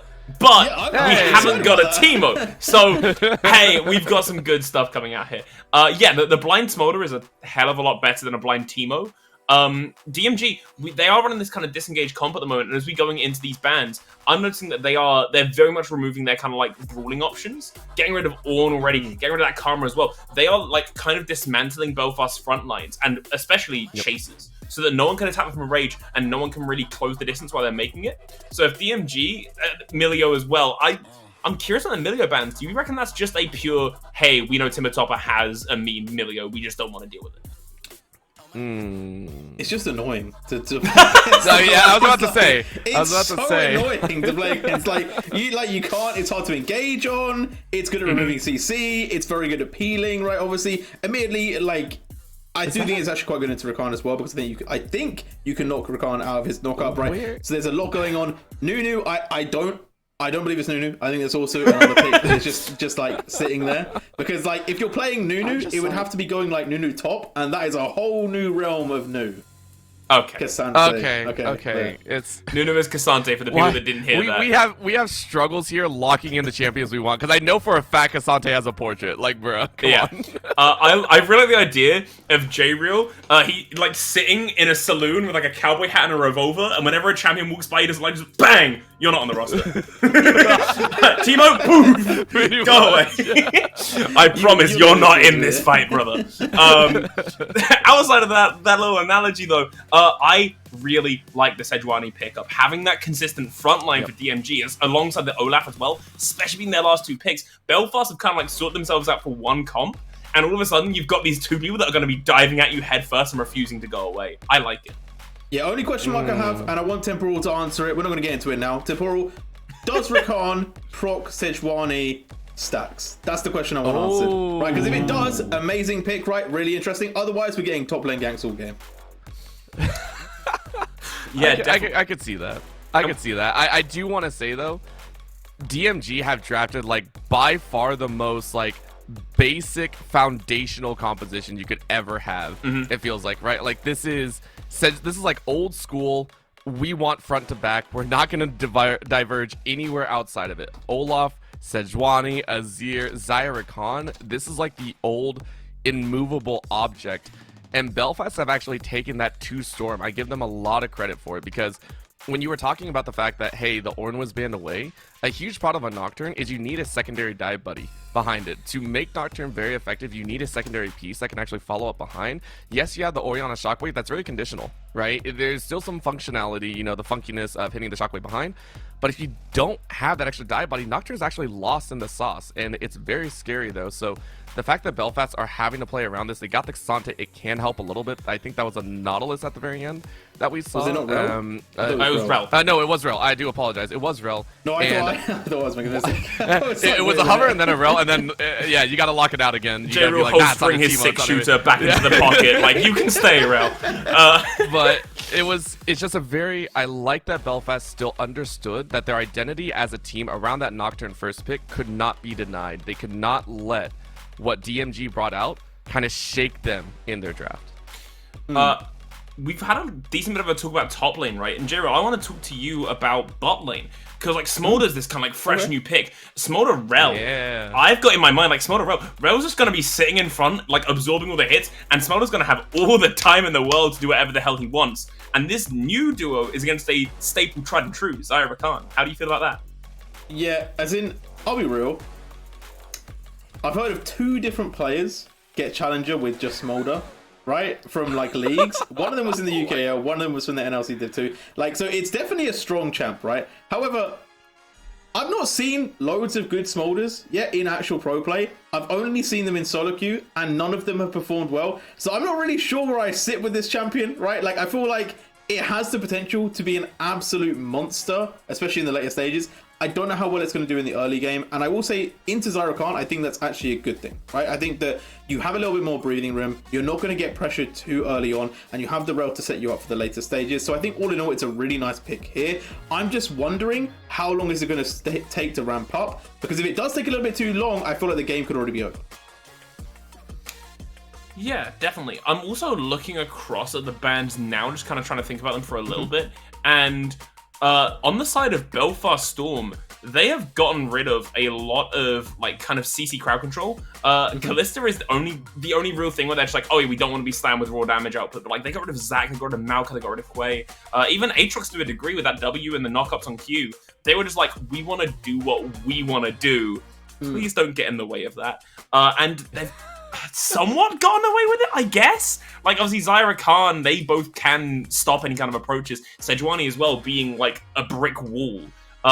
Orbital, do you think that their bans kind of played out the way they wanted them to? Or are they staring down the barrel of, like, a loaded gun? Ooh. I keep on bringing up guns in this. I'm so sorry. This is completely unintended. We're on that track. We're on that track. And, yeah, Lucian's not even in the game right now, by the way. Lucian was not even touched on, and you're still running down that line of thought.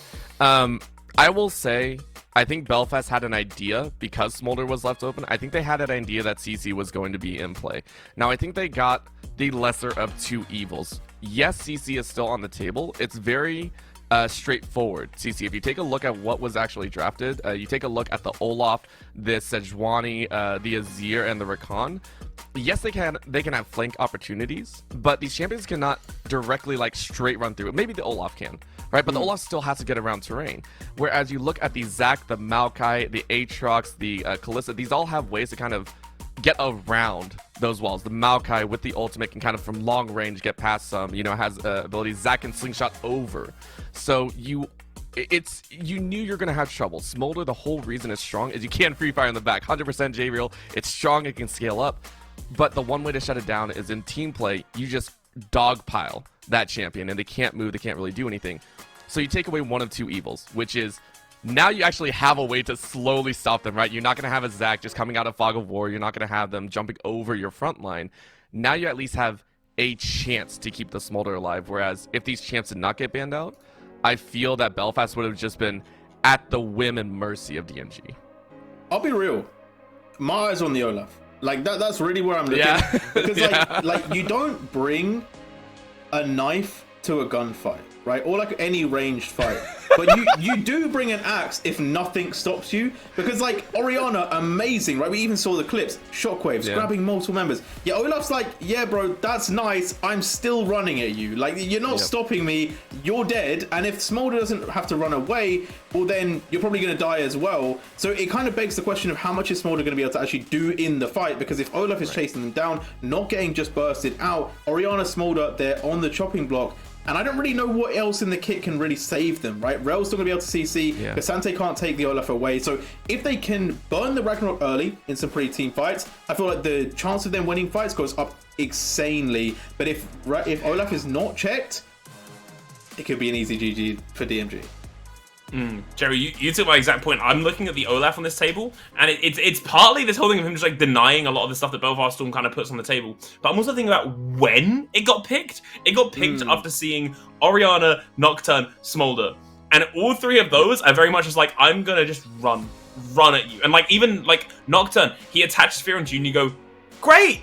Thanks, bud. It doesn't matter. And I like the way that Belfast kind of responded to that threat, sending out the K'Sante, something like a big staple of professional play, something that can very much deal.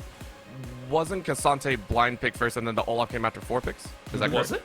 it? Yeah, it was. Never mind then. Because it's on blue side. It is on blue side. Oh wow, yeah, my bad then. Yeah, so Olaf was the counter pick to K'Sante. Interesting on that front. But then obviously they also send out the Rel. And if Rel can kind of like act like a pincushion, kind of distract and draw away Olaf, especially with her ult, like just kind of lead him out the fight, that would be kind of nice. But I do think that is going to be one of the strongest things on the table. Now, we've talked about top, we've talked about bot, we've kind of glanced over jungle, but this mid lane, it's such a tried and true matchup, right? Orianna, Azir, we have seen these to Kingdom Come. Do you think there's going to be any difference, any kind of contributing factors about this orbital that kind of like will change the way this goes? In a vacuum, no. I mean, this is almost as standard as if you were to ask for an Azir Corki. Like, these lane matchups don't really do much. It's actually hanging on the whim of the junglers. So, in a vacuum, I really don't see Pure and Limsey actually like getting crazy with it. If they do, that's a surprise to me, and I'll be exceedingly happy about that. Like, I would love to see some action in the mid lane. I'm still going to wait and see for level 6 to hit on the junglers, wait for that Nocturne Paranoid to come down, see the Orianna roam out, and all of a sudden Belfast Storm are looking top and bot, or maybe in the mid lane, right? I just don't see the Orianna and Azir doing anything on their own. Damn. Someone's gonna yell at me. Someone's gonna yell at me for that. I just to be fair, I get it. Like, I get it. It's a matchup that I feel like if you play mid, you should know, right? Like, if you play mid, you've played this matchup. So it's kind of a thing where it's like, I unless I'm seeing some really crazy outplays, which probably are going to come more from the Azir than from the Orianna, just due to the kit.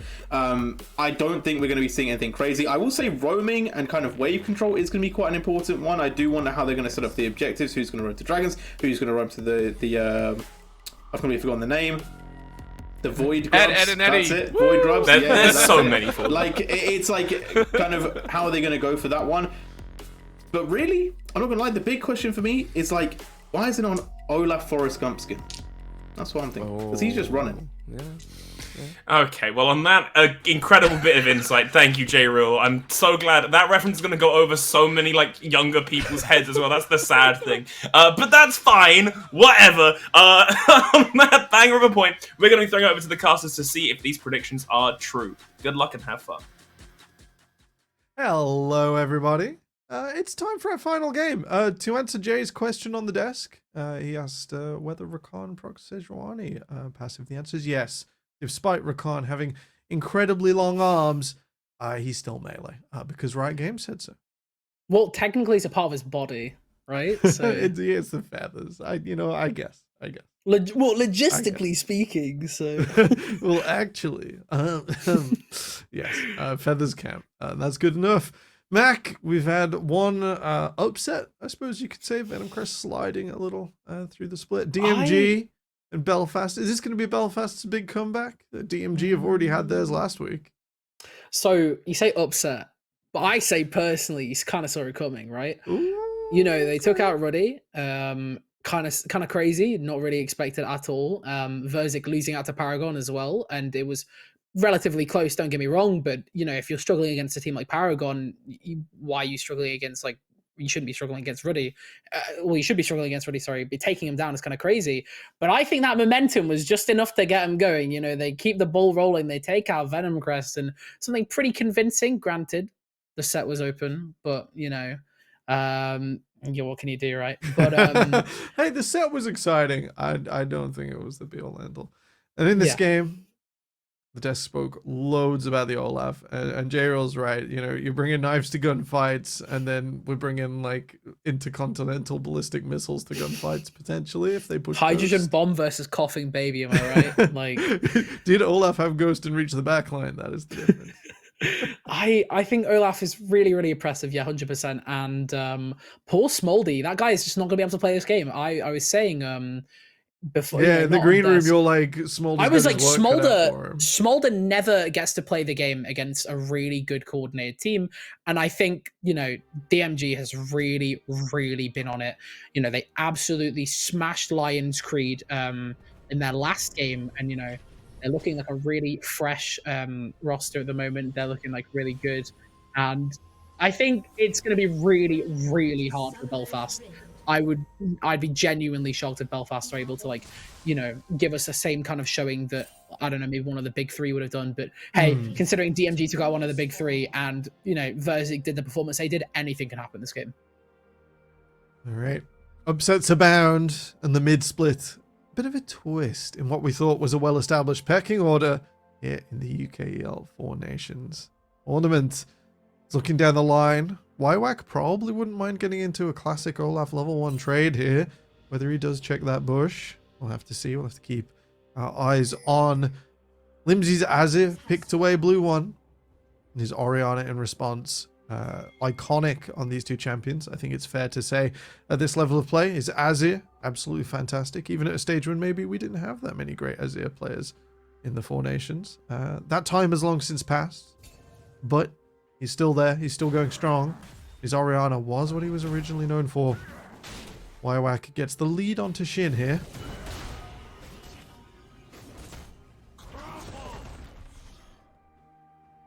I think I take that trade. Do you take that trade, Mac? Oh, yeah, sorry. Really, really, really silly, goofy trade coming through that. Really, really strong. And we are just seeing how strong Olaf is on level 1. These axes, incredibly, incredibly powerful. I think K'Sante can do very, very little about that in a trade like that. And it's just going to get... I think it's just a sign of what's more to come, right? Yeah. Like, I know the Doran's ring star is strong, folks. Like, I've mathed it out. But just seeing Shy get tickled there, just a little bit much maybe at level 1.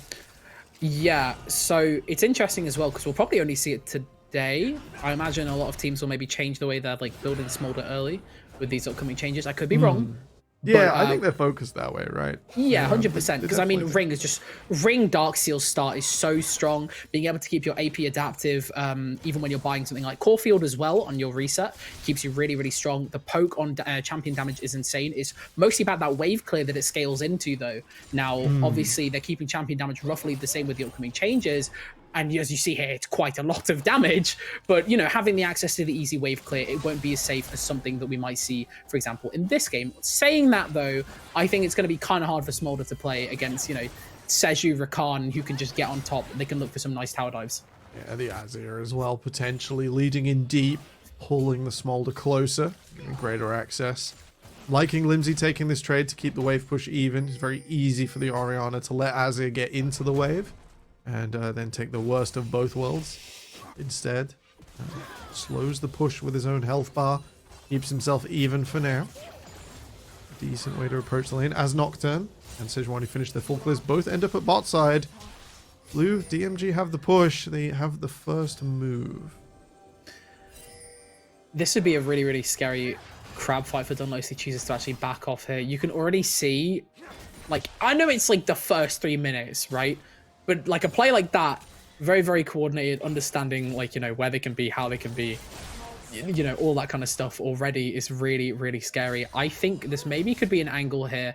The side of GMG chooses not to burn that flash onto that Q, knowing that Dunlosy is still around. Granted, I don't know if Nocturne could follow that up. Might just be a flash for a flash on there on the Orianna, but...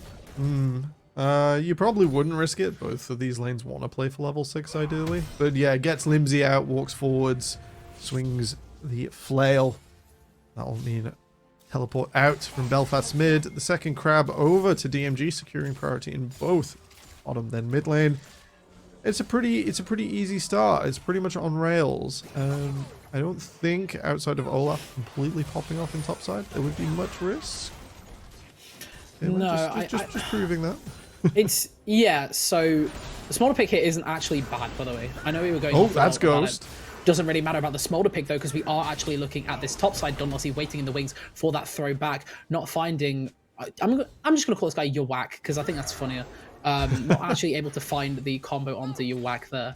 But yeah, we're already seeing, like, if that was a 6 Olaf, by the way, that Cassante unfortunately is just a very, very dead man. Yeah, I think not a bad idea to get the ghosts out ahead of time. Shin will burn his teleport getting back in, but unless he gets that wave home, Biowak will be ahead here. With the priority, DMG's jungler will get through at the start of the grubs. We'll expect him to do all of them here. Should go completely uncontested. Nocturne still does take a while to get going. Yeah, 100%. I mean, we are probably just going to see the whole, you know, you take grubs, you get first strike, kind of like theorem coming through. I think it'd be very, very silly for Belfast not to look for that angle. Although Dunlossy is obviously going to be wanting to like farm up and get to that 6th ASAP. That Nocturne needs to be online as soon as possible to help, you know, the mid laner. Obviously, you know, there's only so much you can do here, but realistically, the Nocturne needs to be 6 to do anything early because you're not really trading and skirmishing against the Sejuani. Yeah. So Nocturne doesn't have that early strength on board. I think Sej has it through stats and then the ability of her laners to come and combine together with the passive, Frostbite. It's a little bit bigger than what Nocturne's got going pre-6. The Ocean Drake started up nice and early. Priority here realized at coast to coast. Wow. Pure will walk back through mid. It's a lot. It's a lot, that's right? Rough. I think that's really, really rough for Belfast to be dropping first strike there. Yeah. We spoke last game about how like the trade is very crucial around that 5-6 minute mark, but to just pick up both. That's crazy. Absolutely brutal. I think it's going to be really, really hard. Speaking of really, really hard, they are actually going to be able to jump out of that engage onto the Rel. Once again, proving just, you know, it's kind of a safe-ish lane, but they can still put some decent damage down from the bot side. Smolder won't just be 100ing to 0 soon. Saying that, though, double mage item Sheen has been picked up, and I've seen what a level 6 Smolder can do if you land everything on an ADC. You saying he's got to get his mom involved, huh? Is that how it goes? Yeah, listen, I'm telling my teacher, I'm telling my mum, she's gonna come get you. Yeah, can't be mean to me. I think a lot more League players would if it was that much of a high-speed nuke when you place it behind you and let it lead in a little bit faster. If my mum was a high-speed nuke, I would pull that trigger every time. Although, you know what? Anyways, it doesn't matter. Sejuani is looking onto the Rel, buffers that really, really nicely with a W over the wall. Sejuani ult is popped, not available. I think that's worth for Belfast. That's a worth trade, for sure. Sejuani does have a bit of a cooldown on that ult, thanks Jankos and your multiple years of being forced to play this champion in competitive. Has had it nerfed into the ground. Still great, but a long time between cooldowns there. Oh, not quite catching the Azir here. A really, really nice backstep. Actually baiting the Nocturne into thinking he gets hit by the ult, actually is able to throw them back into that tower with the Emperor's Divide. And you know what they say, the first one gets flashed, the second one is a kill, right? It's brutal for Dunlozy. Your big level 6 play on the Nocturne, the pressure on, and he's still being pushed out of his own jungle. And red buff is up, by the way, so you know they can just walk. We can just see Dongshu walk straight to red buff and just take that. Yeah, that's great timing, great presence. I believe he'll have matched that with his own. Mom being called, we aren't going to see anything dramatic happen there. Yeah, Mikey's summoner spells. Shy forced away. And Mom's the word. But like you said, the second one's always the catch. Oh, speaking of catches, I mean, what's coming up next? We've now got Grubbies up once again. Void Grubs the second. Yeah. 3 for Dongju and Pure around that mid lane in the first set. We'll have to see if they repeat it at this stage. You know, he might just drop his own red buff and probably want to sort of go down and back up again after this recall. We'll see if there's just enough time. It will be pretty tight. And we also want to see the Sejuani help the Azir acquire priority as they did previously, especially while Shockdown Shock down, Shockwave, and Shurima Shuffle are down. This is a dive angle, 100%. Dunlossie, we aren't going to see the Paranoia come through yet. Although it doesn't really matter. We can just see the Rel Q go a little bit wide there. The CC coming through. They aren't going to have the ultimate tankiness available quite yet. Saying that, though, we are going to see the flash forward from Limsey. First Blood coming down onto Orianna. A little bit more poke coming through from the Smolder. I'm actually surprised they were able to make that work. The Rel Q going a little bit wide there worried me at first, but being able to convert onto that ADC, get them off of that wave too, so important for Belfast. It's massive, and I thought Pure was going to maybe try and convert, especially with Limsey without ultimate. He did walk pretty much all the way down to Tribush there, just short of. Without the numbers, advantage DMG call off the play. And Belfast just a little shrewd. Just there at the right place, the right time.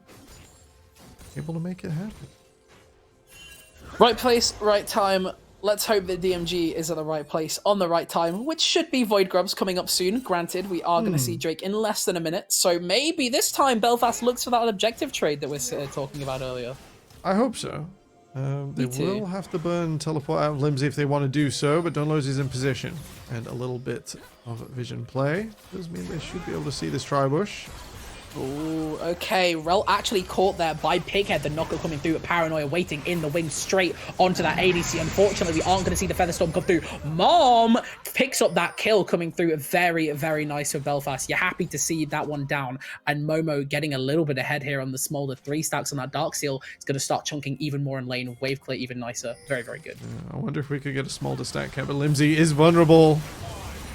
We are going to see that shuffle come through. As I said, I'm prophetic. It's just a well-known League of Legends fact. Interesting ult there coming through from Limsey. No, it's good. The He cleared the wave. He cleared the wave. Oh, it clears the wave. I'm very silly goofy. I didn't see that. My apologies. This lets Dunlosey come in and threaten an extra angle. Smoldy. Thank you. That's 72 stacks from Mr. Smoldy. So he's getting first buff soon. I can't remember the first. Smoldy. Show him what you got. Come on, he's out of it. Numbers disadvantage. That was a bit bold. There's no Paranoia. Nocturne will not come. He got 2 stacks. Screeching it over the top. Yo, what? He got 2 stacks. The value's huge. Unfortunately, the value of objectives is really, really bad, though. That is 6 Void Grubs and 2 Drakes already for DMG. Really, really scary. And with Hex, Soul as well. Hex Gates to play for. A team with this good rotations coming through. Really, really scary for Belfast. Yeah, Azir double dipping on this dragon. Such a great opportunity with the attack speed, the cooldown, being able to apply the lightning at long range. Very dangerous combination. If we're looking across the map now, the Hex Gates have opened. The Void Grubs are gone in 2 minutes. 14 minutes on the clock. We will be having the Rift Herald and the dropping of plates. Not a huge amount of gold out across the map. Little bit for Pure in mid. But otherwise, just 1 plate here, 1 plate there. If we're thinking about how the scaling of this game is going to go, it's going to slow everything down a little bit further. The kill score is not as high as previous games. It's been setups and slow play, which is fine if you're not confident in just throwing a Sejuani in the deep end. The Sejuani has dropped camps and slowed her farm down. Should probably be on about 100 about now. But that bottom side was delayed to get the second grubs. With all of this in mind, even though DMG are at 1,000 gold, every objective in the game ahead, they're not going to be able to force this before a soul point. They don't need to, and they haven't got the excess lead required to just start hitting Belfast.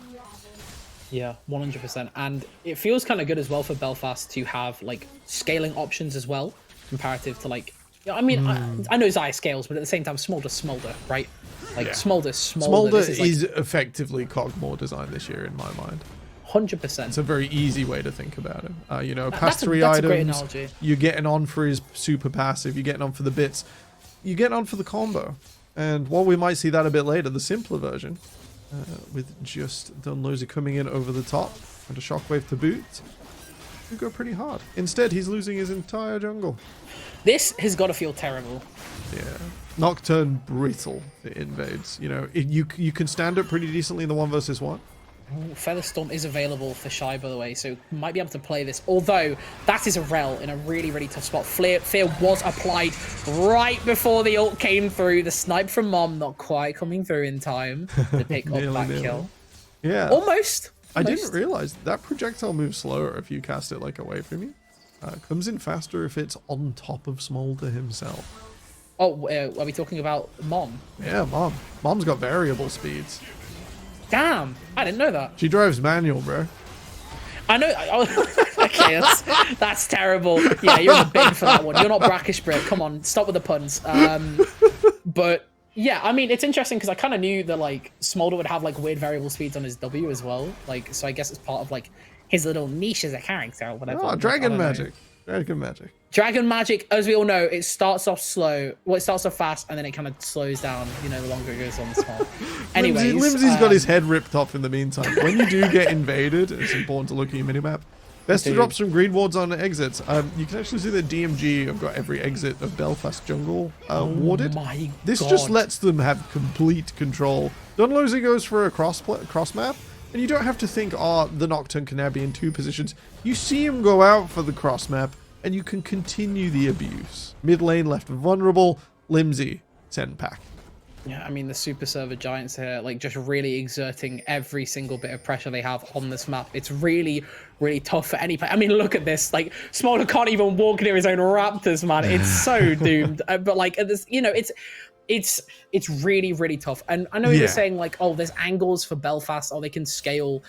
They are actually, this is really bad. They are getting squeezed out at like some of the worst angles, and there's so little Belfast can do about it in their current position. They can't really walk in safe to clears. I don't even think they know about half of these vision wards. They don't know about how good like the vision is around the map. Or saying this, Dunlosey has actually found the angle down on to I believe it's sorry, I can't read the question mark emojis. I think it's Pure.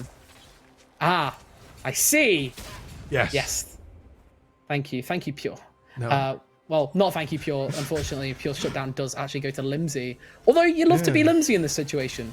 I think you're right in like a board game macro position where if we play this out turn-based now, very hard for Belfast. But they got that pick under the bot lane tier 2 by assigning themselves in a way DMG didn't expect. They had to drop more resources. And coming up to this dragon, this would be soul point on the board. This would be pressure for Belfast to start interacting before that Smolder is ready. Before we have a longer combo, before Shin is a bulwark enough in a team fight. Shin has just based and will be teleporting down. This will be contested. Ooh, really big angle here coming through from Pighead. Burns that ult, does not actually find anyone. Limsy is stuck between Pig and a hard place. The Smolder ult coming through. Mom might be able to save the day. We are going to see Rel really, really deep in enemy team as they're actually able to pick up this kill. Very, very nice. But it's in a weird spot because Santic dies forward, not able to find Shy. Just using that Featherstorm to dodge out. Limsy ticking lower and lower. Double kill picked up here for Pure, chunking them down under tower. Really, really hard to play the rest of this fight. I don't even think they can afford to keep this tower down. Maybe no, they can still chase for that, but they just back off and head for a Drake. It's really, really rough. They are getting squeezed at all angles here. Credit to Belfast. They played that fight long. They bought time. We're not at the stage where the Smolder and Orianna over the top are enough contingency. What can I even say there? Pure just falls. His team is saying that we are going to see like maybe a response here coming through from the top side. As their Kaiser not unfortunately, you know, he's not unfortunately able to like save his teammate. But you can trade really nice into support. A little bit of gold in the pocket. Has 1 kill but a 200 gold shutdown, so that should just tell you how much gold they are ahead in this situation. Yeah, difficult position. And it's those little extensions, it's the little asterisks on the end of a fight that Belfast clearly going for. Paranoia wasn't available for the main fight, so it wasn't truly everything up and available. But a difficult position that Belfast couldn't play out of. They got a little bit of revenge on the backside. DMG saw it coming this time. I think they're going to be looking for responses to exit plays. Smolder, the main sort of team fight objective. But Dunlosey and Limsy have found little pieces. The Nocturne is 202. He's starting to become a bit of a threat. And while junglers in the current era, not massive side lane threats, this Nocturne can probably run at Shy, Mikey, the bot laner for DMG, and Pure if he gets much stronger as his damage spaced out with a Nash's Tooth. While he does have that magic pen, in a war 1v1 might not be enough. Shin. Oh my goodness, not quite able to dodge away there from the I'm not sure what happened on my screen there, but we are going to see him go all out. I don't think that's going to be enough to pick up a kill as they're slowly chunking away the soldiers, ticking down that damage, playing at a nice safe range. Pure not even really taking any amount of damage. The Crypt Bloom heal will come through in the meantime. Dunlosey is looking down here on the Pig in the bot side. Sejuani, you know, happy to just walk out of that one, just not have enough damage here. I think Belfast set up as if the Azir was still going to come bottom lane. Yeah, I think that's... Yeah. Without the teleport, you're going to get Legendary Azir. You're going to get Y-Whack down here in the bottom lane. He's not someone we can just Paranoia Shockwave on top of and kill instantly. Rift Herald will come down in mid. This will help DMG smash through that next tower. Would like to see someone mount it. It does do significantly less damage without. It'll be the Azir as they charge forwards. Chunks down that tower, just getting Shelly's initial charge. A huge wave coming through. Paranoia diving directly on to that ADC, taking him out. Not even an angle here for the Featherstorm, but we are going to see an attempt here from Pure to try and clean up. 2 kills taken through for Belfast, and you're more than happy about a trade like that. They know the Shreema shuffle was missing from topside.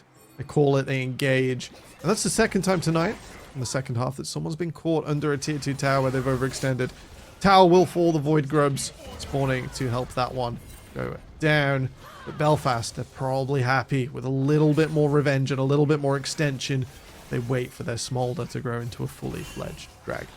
Unfortunately, we are just seeing once again Dunlucy is squeezed of resources. Look at the farm differential, and a lot of this farm as well isn't even just going on Sejuani, so it's probably even greater. Like really, really hard to play into this game. Unfortunately, right now Dunlucy is a Paranoia bot, and having a lot of value here from Profane Hydra as well means that they do have, like, you know, a decent amount of burst damage. Has some follow up from Smolder, who can play very high range. Same with Orianna. You know, the ball delivery combo is really, really nice, but you know, it's got to feel a bit rough. Yeah, I do like the Shojin nice and early. I know it's the Smolder tech. Will be a future nerf in for him. Ranged champions currently on live get the full bonus. There is no melee range split. It's just the melee for everyone. I thought there was. There is in the tooltip. Oh, thank you. Very, very nice. Although saying that, I think Youmuu's Ghostblade currently shows ranged champion value instead of the actual number. So, you know, it's okay. I didn't need to know how much bonus move speed I was getting anyways. Just move. True. I should have just thought of that. Many people have said this. I mean, look at the, by the way, anyways, back to the game. Look at the Olaf side split here. Like, it's nice. Shin's getting to the keeping them there, where he's just going to start falling down in 1v1s, and we need to see sort of the wave clear into motion in the team fight, where the K'Sante can really excel. The Baron fight would do it. Teleport, a difficult proposition here for the K'Sante. Now, DMG starts up this Baron. All-Seeing Pit does give Belfast some angles into the fight. However, don't think they've sussed out that they're maybe not on it. A little bit preemptive there from Pure, looking for that fight. A nice catch play, waited but snuffed out by Belfast. I'll be cautious. This turret, he's doing so much work, by the way. Yeah, it keeps you trapped, keeps you pinned. Especially with those new extended walls around mid lane. Feels harder to get back out into the map. DMG here. Before continuing the Baron, they're going to try and force a little further into this bot side, secure this tower. Put Belfast under even greater pressure as their mid wave is choked. Pighead looking for the engage. And you see even just steps forward just a little bit here, and their Quartet has to burn that flash. And the meanwhile, we are seeing Olaf take that top turret. So many reasons being burnt. The Smolder ult, Mom coming down, Paranoid, waiting for the right angle. 1 HP, Crippling Heal is going to keep Shy barely alive as it pushes them away. But my goodness, the all-out angle takes him all the way through that wall because of the Azir ult. Does shuffle out, actually keeps his team relatively safe because of the ult. But I cannot believe that DMG can walk away like that and stay alive. That was 1-for-1. It's incredibly tense. Both of these teams pushed right to their limits. Shin almost looked like he had the revenge playthrough there. Ultimates missing from every single member bar the Olaf. Right now, he's got to be that difference. He has Ghost, he has R. Belfast have started. Can he find the Smolder? Oh, that angle's so real, but you can't run in 1v5 here. Unfortunately, no T means that Olaf is a little bit gate-kept. DMG, they're almost here. Oh, the angle is real. The flash is burnt. Smolder out of position. Just found from downtown, and they are going to continue chasing this fight. The Ghost has been popped. We are going to see Thor enter Ragnarok here. Unfortunately, you know, just it runs him down. What can he do here? You can't do anything against his move speed. It's difficult. It's so difficult. And once Belfast were broken off of the objective, still standing that dragon right now, they were unable to kite away successfully. That's Olaf's comfort zone, where the champion is his strongest. You know, a broken backline that he can run through Coordination gone. Ultimates used in the previous fight, only just refreshed on our screens now. Belfast, they take, I think that's maybe the biggest loss so far. Just off so many kills on the exit. Once the Baron goes down, 7,500 gold. DMG were ahead. Objectives, map position. They held off on the gold. They're not rushing. And at this stage, Belfast's brakes starting to slip. Oh, it's just so rough here. We spoke about how Belfast was still relatively in it, even with DMG's massive leads. Yeah. But we are seeing these massive leads now converting a little bit as we get into the mid to late, and it's getting really, really hard, even with scaling options on Belfast, to actually reasonably play out these fights, especially when DMG are living on hairs. I feel as soon as DMG trigger that crit bloom, trigger the run forwards, it's going to have so much of an easy playthrough to just continue running at Belfast's backline in an untenable position. Belfast have to start strong, and they have to start something.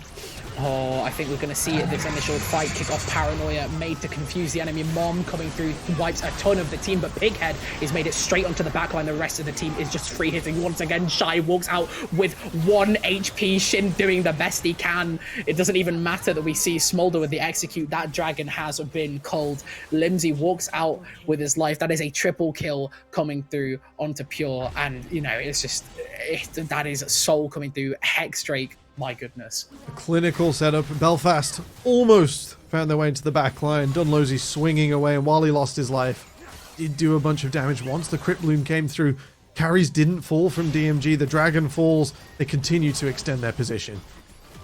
They should actually just be able to siege and at least get this turret.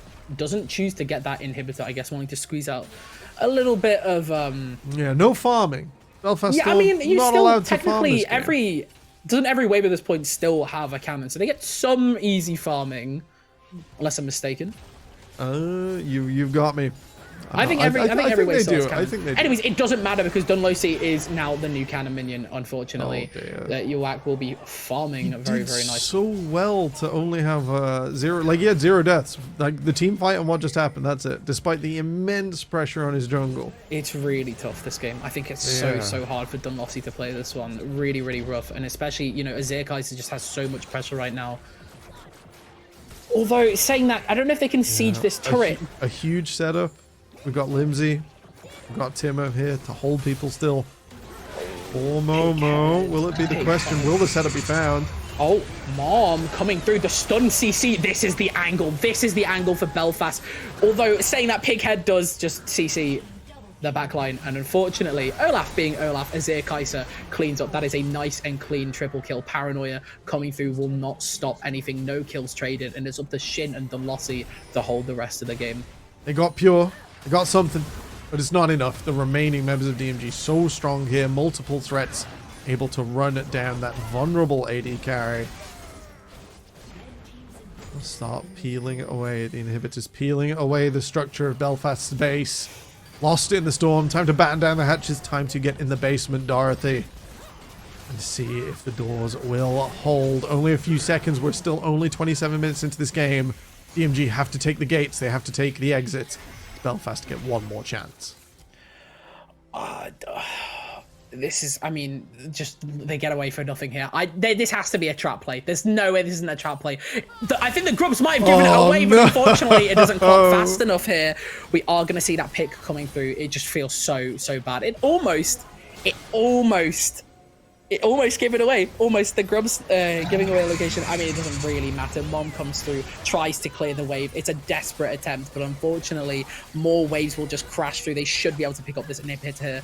DMG is looking to end this game on a 14k gold lead currently, and it's only going to keep getting worse the longer this game goes on. Granted, I can't imagine that going over the next 2 minutes. Paranoia popped and might look to clean the fight. Chooses to go onto that ADC, pops that Featherstorm. There's more to play for, although the shuffle, an amazing angle found, does wipe that backline. The damage dealers are now gone. There's only so much this Rel can do, and this should be a clean team wipe coming through from DMG. And an incredible takedown here. And it was really just so hard for Belfast Storm to play this one. The Storm peters out. DMG on their second half of the split on this revival run. Just absolutely smash it once again.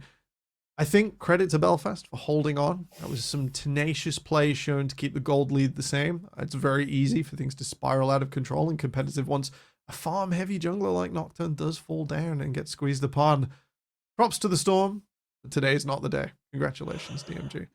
Oh, and it's really a brand new showing here from DMG, really just taking their momentum and running with it. They're looking to absolutely dominate the second half of this split. And, you know, this game, even if Belfast were able to hold on pretty well for a team, you know, of that relative like standing in the leaderboard, not something I would have expected, but I'm relatively surprised at, it still didn't feel that close. DMG were really, really strong this game. They had pretty much every objective take. It was really, really well executed. There was very few misplays.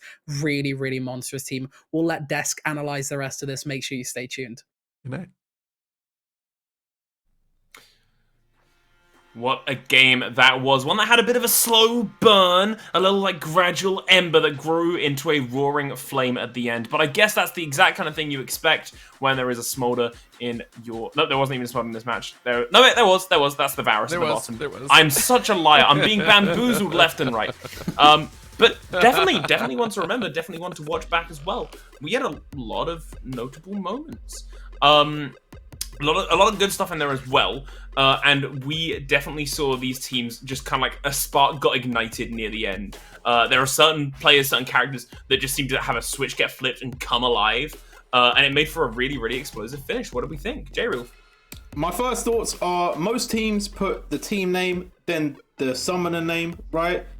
I feel like for the mid laner, they should have it name, then second name, then the name of the team, because they did pure damage, right? Azir was crazy, right? Unreal. Like we were talking about in the green room, there was like one fight where it looked like, actually, you know what? Belfast getting a bit of kills, getting a little bit of momentum. The Azir was still alive, and we were all like, okay, well, you got to kill, but you're still not killed exactly who you need to kill. And you look at the numbers, you look at the stats, you look how the game played out. Azir was the raid boss. If you didn't kill him down, it was just not, the game was still on. I mean, I'm happy to play off that point. We actually do have a clip later on in the game, about the 25-minute mark, that was one of these big moments. One of these kind of spotlights on Azir that's definitely worth mentioning. And in this green room, Orbital, we had a little conversation with you being like, Criploom's a joke item, right? Like, we see it happen, it exists, and for what? And then this team fight rolls around, and it looks like it's losing, and then we saw one, like, green pulse, and all of a sudden, they weren't dead anymore. I would like to point out, they're not losing. They're not losing. They just might have lost a member right there. That was it. Shy lived. It would have been what? It's a difference between all 5 living and 4 living, right? But I do agree. The Crypt Bloom was solid, and the reason that it could be built, we actually discussed this because mathematically, at least, you know, maybe it's an NA thing, but a lot of us have said mathematically, Crypt Bloom does not feel like a super efficient item. It has a lower base magic penetration, it has a lower amount of AP, but for cost, it's not bad, and you put it forth that it's one of those items, Daleks, that is if you're ahead, you can get value out of it. I gotta agree with you. The Azir was way too far ahead. Felt like it was crazy that you can literally build this item and still have massive efficiency. And not just that, it speaks to the power of these solo lanes for DMG. The reason it felt so overwhelming, not only was Pure doing so much work, but the Olaf in the top lane, there's a reason about midway through the game we saw a flip. It's literally because Olaf stopped sitting under bot lane tower and said, I'll join a fight for once. It's okay. I got a quick thing to add about the Crypt Bloom, right? Okay, it was from a cast that Dalax, you and Rev actually did the other day, right? It's quick maths, not necessarily good maths, right? They got the item fast, and it worked out. It may not be mathematically what works, but it seemed to go well here. Yeah, definitely options like that do happen. I do want to quickly draw attention to that Olaf that we were talking about. We do have a clip of it where they were so passive for such a long time. They were happy to split push top. They were happy to split push bottom. They were just going to sit there and smack minions. And then this was the first time properly that I think we saw art activate in a meaningful way. We're running it down towards 4 of them, and you go, okay, my turn to play the game. Bang, bang, rough, man. Gone. It's rough out here if you are someone that has a low health bar, because the thing is, Olaf just does not stop, right? Shockwave slows, he doesn't care, he just wants to die in a warrior's death, and the way that he does that is by killing you almost as fast as you can kill him, right? And it's a sentiment of you have to run away from that. There is no turning around. You saw the CC had departed, right? And then the people just starting to die. It's a sentiment of, we talked about how dangerous that champion can be, especially in the later stages. I agree. We didn't see it too much, but when we did, it did exactly what it had to. Yeah. Well, I think that pretty much rounds us out. I'm going to end this off the exact same way that I've wound off every single one of these kind of productions, because they're some of my favorite things, which is I personally like to ask, what have we, the casters, the hosts, the analysts, what have we learned from today? Me personally, it's keep your void mites in check. If you're sitting in a bush and people are coming close to you and you've been attacking a tower recently, keep your children close at hand, because they're going to run out and scare everyone. And you can't have them scaring anyone, can you? J-Real, this one's on you. Yeah, what have I learned today? Well, I've learned this once for IRL, which is don't let a middlecock cook, right? And, yes. And now we've got it on the draft as well. Who's letting middlecock cook? Like, someone clip this, send it to him. Don't let middlecock cook. But that's all I'm saying. I have watched that man slam Garen Jungle about 3 games in a row before. Who let him on the coach slot? Sorry. Anyway, Orbital, that's you. What I have learned is Crypt Bloom. UKEL has taught me that Crypt Bloom is a viable item. I am behind it now, maybe only 51%, but it is over the 50% mark. I am behind the Crypt Bloom builds now. Yes. Call him CBS, Crypt Bloom salesman and also American. You know, CBS, that's the new name also. Oh no. Hell, no. Yeah. But I believe that about does it for us. I'm sure these jokes are going to keep on going behind the scenes. So if we come back next week and we've got some really bad in-jokes about Crypt Bloom and revolvers, you know where they started. So thank you so much for coming on by, and we'll see you on Thursday for your next installment of 4 Nations by the UKEL. I will see you later.